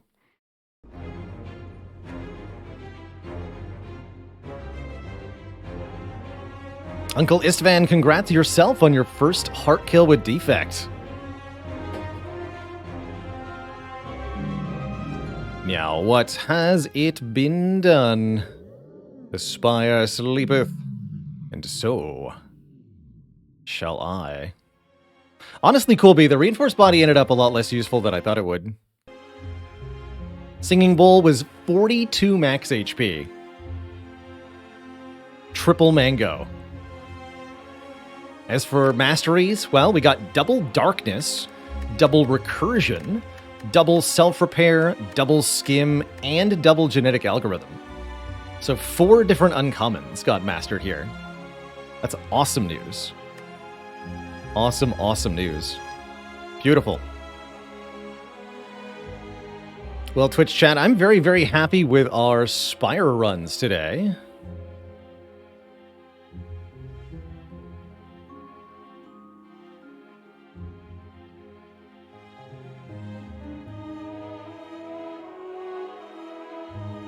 Do I regret not taking the second Echo Form?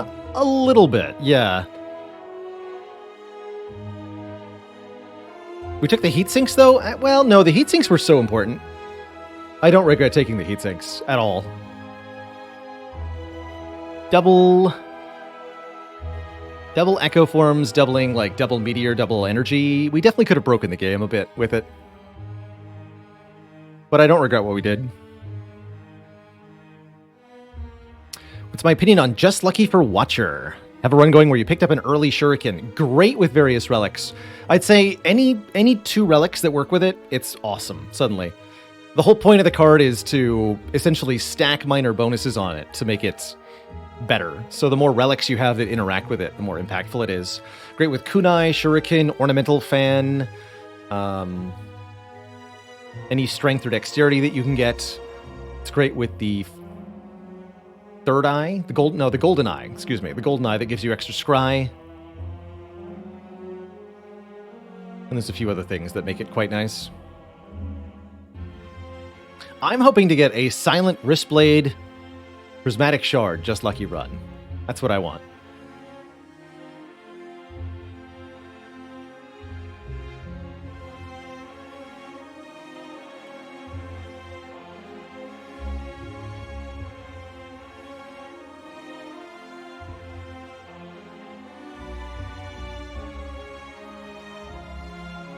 Hey, Trippies of Light, there's something going on the back end with Twitch that we now have to manually publish our VODs. It's a bit weird. But essentially, there's no live VOD for the stream at the moment. And I don't seem to have the power to change that, which makes me sad. Looking to slice and even maybe dice today. I'm looking to monster and perhaps even train, which is actually what we're going to be switching to right now, is some monster train, as well as taking our second break of the day. Safety Fister says, any general advice for just completing a run? Tend to get stuck around Act 3. So, a couple important beginner tips. First, and perhaps most important, sometimes you should skip the rewards that are offered to you after combat. Don't always add a card to your deck. My general rule of thumb is add 5 cards in Act 1 and then stop. And look for opportunistic upgraded cards in Acts 2 and 3. Some basic ballparks you're looking for. By the end of the game, you're going to need to block for about 30 block-on turns, and you want to be able to do 50 damage per turn, give or take.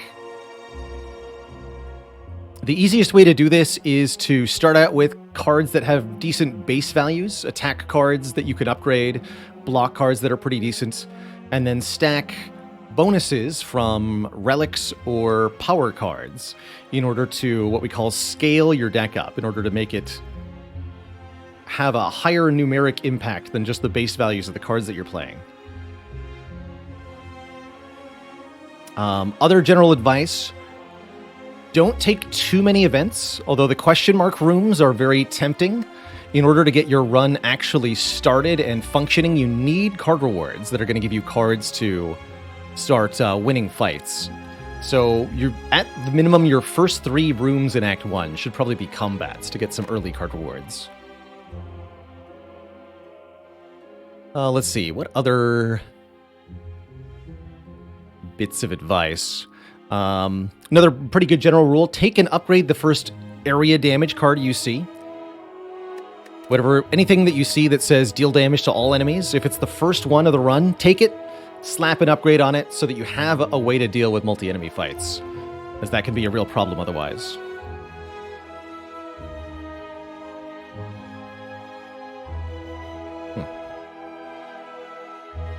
Dan of London, thanks for 15 months of support. Yeah, Act 2 has so many multi-fights. So does Act 1, actually. Can you encounter 2 Writhing Masses? You can, although not back-to-back. There's a 2-fight cooldown for regular combats. So after fighting a Writhing Mass, you'll have to do 2 combats that are not Writhing Mass. Then you can re-encounter Writhing Mass.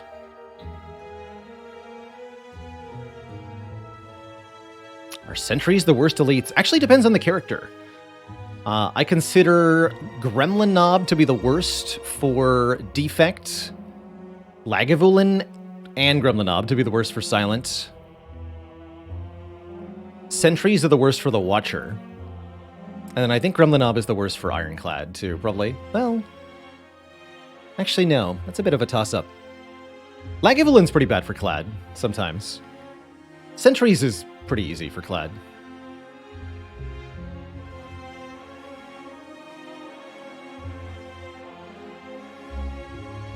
And I really like that different characters have different matchups in the early fights. It's quite nice. Accidentally started a grand finale deck with a transform. That's how it goes, Prophet Kane. Some of the best runs are like that. Deathrow says, I struggle versus Lagavulin as Clad because no way are you getting 20 block per turn. True. Very difficult to block Lagavulin. For Clad versus Laga to go well, you need to set up powers in the first couple of turns. Metallicize is good. Inflame is good. Demon Form is best, but very hard to do. A Power Potion helps a lot in this regard. Or you need to hit the Lagavulin really hard by applying Vuln and then doing Carnage Plus or Bludgeon or something. And then you kill the Lagavulin before it can hit you more than once or twice.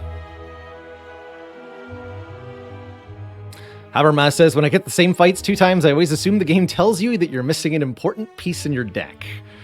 Whatever your weakness is, the game's trying to exploit it. I like that. I like that a lot.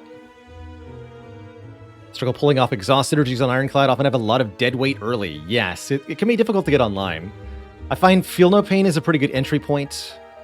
Don't be afraid of cards that have an exhaust activation in Act 1. Infernal Blade is a good way to get in that direction. True Grit is a good way to get started. Burning Pact and Second Wind are also good starting points. If I made a relic tier list today, are there any relics I'd rate differently? Probably a couple. Probably a couple. Has my opinion on any of the relics really changed all that much? The relic collection.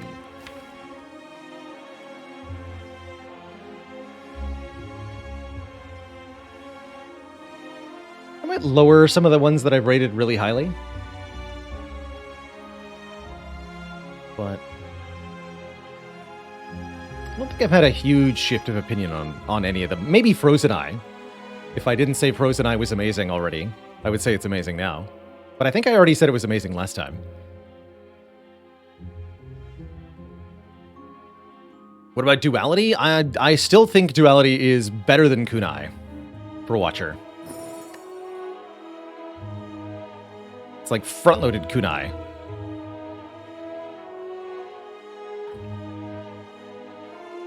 Why is your silent A20 heart win rate so much lower than the other characters? Slime Boss. It's Slime Boss.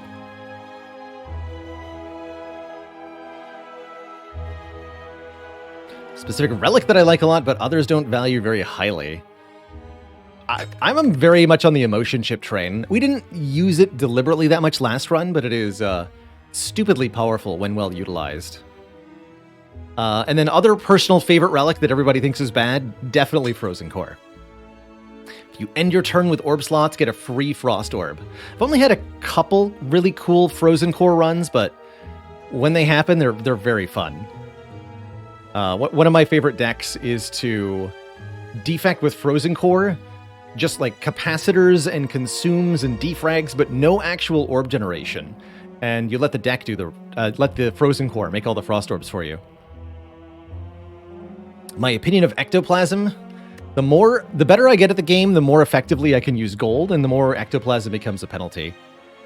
Because I'm so maximally able to use the gold. And that's the same with Sozu. The better I get at using potions, the more of a penalty Sozu is.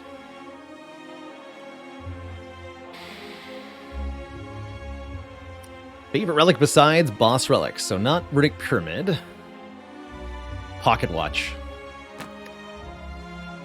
Draw all the cards. As long as I only play 3.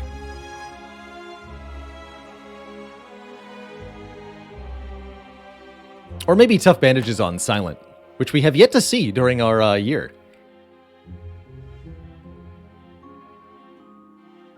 28 streak on Clad with Snecko. Is it simply the best Ironclad relic? Snecko Clad is stupid good. Ironclad is just looking for ways to break the game, usually, and Snecko pretty much hands that to him on a silver platter. Snecko Eye for Clad just says, find the 3-cost rare cards, and then play them. And you win.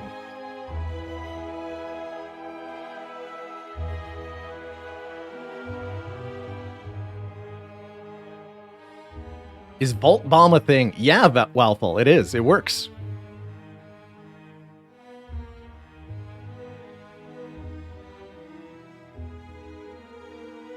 You know, there's a seeded run. I've never done this on stream. But there's a seeded run you can play where you Pandora's Box swap into 8 copies of Vault, and the first relic is Stone Calendar. So you can just Stone Calendar every opponent on turn 1 by vaulting 7 times.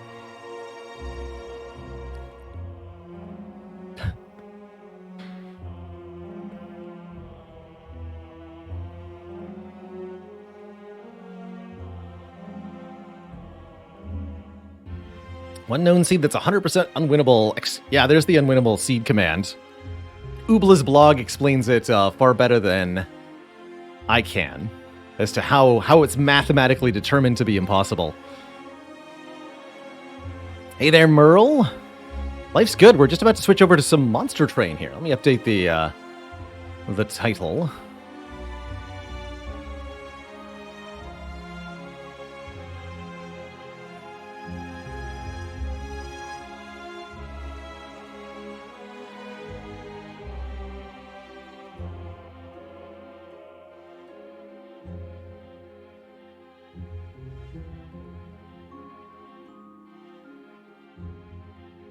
find much use for Sacred Bark outside of the obvious White Beast or Alchemized synergies. It is a nice way to kind of struggle your way through Act 2. You can take a 3 energy deck with White Beast, with Sacred Bark as your boss relic, and kind of struggle your way through the regular fights, but then have potions that trivialize the elite and boss fights. Or maybe you get 4 strength or dexterity, or you get to do 20 damage to all 3 slavers on turn 1 with an explosive potion, or something like that. I've had a couple of runs that even though they seemed like they weren't strong enough for Act 2, because they had great potions that made the difference at key moments, they were able to keep going.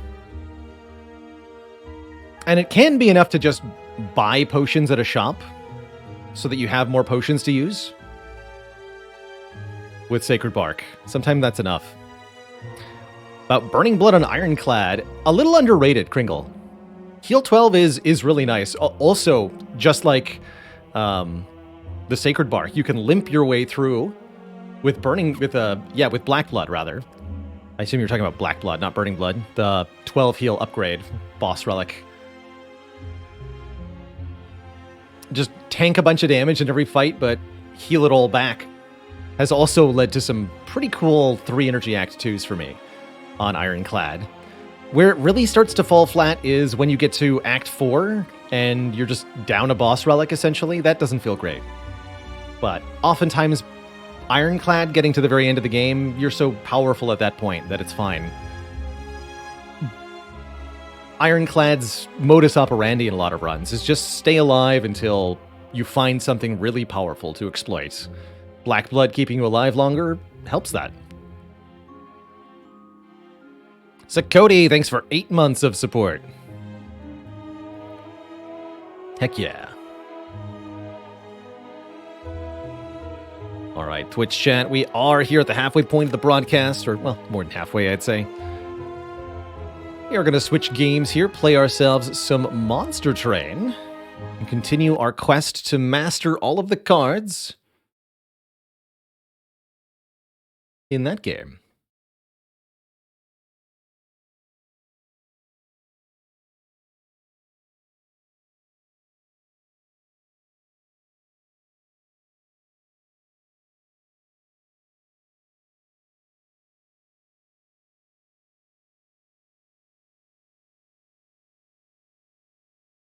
Hell. Exactly. Like 2 self-repairs, but without setup. That's right, you don't got to play it, and that counts for a lot. Being able to afford the health loss lets you get your engine going. So you can play a demon form and wait a turn. You can tank damage to get set up. It's not bad. It's definitely not bad. Can also fuel self-damage. I really like Black Blood with 2 offerings, for example. That's a fun one. Take 12, heal 12 every fight, and just win. Anyhow, welcome one and all to Monster Train with the Last Divinity DLC. I'd say this is my second favorite deck-building roguelite. This is a game of, let's call it train defense. You've got a deck of cards like in Slay the Spire, but the fights work very differently. Rather than having us just a single entity, we'll be deploying units onto a 3-floor train. Let's see what our random clan setup here is. Awoken plus Stygian. Ooh, I like this one. So we have the Sentient, a Wall of a Champ. Her role is going to be to sit in the front and take damage. We can heal her with Restores, and we have Foregone Powers, which are not mastered, apparently. How the heck did that happen? And discard a card at random. Hey, well done, Prophet Cade. Ooh, 2 Offering Tokens, 2 Restoration Detonations, and a Restoring Retreat. So we have a lot of healing in this deck, which might be a good thing. There's one variant of our champ that does damage when healed, so we could maybe really take advantage of that. Let's see what variants were offered. Start of a Monster Train run, you always get to choose one of 2 upgrade paths for your champion and one of 2 artifacts, kind of like the relics of Slay the Spire. Yes, we do get offered Explosive Sentient. So when healed, even if she's at full health, she will deal 20 damage, which is a lot, to the front enemy unit. That can be a very powerful mechanism of attacking. Meanwhile, the Cultivating version can draw more cards, which is quite nice, and when damaged, boosts the stats of another unit on her floor. A little tempting, but with all this healing, let's definitely go Explosive Sentient. And what do we got here? Spells get a 3rd upgrade slot, or our units deal more damage based on how many spikes they have. That would encourage us to go Spikes build. We're not doing Spikes Sentient, so I don't have that much reason to take this. Meanwhile, triple upgrade slot spells is very breakable, especially as the Stygian clan. So I like this quite a lot. Normally, every card in Monster Train has 2 upgrade slots into which upgrade stones can be slotted, rather than in Slay the Spire, where a card has an upgraded version that does a similar but enhanced effect. In Monster Train, you augment cards with different fixed special effects, kind of like the Void Stones of Vault of the Void, for any who might be familiar with that game. So, for example, we can get a -1 cost spell upgrade, we can improve spell power to make the spells deal more damage, so on and so forth. I can't recommend the expansion for this game enough. The Last Divinity DLC adds so much to the game. Not to just a whole extra clan to play with is huge on its own, but then the whole added final boss and additional enemy mechanics really transform the decision making and such of the game. In particular, the infuse mechanic, where you can fuse 2 units together at a divine temple, really makes the whole gameplay of Last Divinity Monster Train. So, a difficult question one always must ask at the beginning of a Monster Train battle. Do you place your champion on the bottom floor, the middle floor, or the top floor? Enemies start on the bottom floor and move up by 1 floor each turn, eventually reaching the last shard of the pyre, which they'll attack to try to do damage to us. Made the game broken. I don't know what you might mean by that.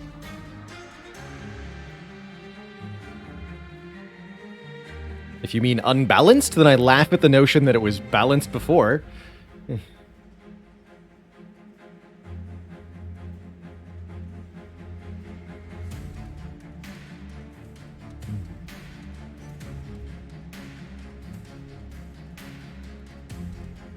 Evolving Monkey says, I tend to be scared of taking the extra bonuses. Should you always push for them and not worry too much about losing pyre health? That's what I did. Eventually, you will learn as I did. Well, you'll learn a few things. 1, many of the trials are totally free, and you get lots of extra bonuses. But 2, some of the trials are very, very, very, very bad. And you must recognize the ones you can't take, because they will kill you. Very dead. So, what are the pros and cons of putting your champ on the higher or lower floors?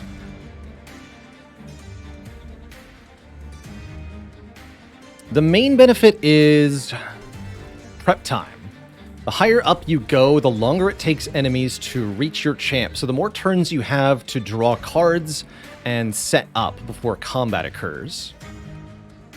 However, you may want to deal with enemies sooner rather than later. Some enemies threaten you even if you're not engaging them in combat. For example, there are enemies that add blights to the top of your draw pile if you don't kill them.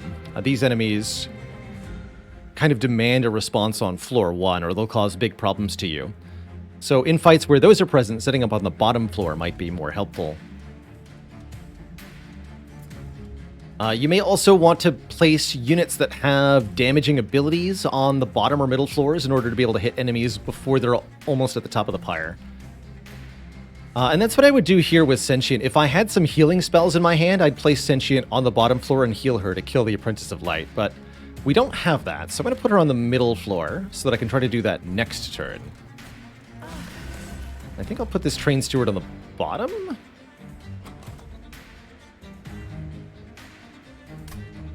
We could put it behind the sentient, actually. There's... yeah, might as well.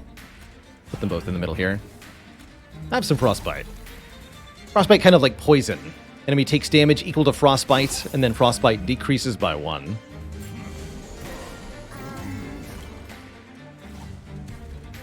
Perfect. Kerpow. Healing is murder. This is a collector, and we want to kill these when they appear to get a little bit of extra money, which can really help out your run. Read about this discipled foot soldier. Note that enemies take their turn before your units do, which means enemy damage is something you definitely have to deal with, or else. This discipled foot soldier gets to go to the next floor, huh? Last stop.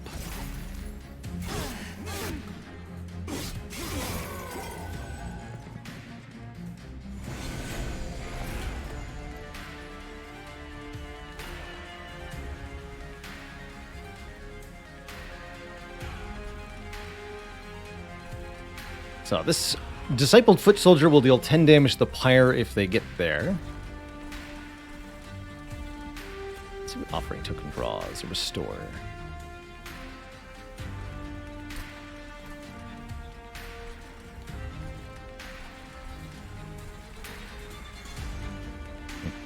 Get restoring retreat. That damage. Can't tell. I don't think that's what I want to do. Let's just heal you. The priest getting to the top is not an issue, because the priest has no attack power.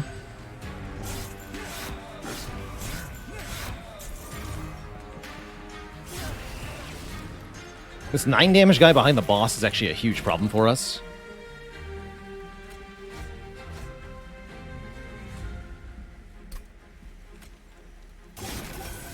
20, 20.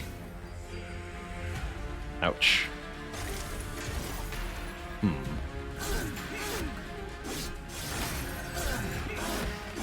our champ gets killed.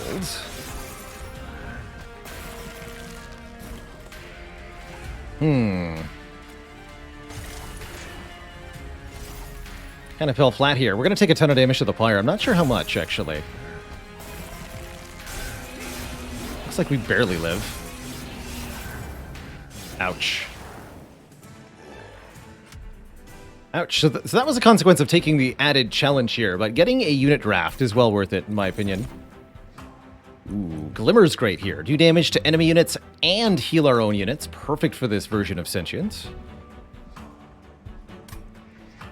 Definitely need some units that aren't our champ, but that's what the draft is for. We'll be fine. Ooh, Mollusk Mage is here. Mollusk Mage, in my opinion, the big enabler for spell power-based builds. Boosting magic power on a floor, wherever they're deployed. I love it. Ice Tornado is pretty fun, too. But it's no Mollusk Mage.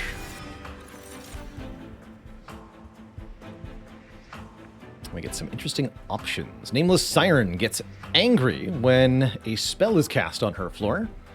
Shattered Shell is a sweep unit. Hits every enemy on the floor and increases its attack power when it gets a kill. That could be a nice pairing with the Sentient we're using, actually.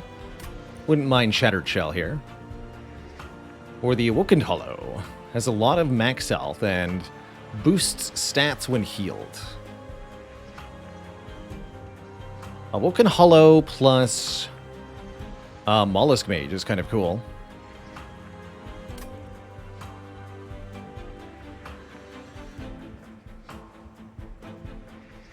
Any good builds with Cultivate? Cultivate is best with a unit that has really good multi-strike. Can also be nice on sweepers, actually. Let's grab Shattered Shell. I think that'll pair nicely. The Essence of the Mollusk Mage applies Actually, it's a really good essence. You get all of its base stats and its special property for no penalty. So it's a very good infusion.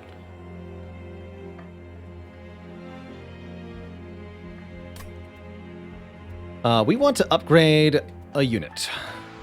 So we're going to head to the Merchant of Steel? Question mark. Yeah, we're going to go to the Merchant of Steel here. So we look here. We see Multi-Strike. Oh, and Incant Armor 2. Those two together might just be it, quite frankly.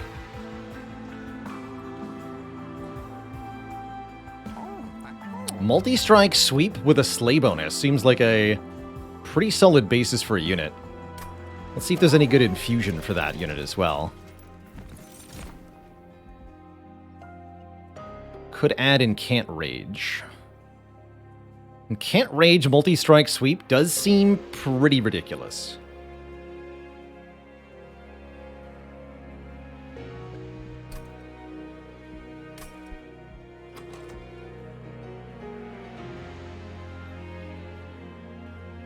We could get quick, but we won't be.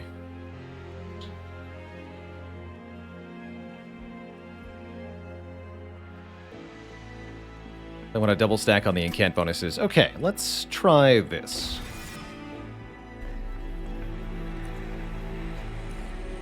It's 2 cost on a spell. Could make Restoring Retreat free. I just don't know if I want to. Hee hoo hoo hoo ha. Blah.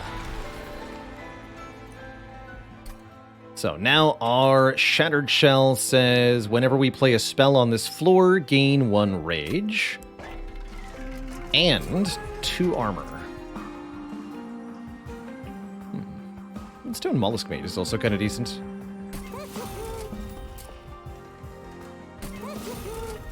Oh, that's what I want here. This thing. Fun unit. We might even want to duplicate this later. Could be a fun way to scale with 2 of these. Oh yeah, and we have a Restoring Retreat even, so we could overstack the bottom floor. Food for thoughts. That would be a good reason to give it -2 cost, actually. Then we could apply Holdover.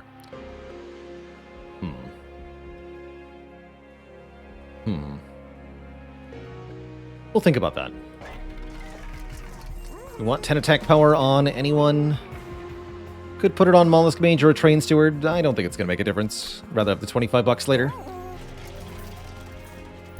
Double check. Intrinsic -2 cost. Okay, let's go to the next fight. Just have to be thorough here. And get another unit draft if I'm willing to give enemies armor 10. I don't have much health to spare, and I don't even feel like I benefit that much from another unit draft. I guess we'd like to look for something to maybe put Mollusk Mage into.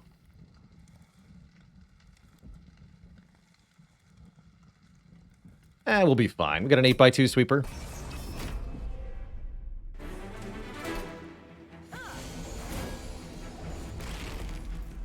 I'll enjoy dismantling your face.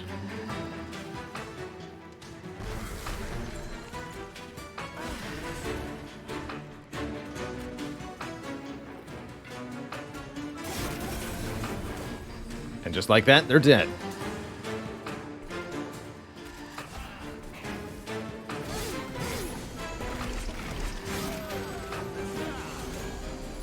Being able to deal with the enemies on the bottom floor, definitely super helpful.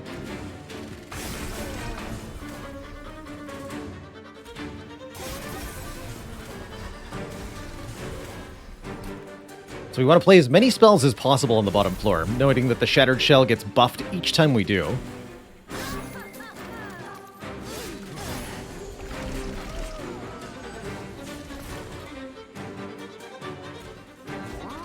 Wow.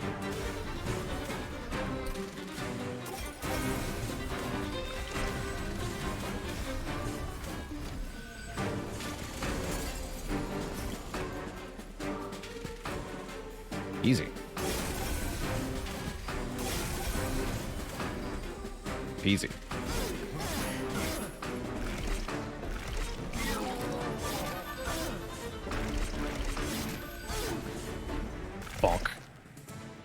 The Will of the Vines. A Totem, yes. Totem would be good for Mollusk Mage. Or another Mollusk Mage. Steel Enhancer is awesome. It's a zero-cost spell that buffs stats. I really like this on our sweeper here. Sting's not too bad either, nor is Vine Grasp. But I like Steel Enhancer the most. There's the other Mollusk Mage. Let's do it. Double Mollusk Mage.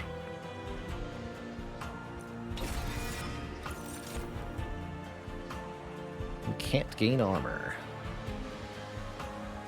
Guard of the Unnamed plus Mollusk Mage is another really good one.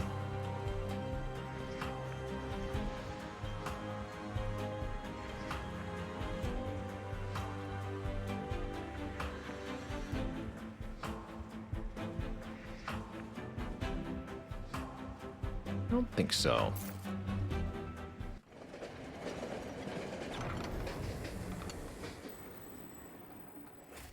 You sense an overwhelming presence. We can choose a divine artifact, a one-time boost for just the next combat. Super Stewards definitely will make that a lot easier. Could also take 25 gold instead of any of these, but with 13 pyre health, Divine Advanced Prototype sounds real good, actually. What causes the Divine Artifact event? Having a certain number of shards can cause those to appear. It's all about the shard count. Thinking about grabbing an artifact rather than Merchant of Steel? That feels correct. Then we go Merchant of Magic. Merchant of Magic, yeah. That's the way to do it. Ooh, cards come with a free upgrade. Heretofore. Sure. Not doing Sting stuff. Right? Large Stone Siren of the Sea, 2050. It's a big unit.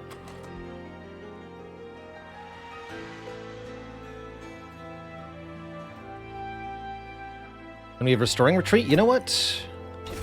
Take her. Bidden Gray, thanks for 32 months of support.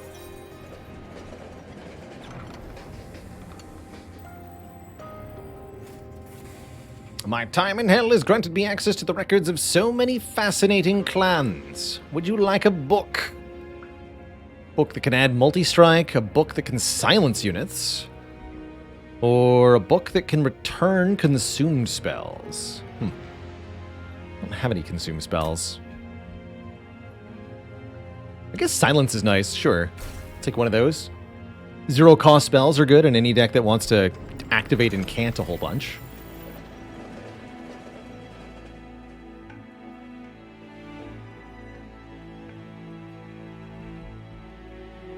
Do you want any more money before Talos? No.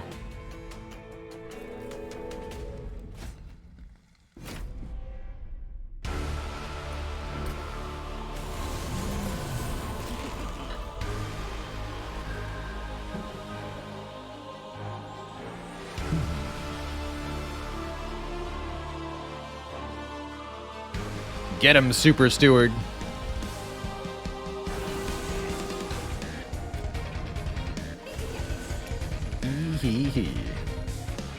Guess we'll put Sentient on the top floor. Probably wanted to have the Sweeper on the bottom here, actually, but whatever.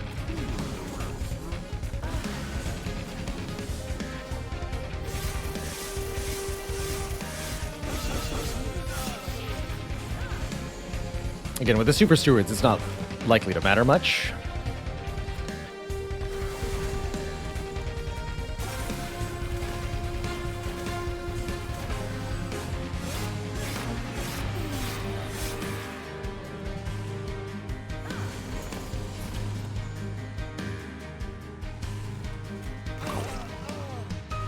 You guys are too dangerous.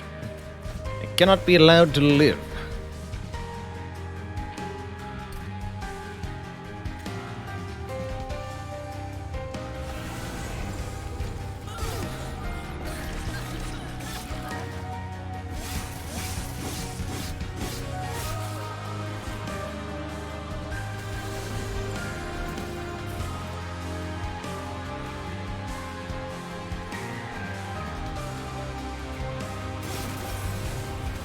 These little, with plus 10 spell power, those heal 2s are now heal 12s. Very strong.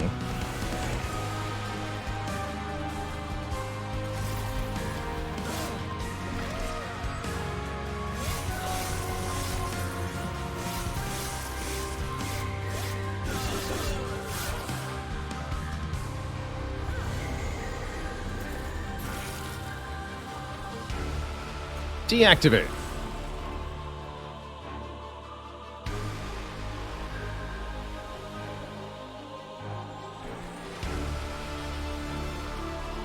Even can't too, but yeah, sure.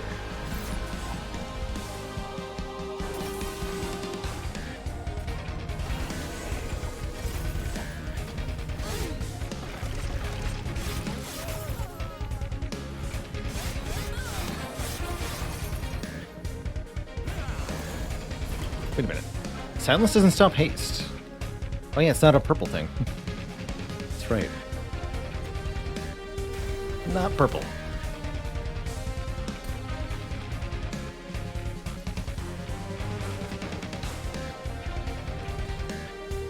Here, have some help. Yeah, that's enough. GG. Dead on the bottom floor.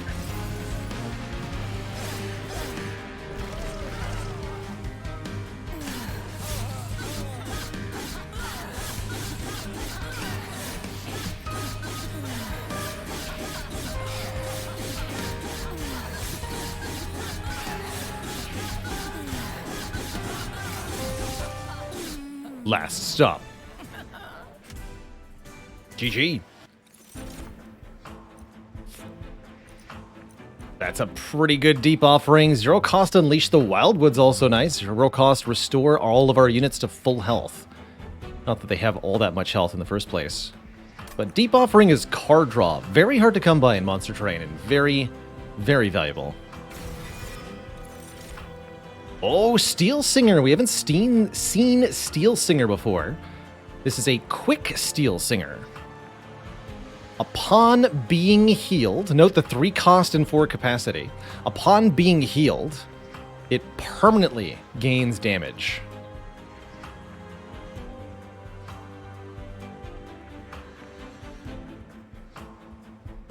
Or it can be infused to give plus 20, plus 40. It's a big stat bonus. And Rejuvenate plus 1. It's terrible, is it? Well, it's hard to get in play, is the problem. We could buff it quite a bit, though.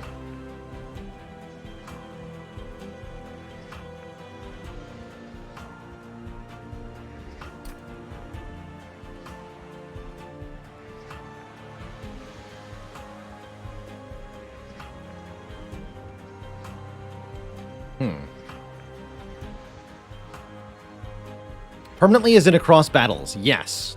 Yes. That kind of permanent.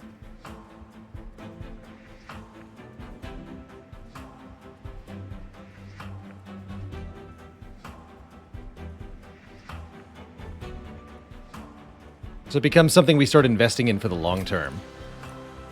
With Quick on it, that's pretty tempting.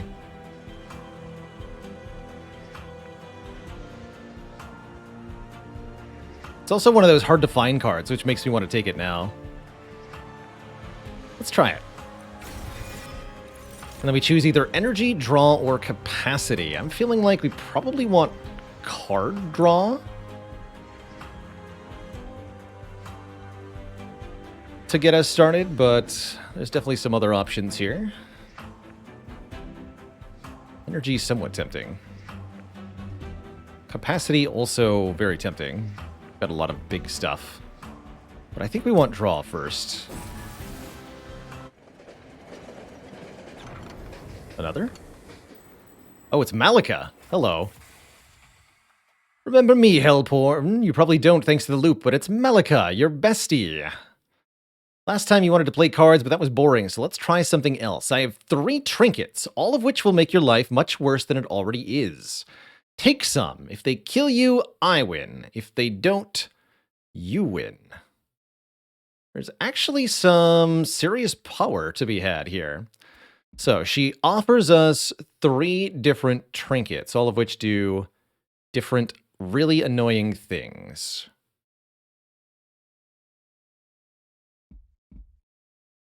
Deal 4 damage to all friendly units every turn. Enemy units start with damage shield 1, or whenever a non-champion unit dies, it is purged, permanently removed from our deck. And that last one actually seems pretty good. Notably a way to get rid of all 4 train stewards with little consequence or difficulty. Broken Wheel is definitely one of my favorite things to find.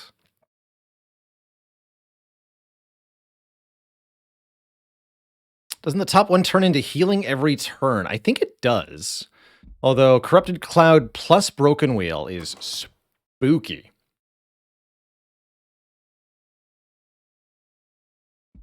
If we survive having the trinket for a few combats, rings 4 and 5, then it'll get replaced with a better version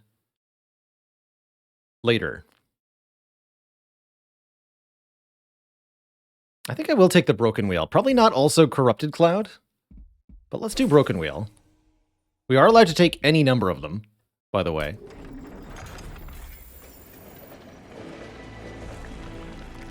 And we're just going to have to be really cautious not to let our sweeper die. So that means I don't want to spend my removes on train stewards here. We can anticipate getting them removed for free. So let's lose some foregone powers instead. Or something. Merchant of Magic has an Eternal Stone. No. Well, maybe, actually. Hold on. What's this? Ooh. Ooh. Ooh. Those are all good.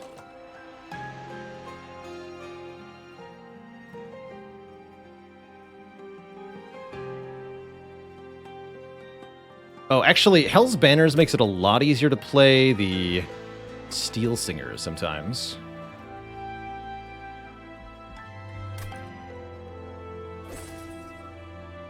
Take that. Rejuvenate 40. Or draw more each turn.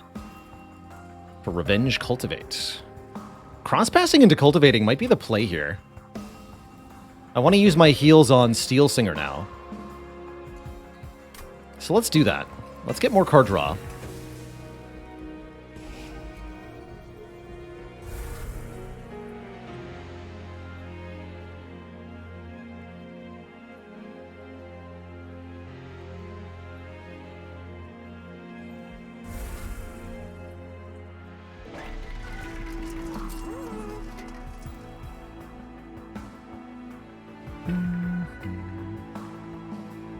Do I want to remove Consume from Deep Offering? Probably. Seems really good.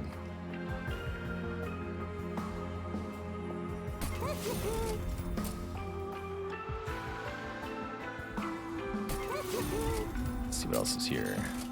Frost, okay. 1 cost, or do we hold out for -2? I might hold out for -2 there. You should be free. And you should have more spell power. Steel Singer can die in the next battle. Not if I play my cards correctly, they won't. Although we gotta be really careful about this. Spikes 4. That is a really good way to get my Shattered Shell killed. So I don't think we want to try going for this random artifact. I think we should avoid the trials for now and just let the Broken Wheel do Broken Wheel things for us. Lest we suffer greatly.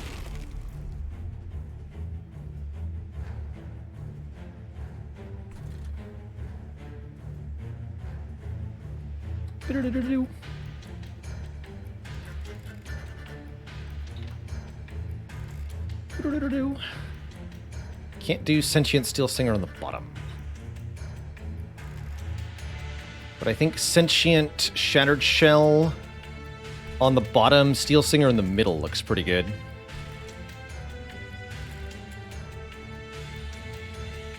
It's okay if our champion dies, that's fine.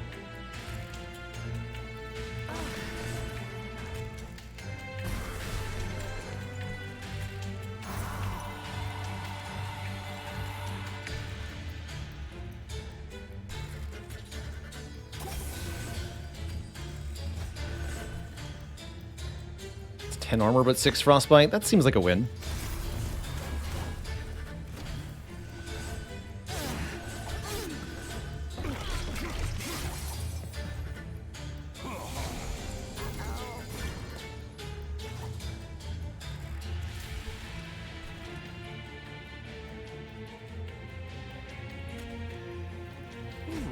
Plus 3 energy.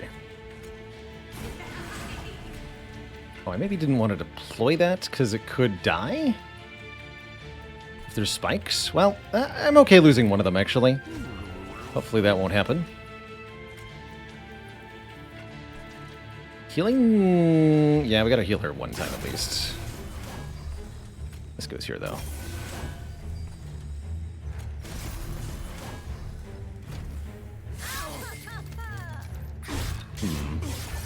Just realized something important. We're the stewards, exactly.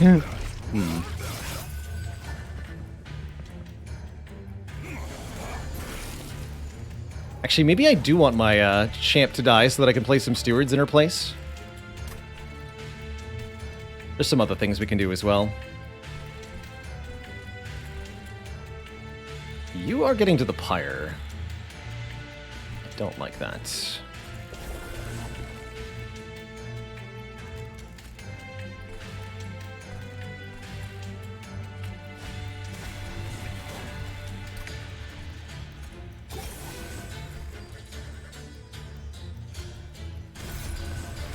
Not much I can do about it, though.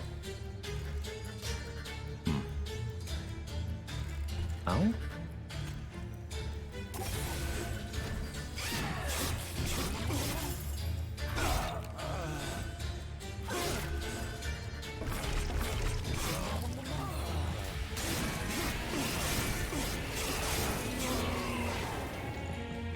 Didn't love that.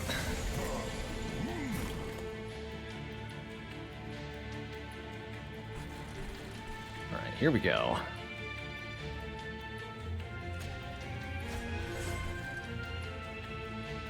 There are the stewards.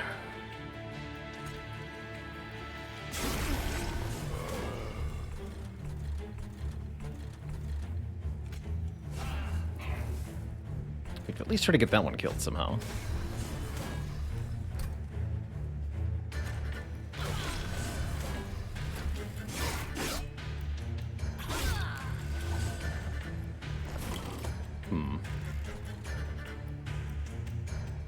Enemy unit. I can't even target my own units. Yeah.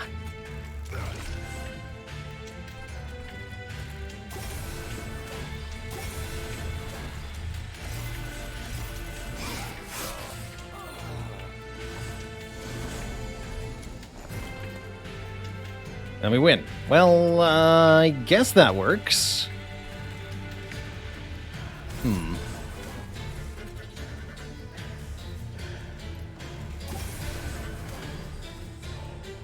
Sure.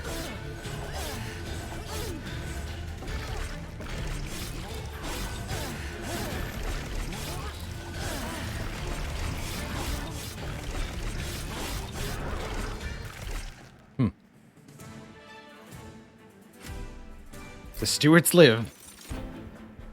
Ooh, card draw. More card draw. Burnout one. That's cute. Sap 6 is kind of powerful. I think I skip these though. Yeah, all the stewards cheat death and get endless. Please no. Ooh, regen restores more health. Sure? The bloating fungus, it's called. Oh, frost is not it. There's -2 cost. Piercing on Glimmer is tempting too. Oh yeah, and we want to sack one of our units to another unit. I'm thinking we might even lose Siren of the Sea into Steel Singer here. Well, let's start with Mollusk Mage into Mollusk Mage.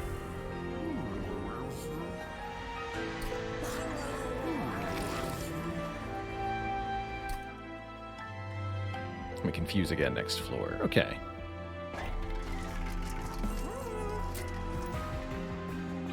Life's looking up. Or something. Another Eternal Stone. Not what I was hoping to find, but oh well.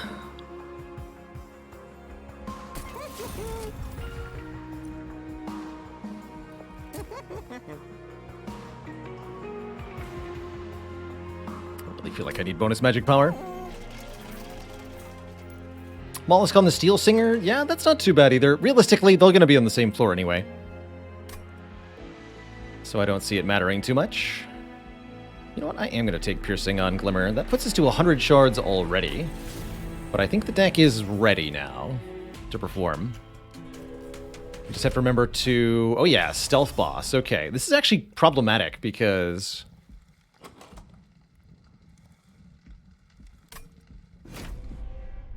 Stealth Boss will just chew through anything on the bottom floor. Makes it easy to lose something with Broken Wheel.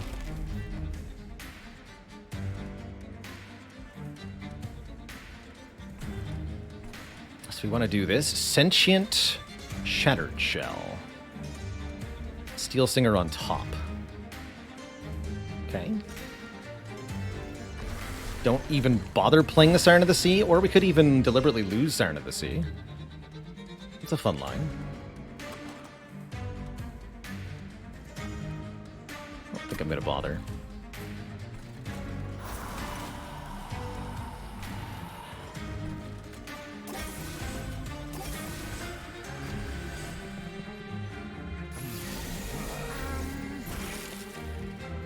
Good.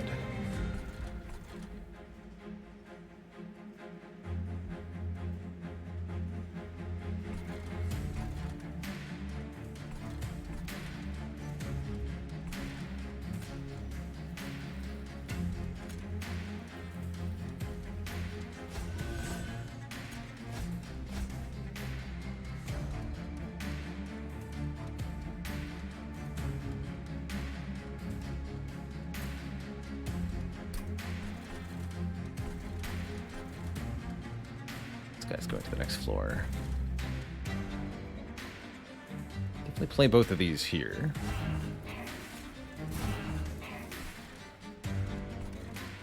Mollusk Mage does live next turn. Okay, so you're going to go on top, Mollusk Mage. I'm going to draw a lot of cards, and... I guess we do this.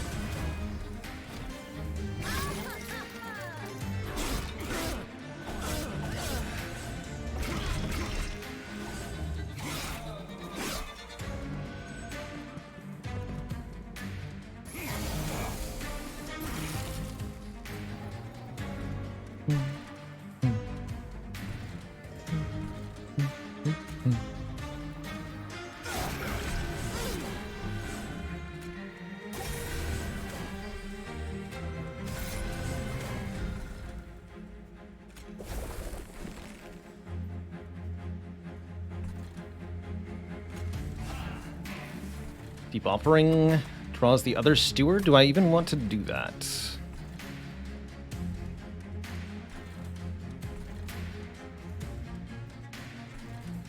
I could make it work.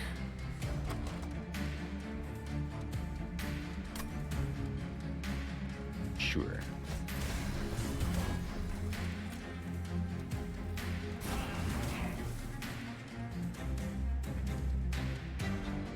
Although this guy getting to go to the Pyre is not great.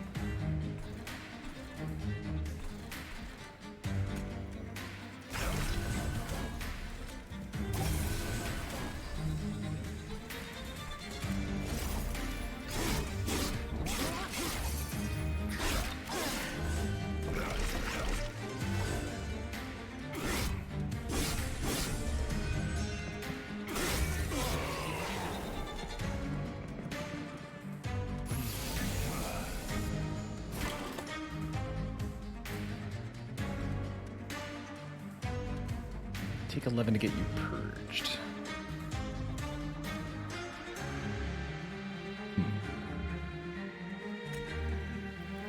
Actually, do I even have the option to kill it? I don't think so. Oh, wait, shoot. Oh, I didn't think that through. By Mollusk Mage. Wait, no, hold on. The sweeper. Yeah, it's 6 sweep damage. Did not see that. Brood. Okay, alright, we'll lose the Mollusk Mage. That's a bit of a bummer, because that was 25 shards we invested there.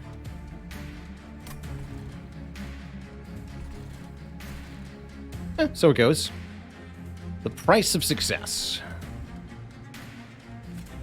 I think we'll be just fine.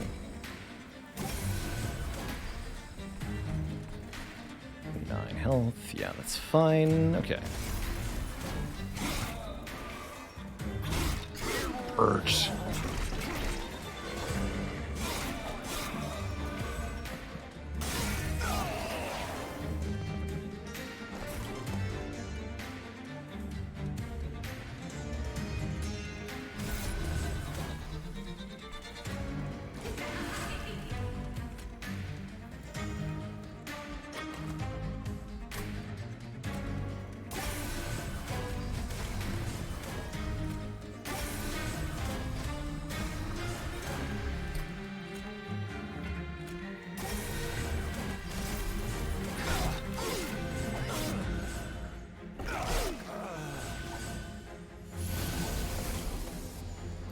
Looks like a bit of an issue, doesn't it?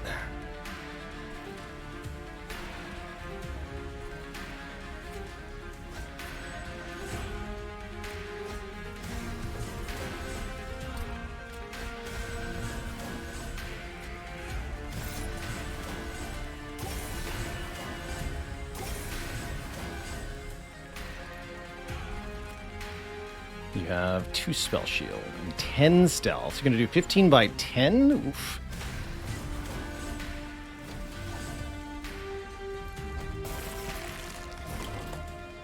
So yes, currently the sweeper is perishing.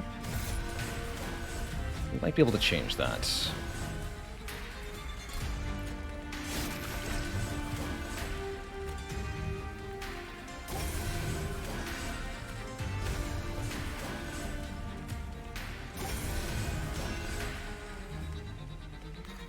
Doesn't look like we can do quite enough. So we'll also lose our sweeper, huh?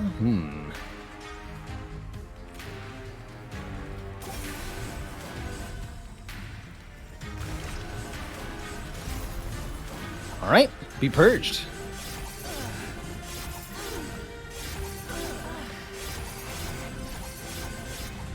Stacking regen on the champ might have helped, maybe. But this is a Steel Singer run now.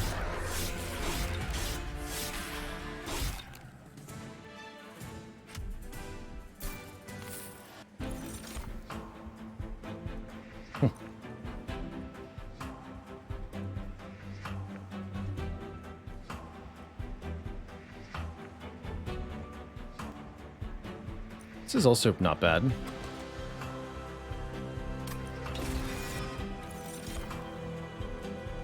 This time it's free. No, we want days 2. We lose the cards permanently if they die in fights, only because of this artifact. Normally that's not how it works in Monster Train. You only won because I went easy on you. Go on then, claim your prize. Return the trinket, remove the broken wheel, and get Immortality Potion. Non-morsel units are endless. But I can also keep the broken wheel if I really wanted to. Or refuse the Immortality Potion. I want the potion. Endless Steel Singer is the way to go, I think. And it might be Merchant of Steel time. Well... no, it'll be this Merchant of Steel time. We can do Arcus as we are.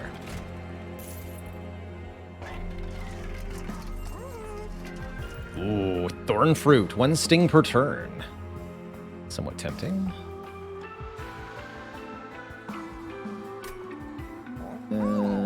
Not tempting enough, though. Sap Tap's better. Max health on Sentience, also quite good. She tanky. You should be tankier.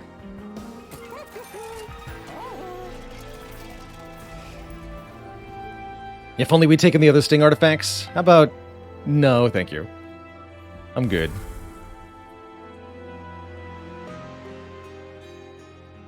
I'm good.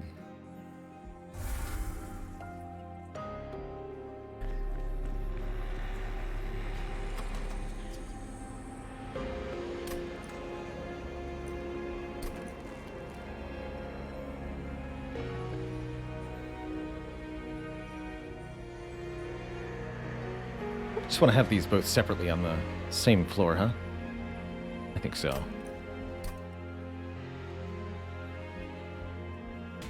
Okay.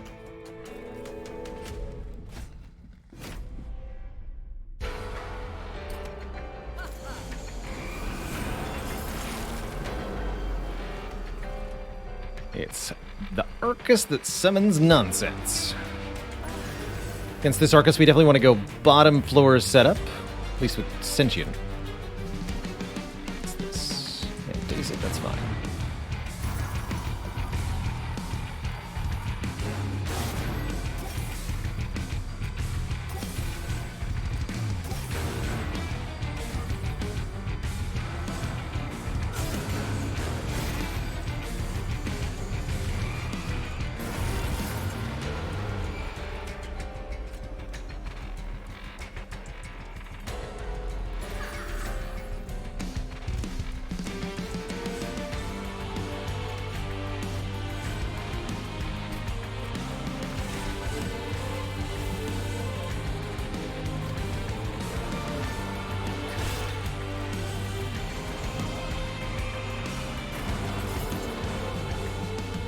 Play non-morsel units, you got it. Arcus has such jams, though.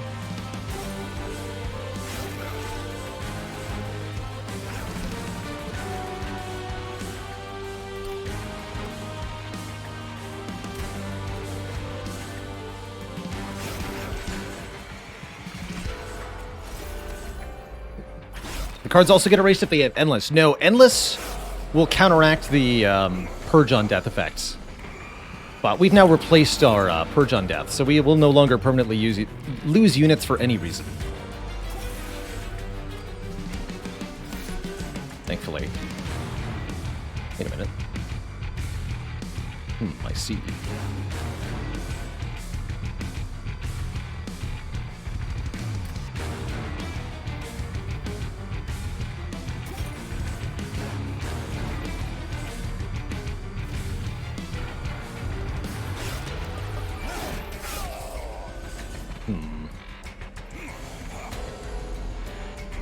Without the sweeper, I just don't think I have enough damage anymore. Looks like it. That's worrying.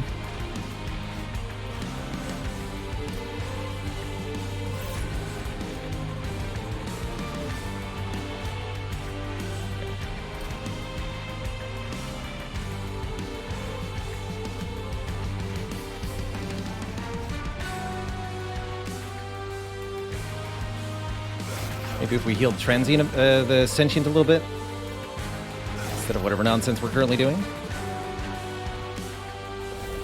It's fine there.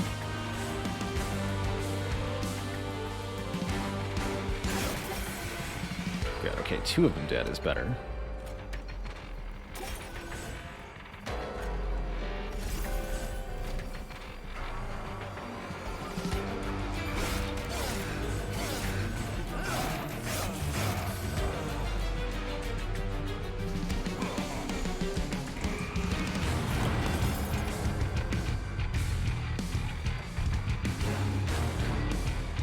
What if I just keep descending units so that they never get to go to the top? Does that work? I feel like that works pretty well.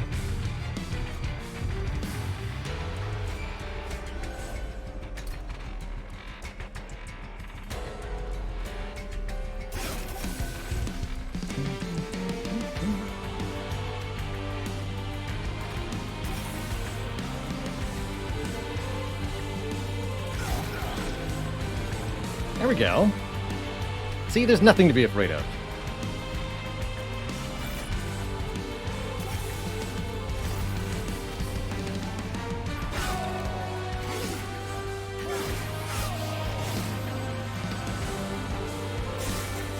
Definitely convinced we need the Siren as a separate unit, though.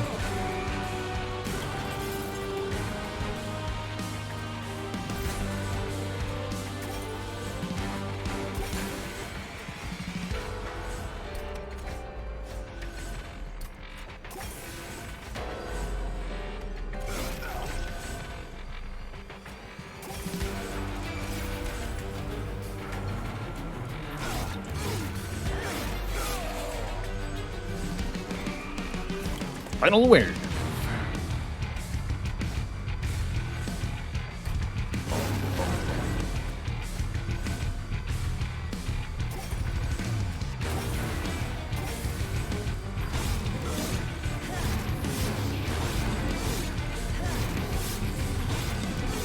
And here, for example, even with all our units dying on the bottom floor, we can just deploy them again the next turn.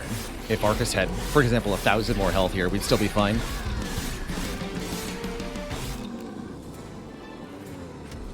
Okay, that went adequately.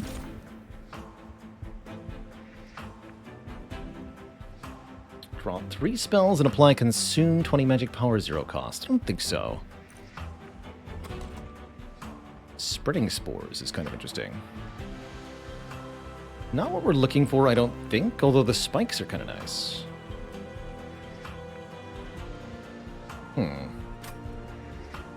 Let's try it. We also have double regen with bloating fungus. Like, if it's not good now, when is it? And I don't actually think we need more card draw. How do we feel? Capacity or... Yeah, capacity looks good. That'll let us play the champ and the Steel Singer on the same floor. That could be crucial. Wasn't it better to lose to replay the Steel Singer for more scaling on the next floor? It might have been. I really don't care. Whether we win or not is not going to matter on Steel Singer having a few more attack points. It's going to matter whether we get multi-strike, probably. Large stone. Even bigger. Or we could put spikes on them, too. Let's see.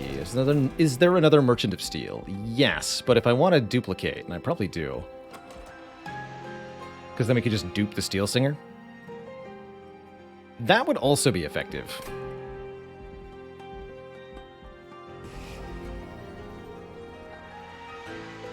In the extreme.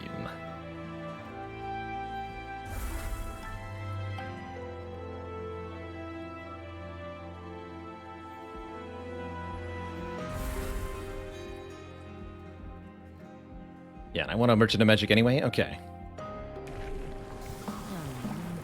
Cultivate 2. Or make it deal 40. Let's make it deal 40.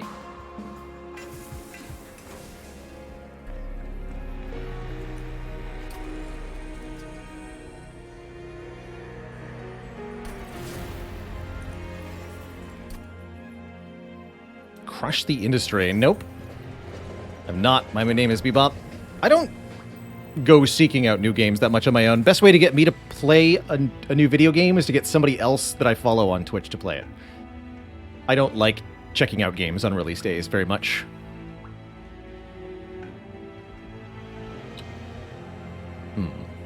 Even more capacity. Let's get +3 on a random floor. Maybe we can just flat out deploy everything on a floor then.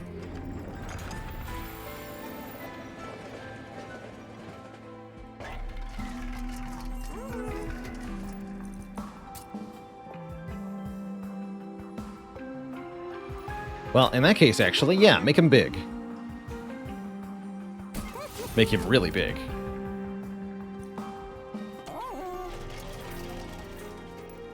Onward.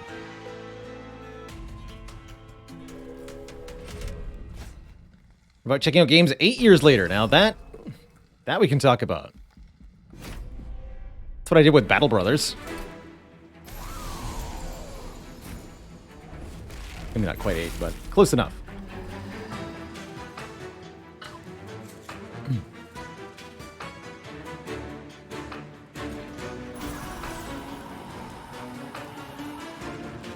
Did I want to do that differently? Probably.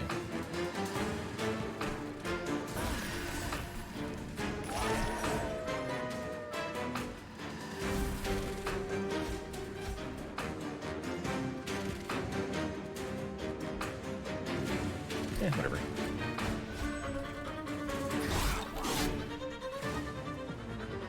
Oh, shoot.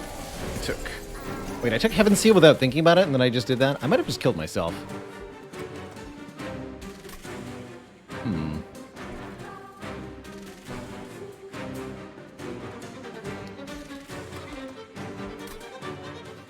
I did.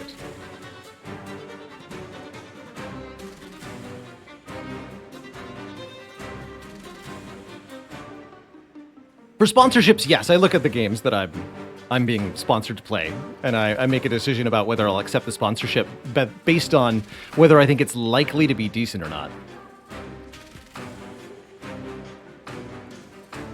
Yeah, I'm thinking about the restart just based on the fact that I was entirely focused on answering a question from Twitch chat when I made that play, and didn't think it through at all. Although now that I look at the situation, I think I shouldn't have taken the trial. I automatically clicked it because of the 400 gold trial, but this is very dangerous.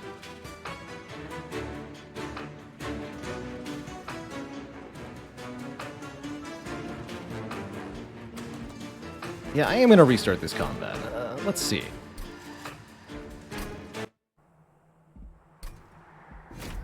I'm okay if we just lose it here.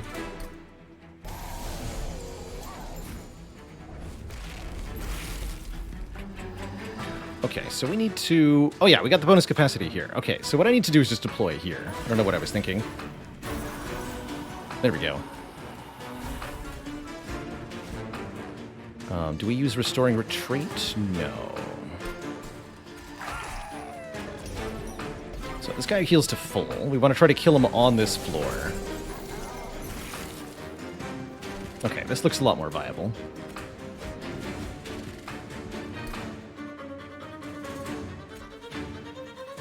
Yeah. Okay, yes. You have Spreading Spores. You go up top. Keep all that.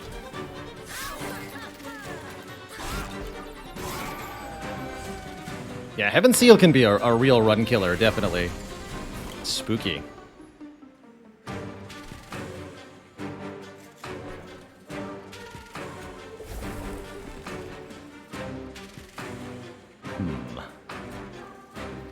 What's up here? Okay, Daze does not help me. We have to kill this Gilded Wing, and fast.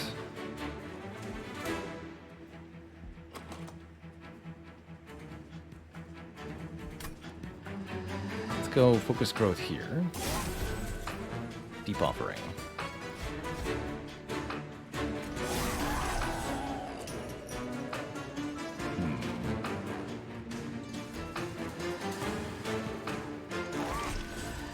Not enough. Doesn't mean we lose, though. This means we're in trouble. But that's where Restoring Retreat comes in. Hey, friend. Please step back a second.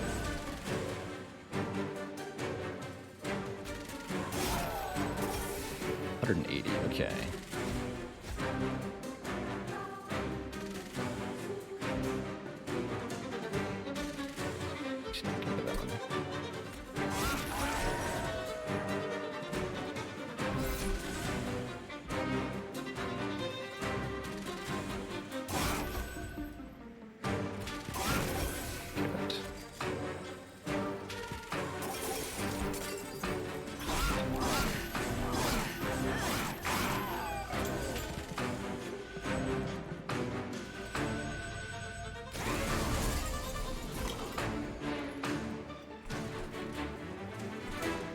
And then on this turn, all I have to do is redraw the Restoring Retreat.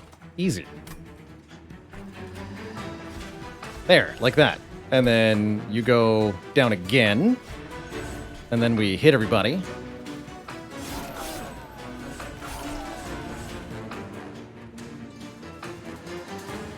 And even if we didn't draw it, we could Deep Offering, and then, yeah, we would draw it.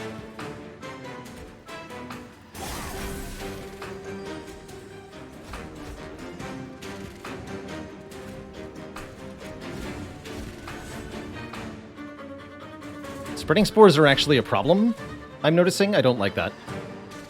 Do not like that.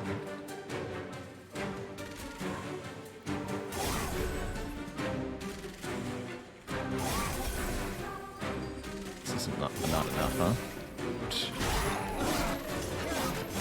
Alright, we just have to draw it again. Easy. Never don't draw it. Oh, shoot. Well, we're dead. Yeah, this guy gets us. Fair enough. Yeah, Spreading Spores was definitely a bad call. Very bad card. I'm not surprised at all, based on my previous experiences with the card, but seeing it in practice and understanding what it does, yeah, it's actually killing us here. Maybe if we didn't play it, we would win. But Daze is enough? No. Wait, maybe? No, surely not.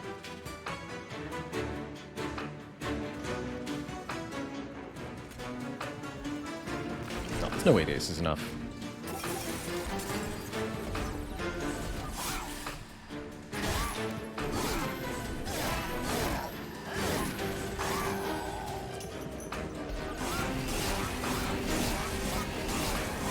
Oh, it is. Holy crap.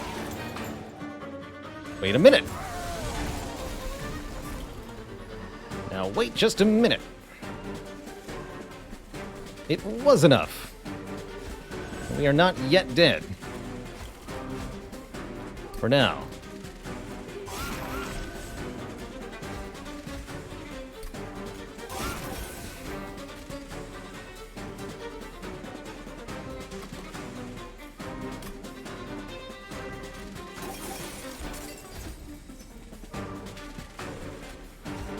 There we go. That wasn't so bad, was it?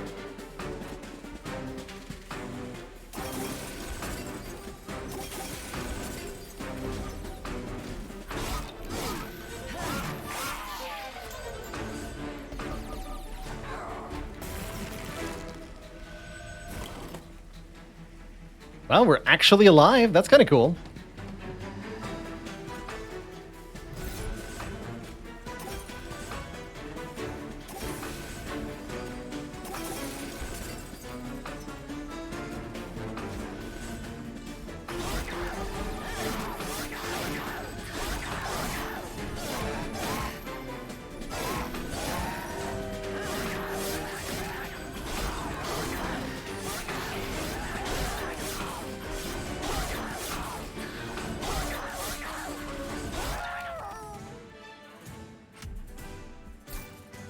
Barely alive. Cool. Burn out one endless edge prior. No thanks.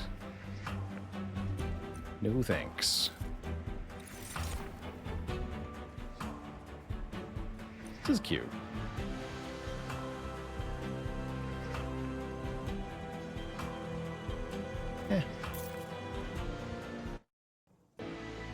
And don't diss the holdover restoring retreat. It's not to be underestimated. Got power.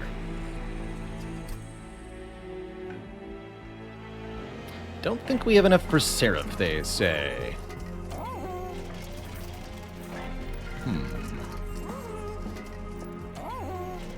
What if I did this?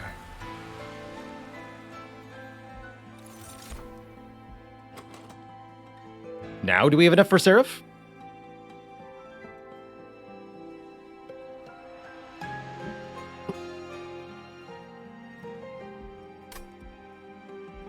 It's like multi-strike, but slower. And fatter. Big. This could have been cool. Nah. Yeah. How much consume do I have? Enough to make a difference. Multi-strike and multi-tank.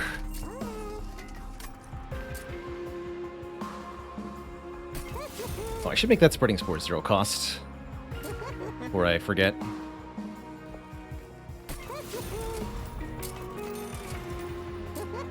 Could have had double stacks Spreading Spores. I guess I still could. I want to make it Regen 4, Spikes 4. Do I? It's actually not bad. Okay, sure. Maybe you should have gone for the -2 cost upgrade here. We could make a 0 cost. 1 cost is fine, though.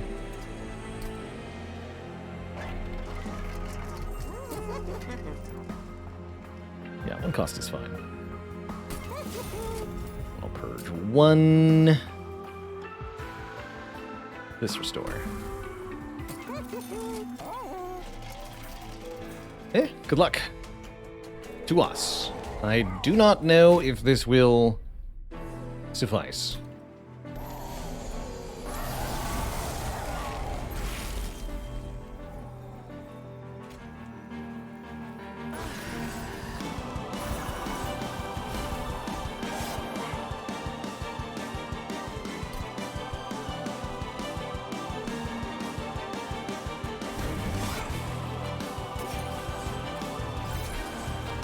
None of your nonsense, thanks.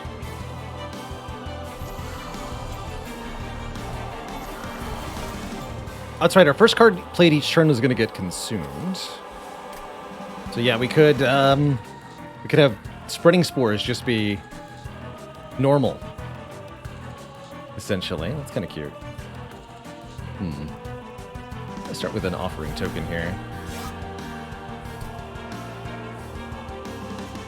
Surprisingly difficult to play the second Steel Singer. Well worth it.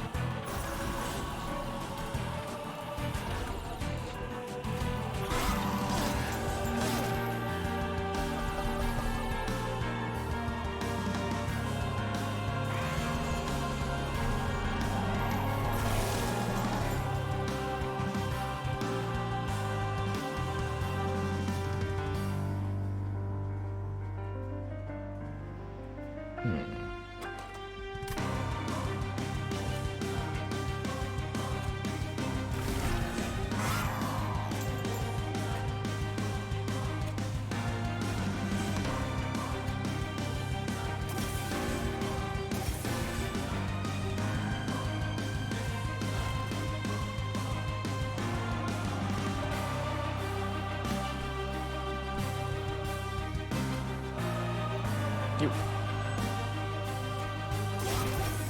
There we go.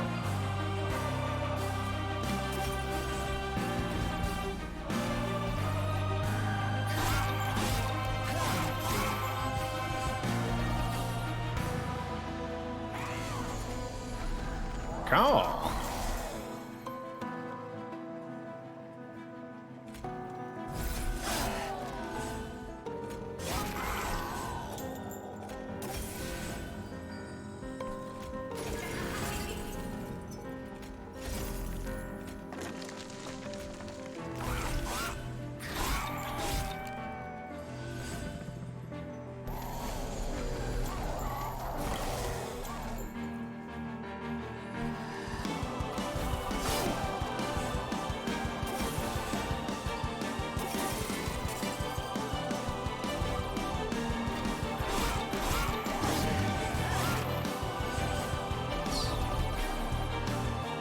That a little bit more thoroughly.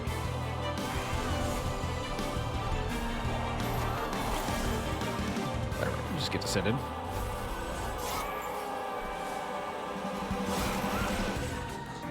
That's the last time that ever happened again.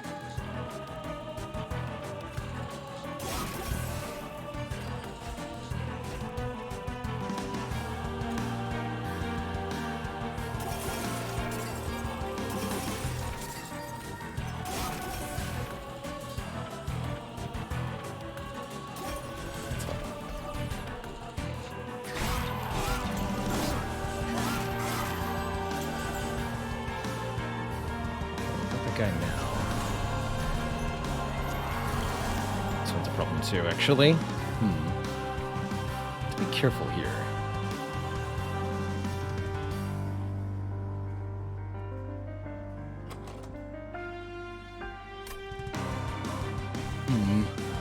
Might not be enough.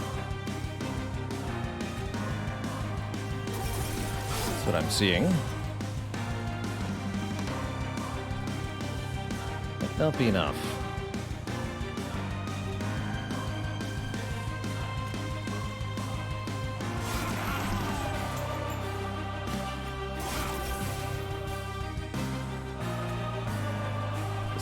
Or just dead because I consumed the Descend card? Probably. Very probably. That was definitely a mistake. But that's what I get for not taking a break between Spire and Monster Train, quite frankly. Big mistake. Much bigger than any of the gameplay mistakes I made.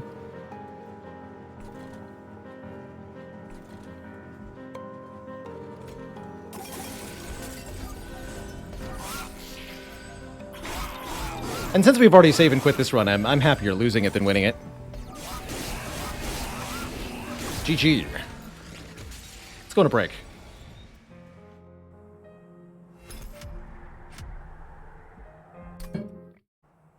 All right, Twitch chat, I'll be back in a few minutes. It's time to refill the leg, stretch the water. Upon my return, we're going to go one more time in Monster Train for today. Back in a few, folks. Don't go nowhere.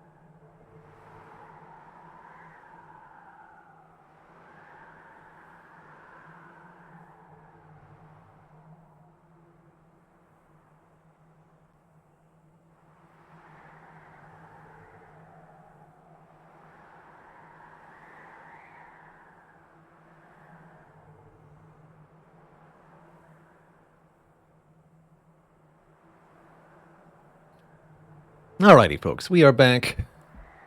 And I'm definitely refreshed. Let's go again.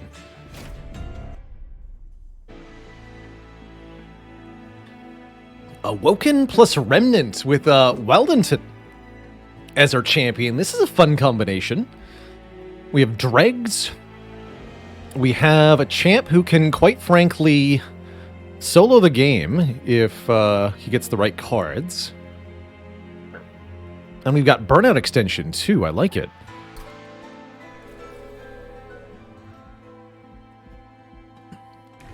Weldonton is a high-capacity but high-power champ. I particularly like the Sweep variant, which applies Rooted to everything Weldonton hits. So that means with Sweep plus Root, nothing can escape the floor that is Weldonton. And this version can even cross path to get quick as well.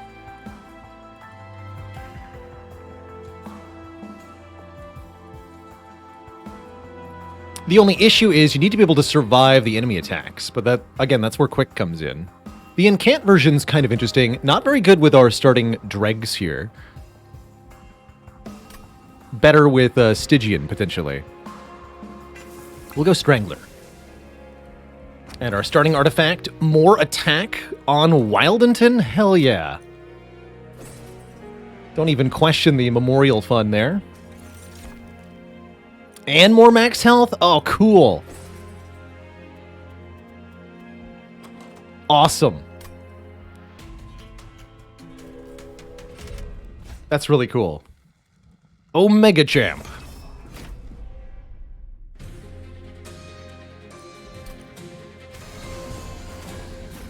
This gonna be good.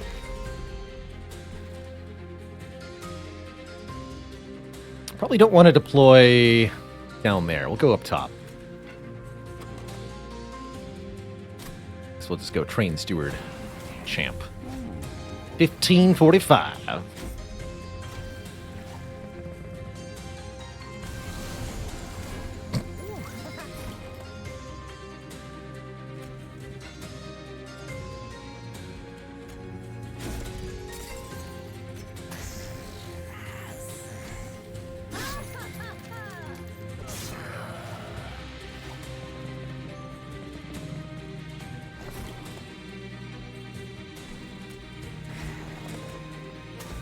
My, how you've all grown.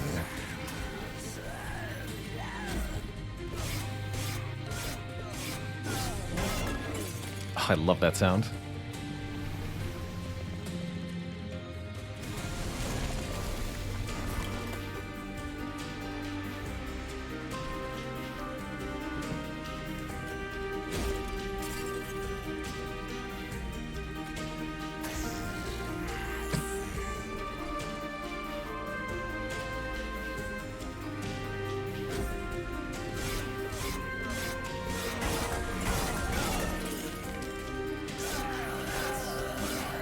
Clunk.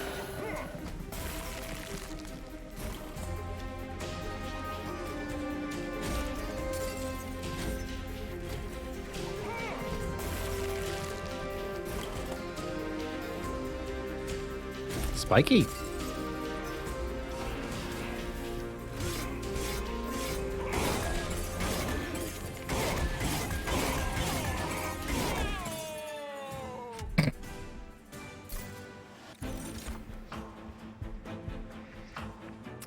Steel Enhancer, a way to improve Weldonton's stats, although it is a small bonus, which makes it often not worth the card draw price. We currently don't have a way to heal our champ, so actually Resto Debt might be nice, just so that we have some healing. Sure. Rarely do I deliberately pick this card, but I like it here. Ooh, and we get offered a draft.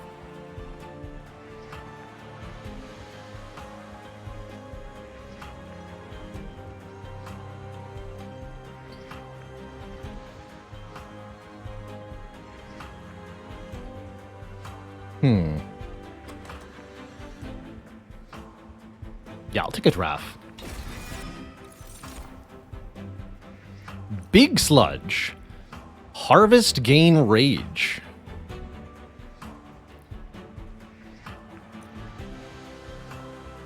This would be an excellent companion for Weldonton, although they can't fit on the same floor, normally. I suppose Wickless Tycoon's also a very good companion for Weldonton. Will make us tons of money, as we'll harvest money from every enemy we kill.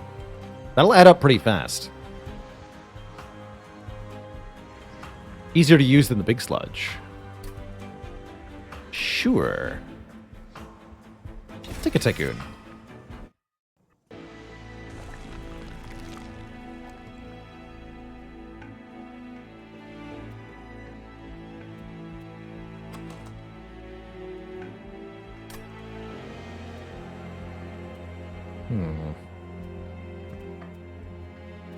Gotta be Merchant of Steel first here, surely.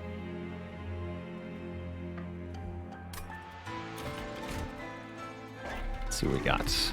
Endless. Endless Draft. With Tycoon. Now that's an engine. Let's see what else we got. And this 2-cost spell. Baron.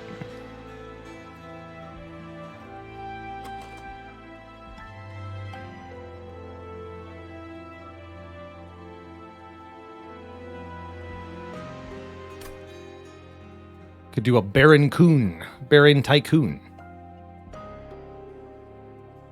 I think if we infuse the Tycoon into the Baron, we get the best of both worlds. We get a unit that's scaling and can be a chump blocker in front of Weldonton, while also making us money. We'll need to take +1 capacity in order to be able to take advantage of the Endless Draft, but it'll still be worth it.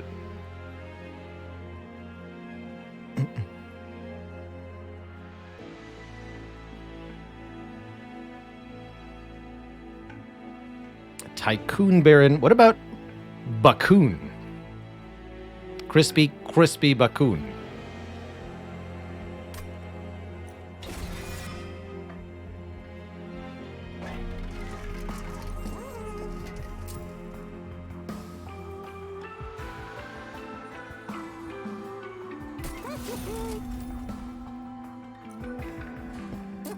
And I guess we just put a Battle Stone into the Baron to get him started.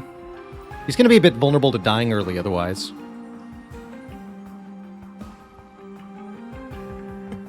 Actually, when's our next Merchant of Steel? We could do one next floor.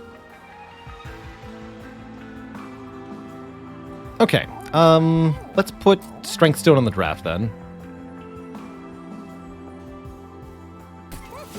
With our money instead. And we don't have any spells that are 2 costs that I care about discounting. Actually, I could make a free Sharpen. Let's try that.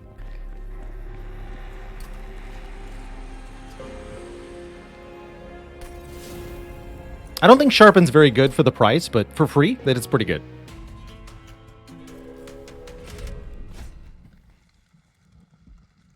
Oh, I forgot to merge my units, didn't I?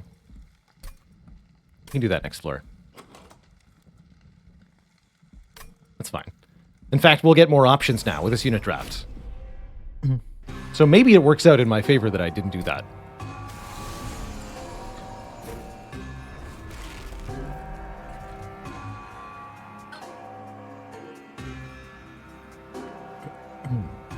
That's a lot of damage.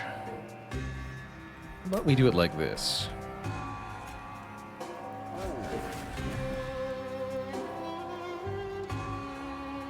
Why leave hell when it's this fun?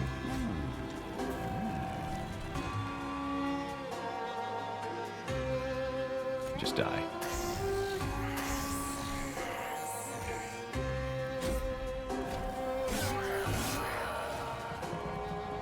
Oh, I give the enemies +4? That's pretty spooky, actually.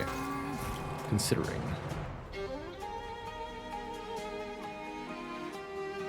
Hey, you can safely go on the middle floor. How nice. Spikes won't save this guy from dying. That's okay. Guess we'll just make money later.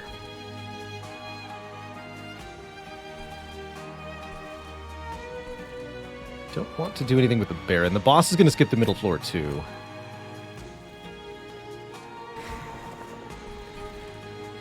That's going to be a lot of damage to my champ next turn.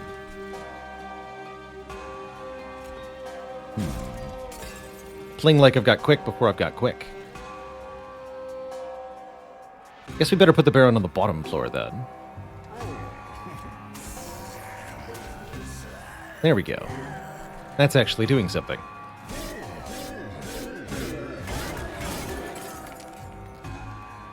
Bye.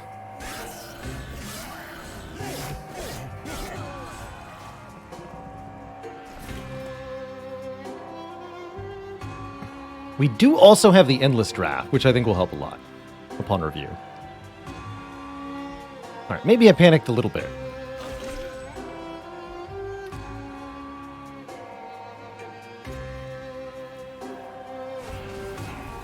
There, you go there.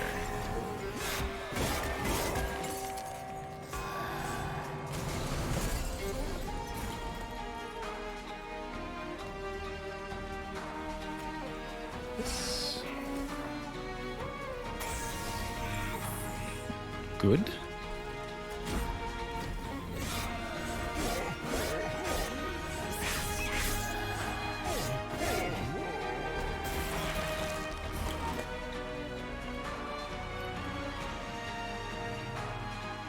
Spikes is fine. Didn't get the heal.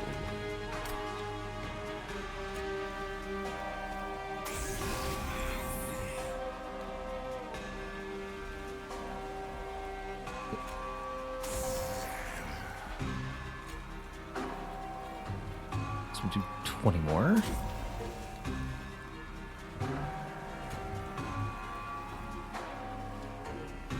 That's gotta be better.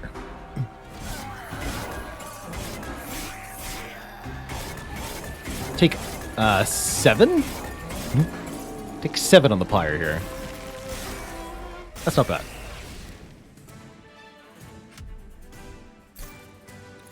That's why I was willing to let the collector get away.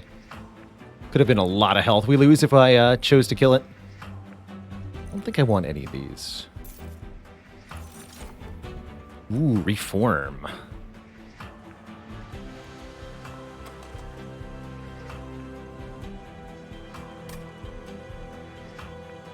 Stealth is... Wait, stealth with the... Oh my. Okay, yeah. Wait a minute. Can I infuse that into our endless draft? I can, right? Excellent. Okay, I have a plan. We no longer need any more units. Oh man, this is gonna be great.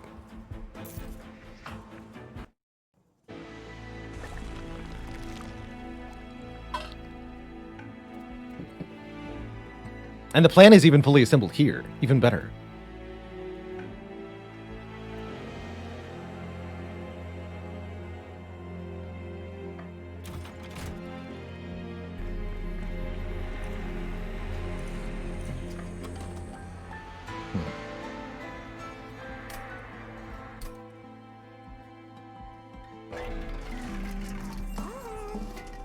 Okay.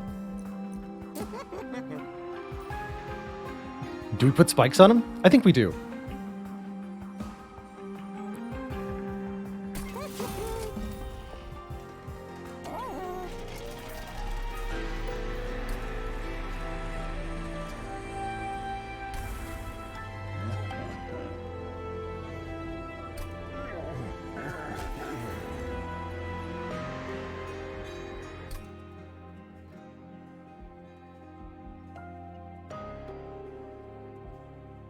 Yeah, endless loot, rooted stealth.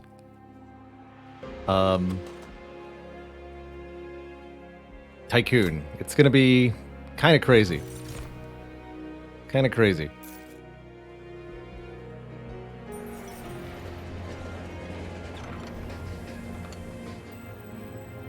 Greetings, Elhorn. Oh, we haven't won with petty theft yet, and this is actually early enough for it to be good. Deal 2 damage to an enemy unit if we kill them. Gain $50. How on brand for the run already. Perfect. More money.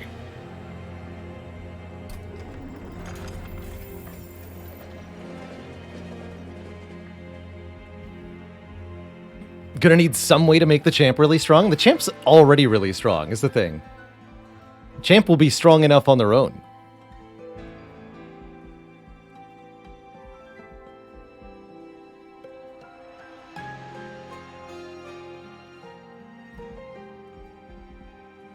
All right, we don't need anything else here.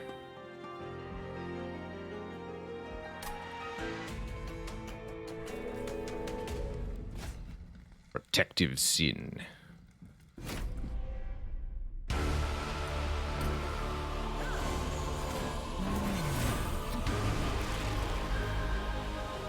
Just bottom floor? Yeah, we don't have rage this time, so just bottom floor. This isn't... Oh, this is push to back.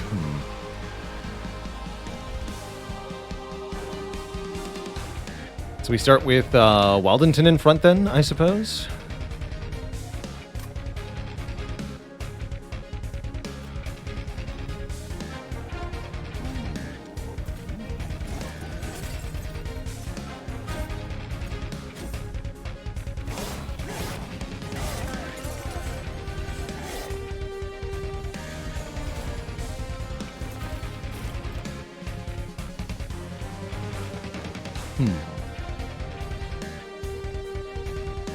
We need a spell power upgrade on this pretty soon. Unfortunately, you can't use this on your own units.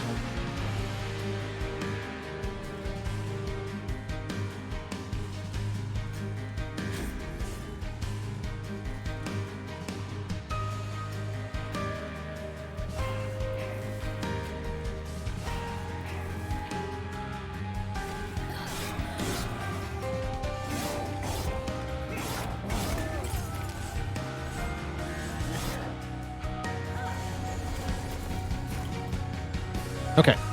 Waldington gets pushed to the back before they die. Good.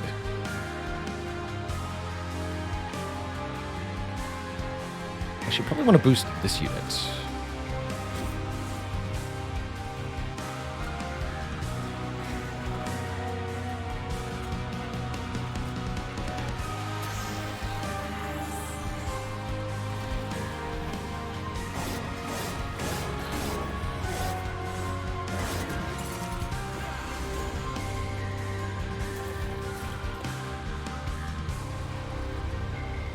We also have the draft, which can do quite a lot of work for us here.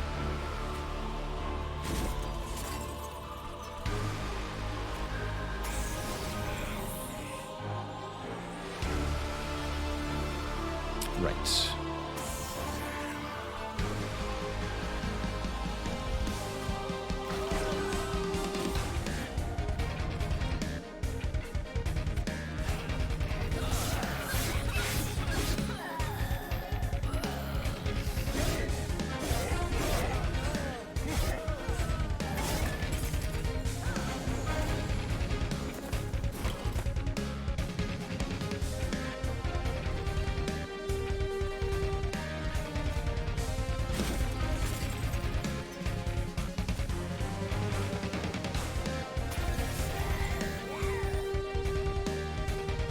I want to keep this guy in cants. Let's boost you.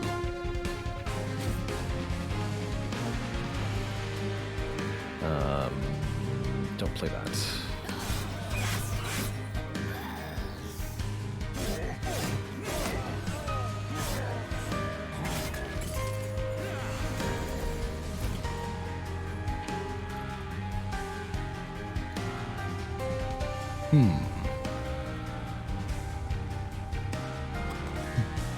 We appear to be getting our butts kicked.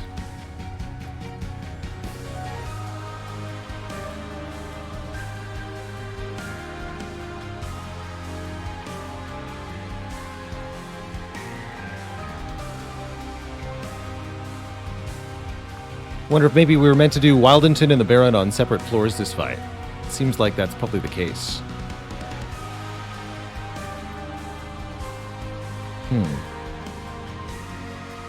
Yeah, I think that's probably what I did wrong here. Because we needed to utilize Endless Draft, Wickless Baron together. However...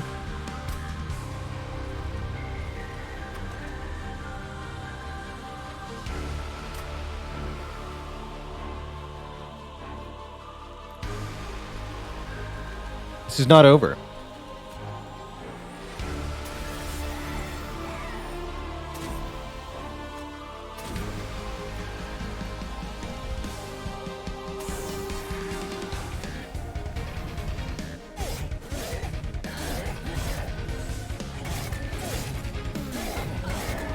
Never underestimate the power of a draft.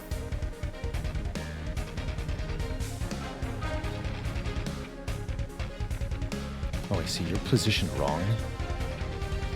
Whoops. Okay, that's fine. You go here. Second.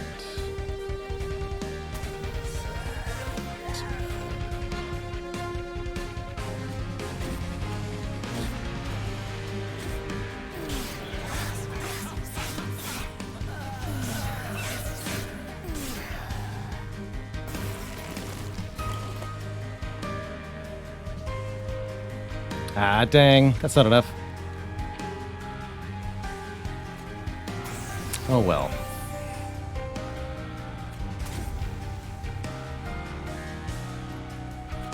Yeah, that's not enough. Definitely underestimated Telos here with 55 peck shards. GG.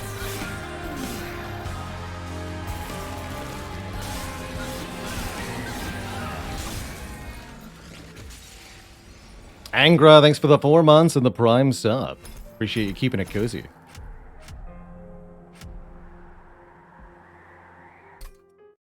Nah, nothing unlucky about it. Just didn't make the correct plays, so we didn't win. Monster Train A20 or Covenant 25 is definitely a punishing and challenging game, and I've actually been appreciating this relearning process we're going through. I've been away from Monster Train for a long time. And we haven't been performing all that well at it at Covenant 25, specifically because I've been so rusty and I'm forgetting what some of the lose conditions are. So I need to rediscover them in order to be reminded that, oh yeah, this game's not easy at all, and there is a lot of depth and strategy to the decision-making that can be really, really important, actually. Especially for Melting Remnant. Especially for Melting Remnant. You can die on floor 1. Yes. Yes. On Covenant 25. Unfortunately, my dear Twitch chat, I don't have enough time today to get started on another run right now. But tell you what, we'll do... I don't want to end right away. So we'll do a little bit of Brotato. Just a quick... dance or two before I sign off.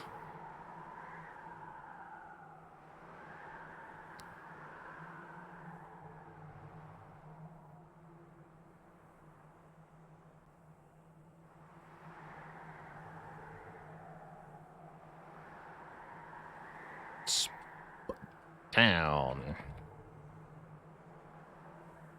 Bonus Brotato. Heck yeah.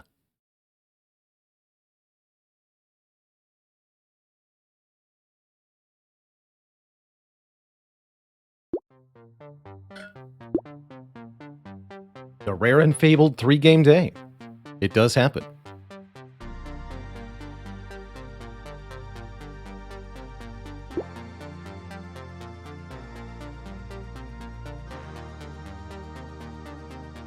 Alrighty.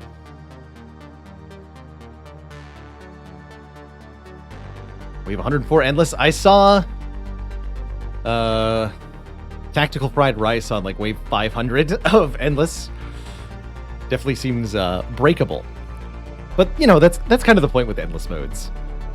They're a sort of breakable sandbox. Oh, I know what's going on. 1 second, Twitch chat.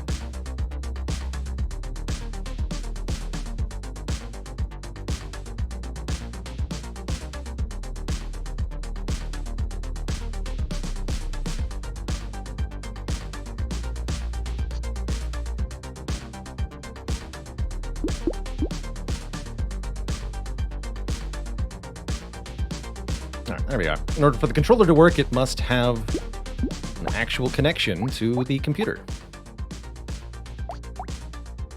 Let's just do a random character run here. Demon, sure. Demon pays for items in this game with max health instead of money. Encourages some risky trading because things get more expensive as the game progresses. You want to buy early, lowering your max health as much as possible before things get more expensive. Oh, but we started with a chopper. Choppers deal damage that scales with your maximum HP. And one option for Demon is to just get a ton of HP instead of spending it. What if we tried a chopper build? I have no idea if this will work. Let's try it.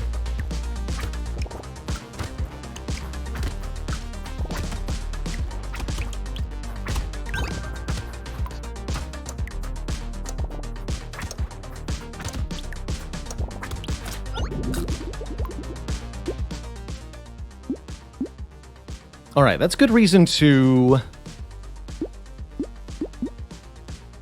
I guess we're going to value percent damage a whole lot, aren't we? 2 melee damage is a lot better now, but it won't be eventually. I'm going to grab 5%. We get another chopper. Get to the chopper. Ghost Axe is an interesting option. I would consider a Ghost Scepter. Alien Worm, pay 1 max health to get 3 max health. Okay. Note that reroll costs money still. Only items are priced in max health. Trees, definitely. Chopper. Rerolling a lot of times early on the demon is a pretty good idea because you're guaranteed to get 2 weapons per reroll in the early waves. Oh, yeah. And definitely going to buy bag because we got the tree bonus already. Keep going. 5 choppers. Which gives us a flat melee damage bonus and more lifesteal. I like it. And I will definitely do at least one more here. 6 choppers. Alright, I think that's enough. We could pay for one more reroll, but we're already at pretty low max health here. I'm happy with this. Only Demon can pull off 6 weapons for wave 2. Like, what the heck?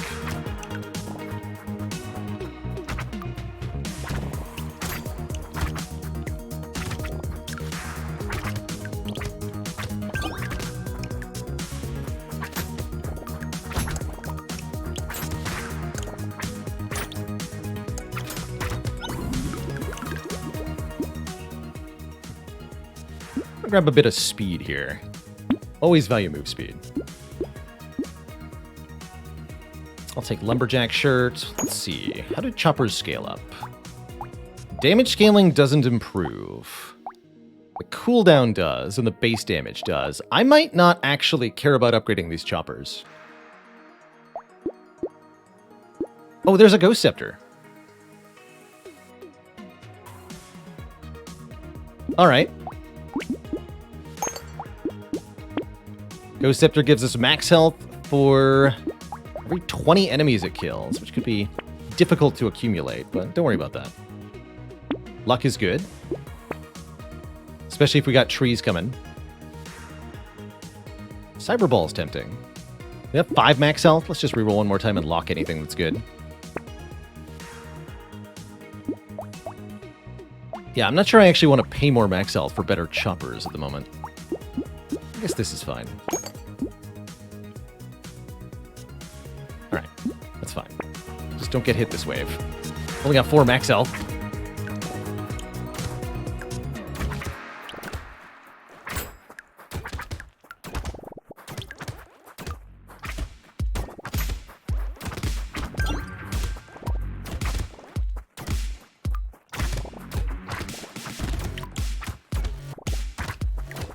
Spooky.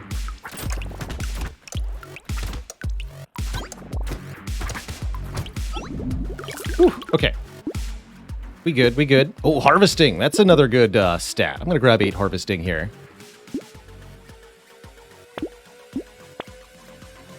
Okay. Just going to lock things.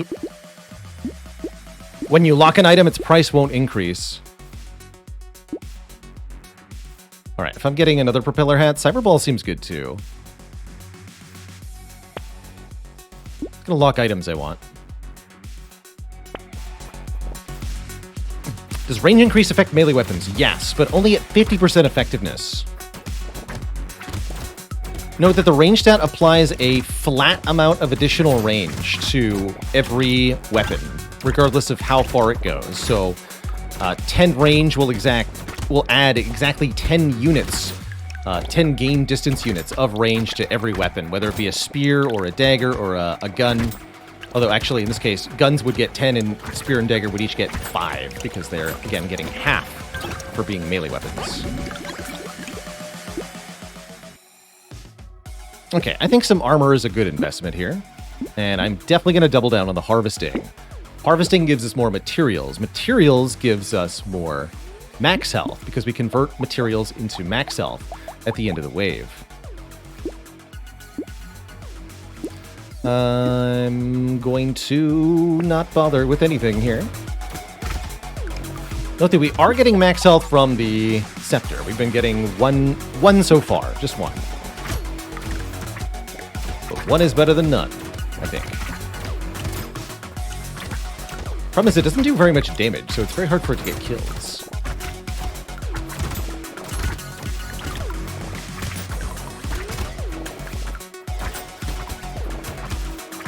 But where are the trees, though?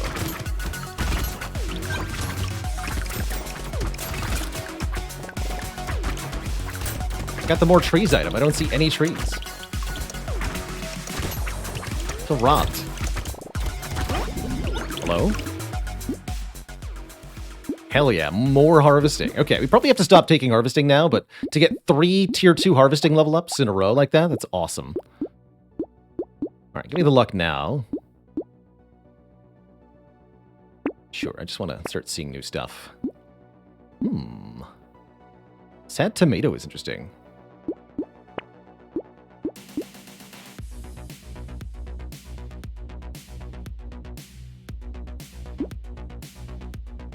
Good.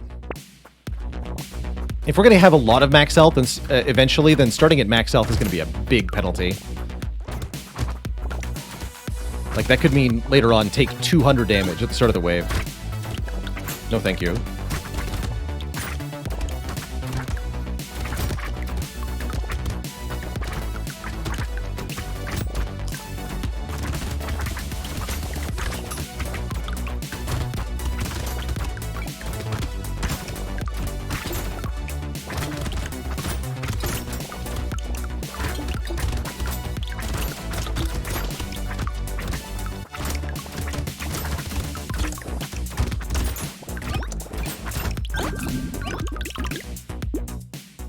Attack speed. Okay, here we go. And I'd like to reroll this one. Max health. Just give me some. Okay, now we can buy this and reroll one time. Upgrade the Ghost Scepter. Sure. What about a Scar? Bonus experience points. More experience means more levels. Means more max health. Surely that's worth it. I'm not going to bother with another reroll for 12. Like paying max health for a reroll, essentially. Don't love that.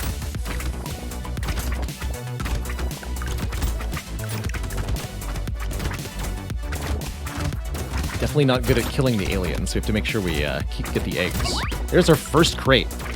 Took to wave 7? Ugh.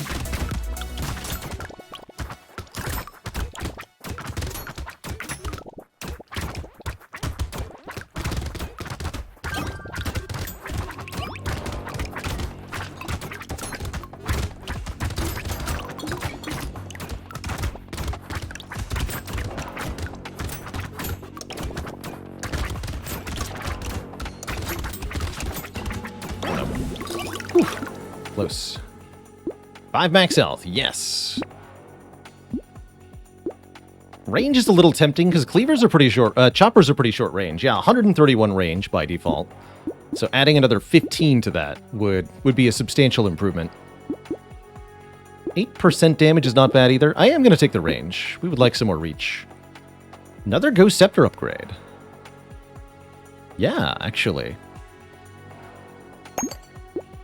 6 max health to gain 6 max health. Yeah. How about no?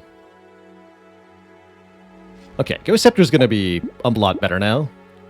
Let's give it a reroll here. Cyclops Worm. Yes.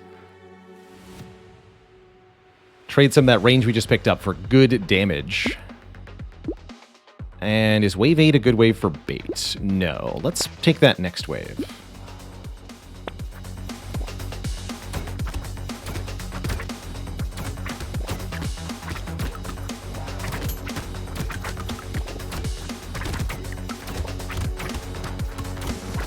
Yeah, short range is definitely an issue.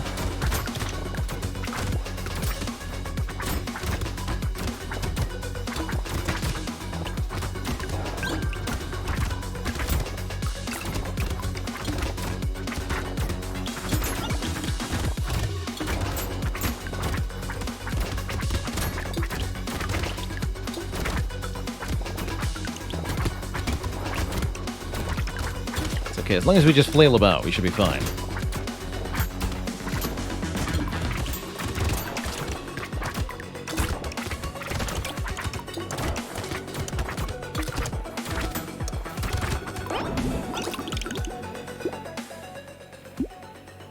Speed.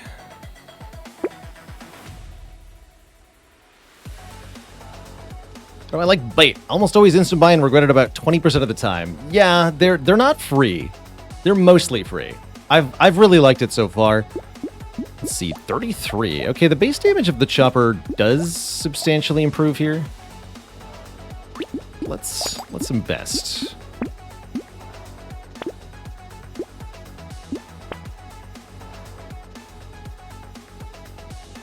I don't think we want any of this. One more. Coffee. Okay. So yeah, we got some special enemies to deal with here, which are nasty chargers. Yeah, I slightly regret that. We're good, we're good. Oh, you're still alive. Hello.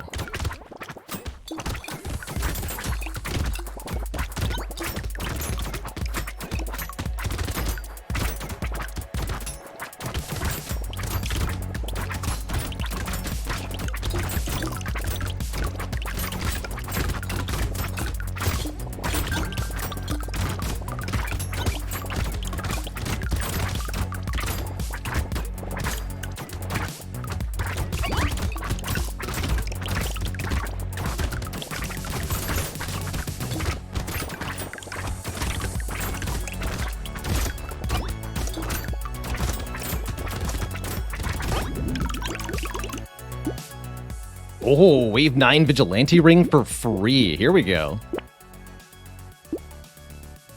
Feels like a little bit more lifesteal is not a bad idea. Lifesteal and luck. 6 max health for 6 melee damage. Sure. Wings. 10% speed and 30 range. Yes. I don't know if it's worth 3 health for 10 range. 20 range. I don't think so. One more reroll. Crown. Harvesting increases by an additional 8%. And I could take blood donation alongside it?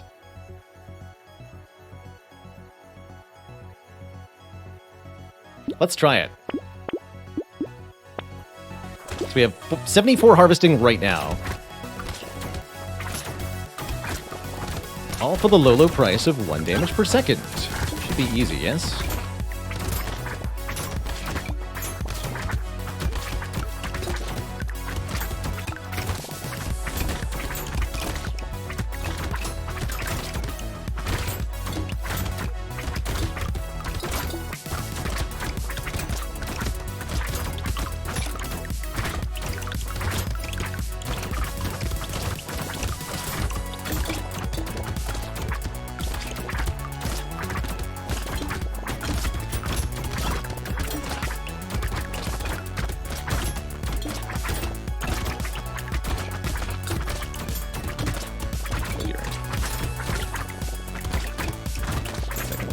As long as I don't get hit. Don't get hit. Whew, okay. That was close. But now we have 12 more speed? What is this roll? Why are there 2 red perks here?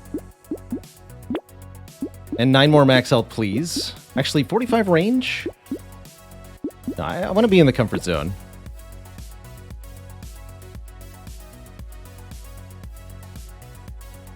All right, now we have 84 harvesting. There's a horde this wave. That is spooky. How do I not die to the horde? More health from consumables could be of assistance. Rip and tear.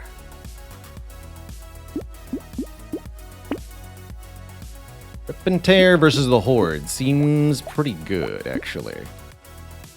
What is harvesting effect? Harvesting is a bonus to our experience and money after each wave.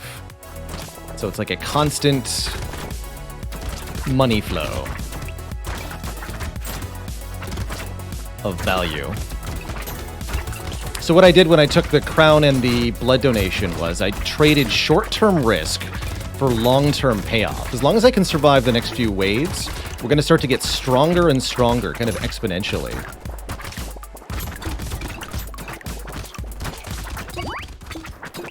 Just gotta not die. Explosions are definitely helping.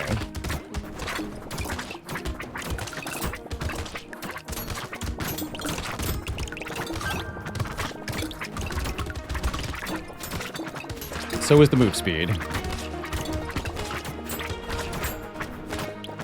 Wow, the explosions are huge.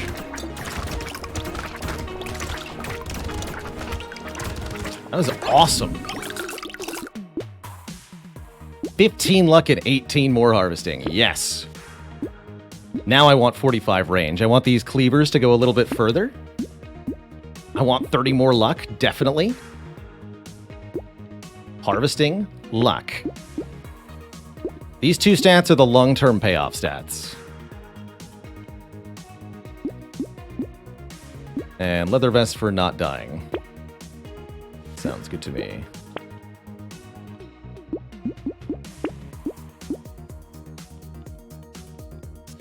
Surprised I skipped the chopper upgrade. We don't actually need the choppers to upgrade anymore. The base improvement to them is almost negligible compared to get more max health as a goal.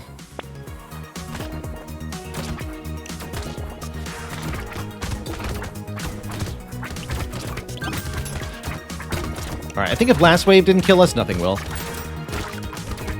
Famous last words. Because now that our luck stat is huge, we're getting tons of healing drops, because luck affects the chance for those. And because we have so many cleavers, we're getting a huge amount of health from each of those health drops. So we now have gigantic health generation in the form of all of these fruits you see on the ground. Just because every enemy is so likely to drop some of them.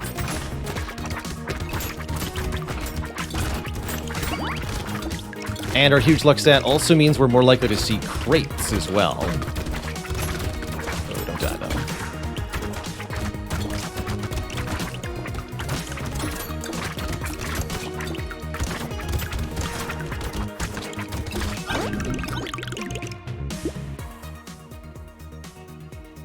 No. I do not want to make the enemies significantly faster, I'm sorry. That's fine though. 16% damage. Luck also affects your chance to see higher tier perks in level up screens, so we can probably attribute luck to the reason this triceps upgrade is red, and this reflexes upgrade is also red.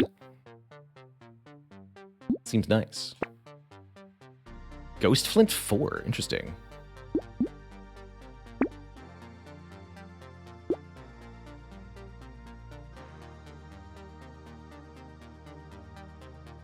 Barricade is an interesting thought. Head injury's not bad either, actually. Get a bit more percent damage. Sure. Oh, Grind's Magical Leaf, 3 max health at the end of the wave, 1 HP regen, 1 lifesteal at the end of the wave. It'll literally pay for itself. Cool. Take the leather vest as well. That's enough for now. Heck yeah.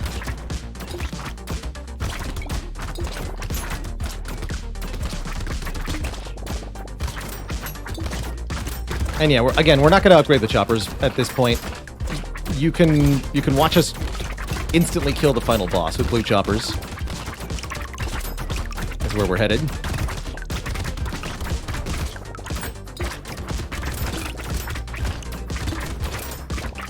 Yeah, that blood donation play paid off so well here.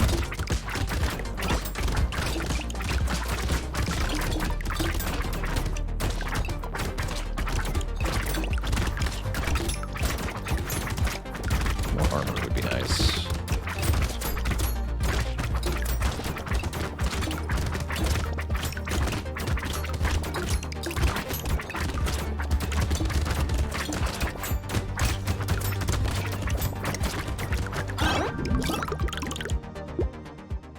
Free range.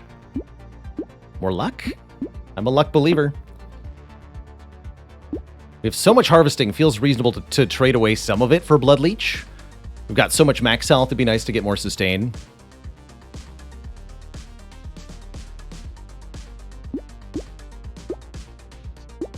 Riposte could actually be pretty good if we keep going dodge.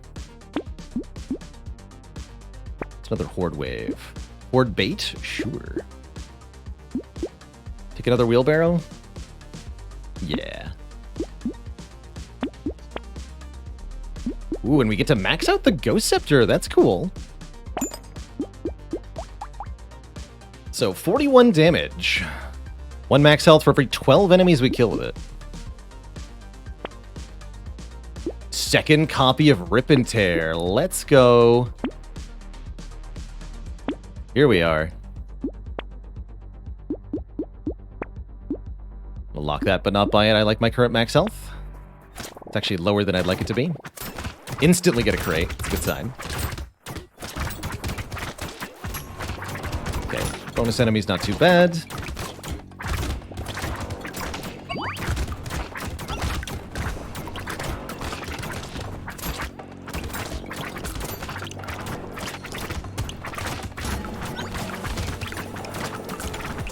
Seize the Doom Wave.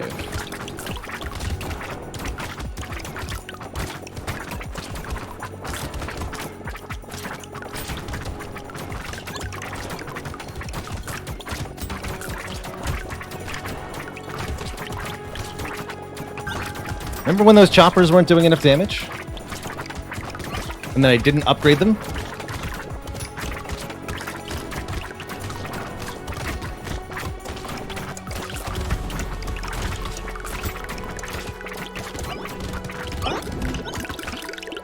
Crunchy.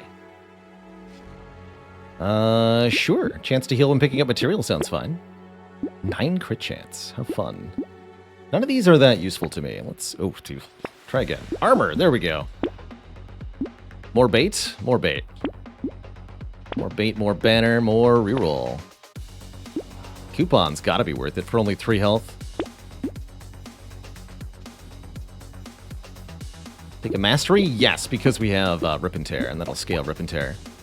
27 damage. Cool.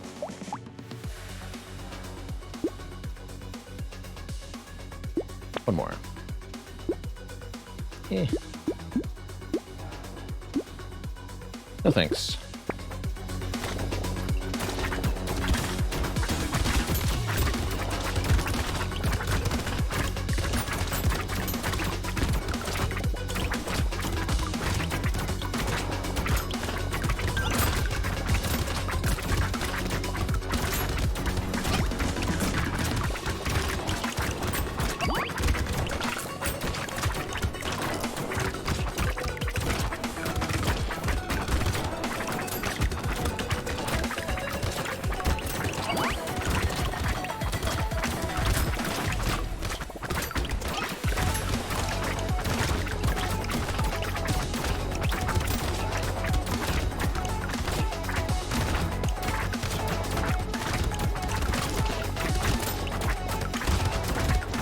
I don't get hit, though.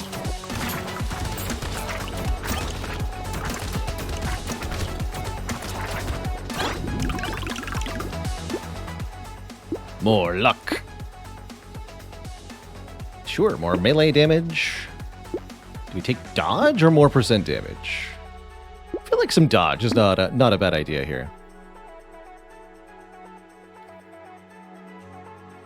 Metal's a pretty mediocre trade for 8 max health. Now that the items are getting more and more expensive, it behooves us to not spend our money and just get more max health. That's how we scale. Just get max HP.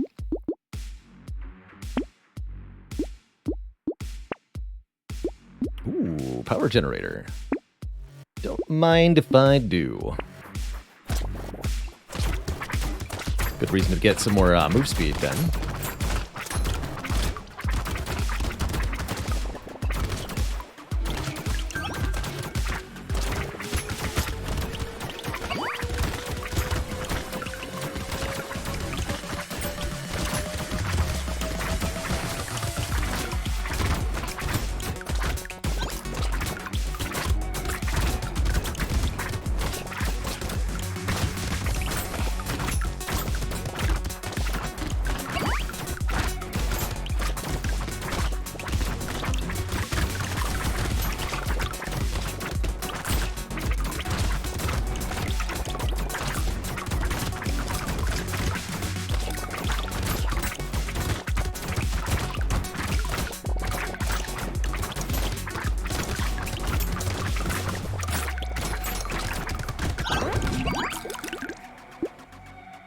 More trees, more max health, and nullify the damage of one hit. I think that's only going to block one damage at the start of the wave, but whatever. More lifesteal. And yeah, I'll take even more luck. We have 115 luck stat. I like it. I like it quite a lot. Focus. 30% damage up for only minus 6% down. And we could even improve that. 6% attack speed down. That's really good.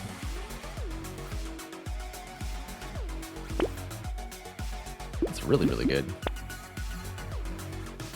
Dodge while standing still. Chameleon. Actually, Chameleon's not bad here, genuinely. I don't really feel like spending max health on it, though, and I don't feel like we need it. Yeah, that's what the tardigrade does. It blocks 1 damage at the start of the wave. Okay. Good talk. This guy's super dead, by the way.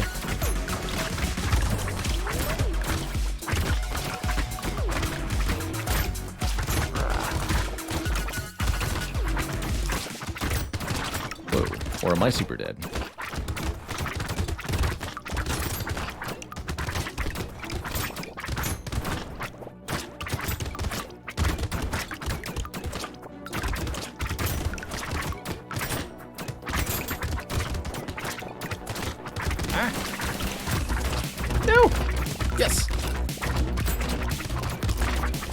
He's super dead. Okay. Whew, that was scary.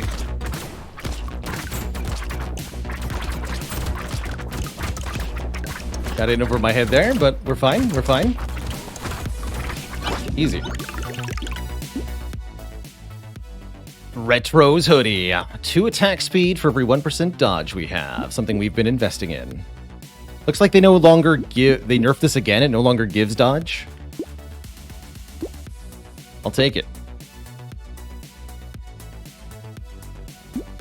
Alright, now we want to preferentially take dodge. Which makes riposte kind of amazing? Okay, sure. Too late for bag.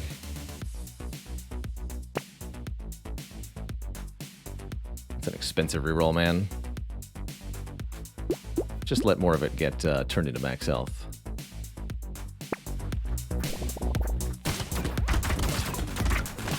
Chargy boys.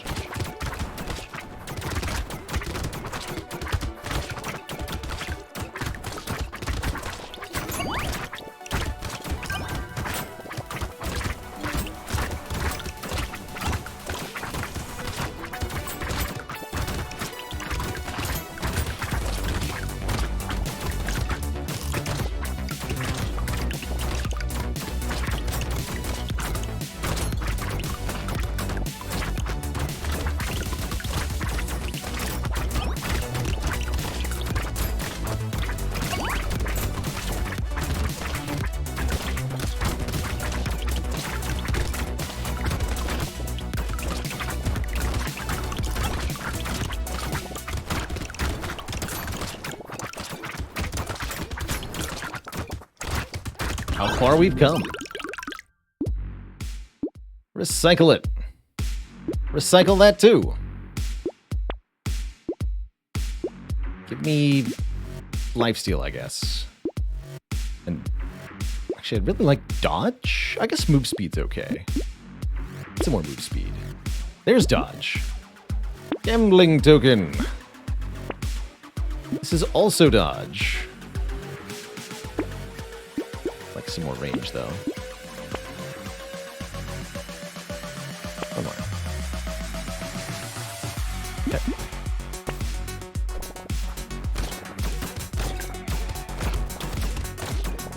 Wow, that Ghost Scepter is murdering things now. How many kills? How much max health has this given us? 24, apparently. It's actually not that much.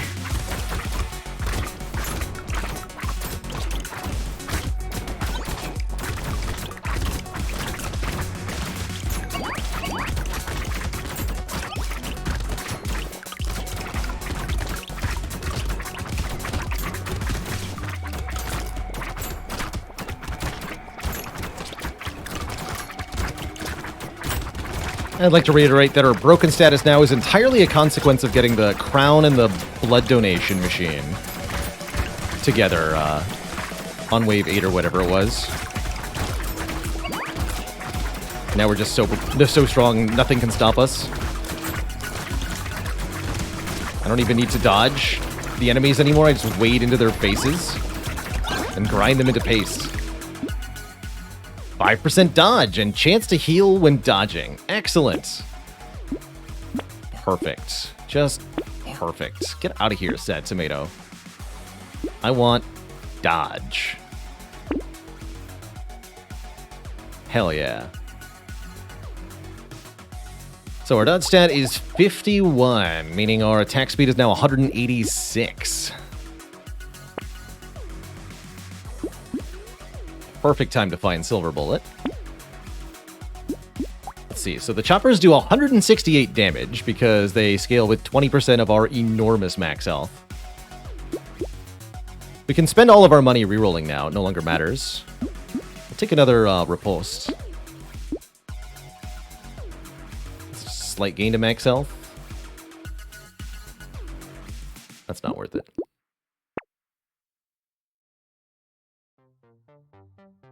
I don't need armor.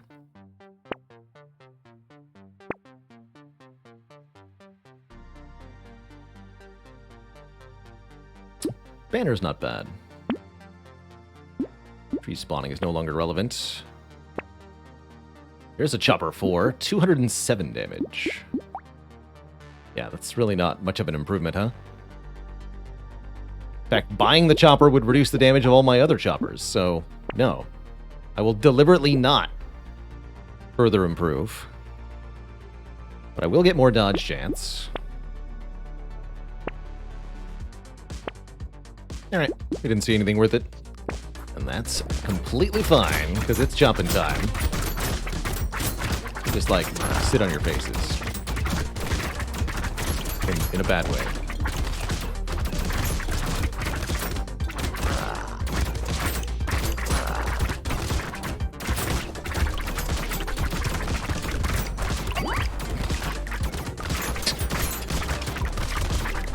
Again, no strategery whatsoever. Just face roll them.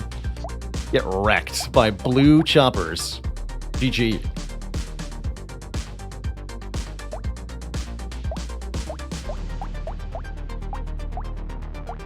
Check the healing off adrenaline. 32, it says. That's not a multiple of 5.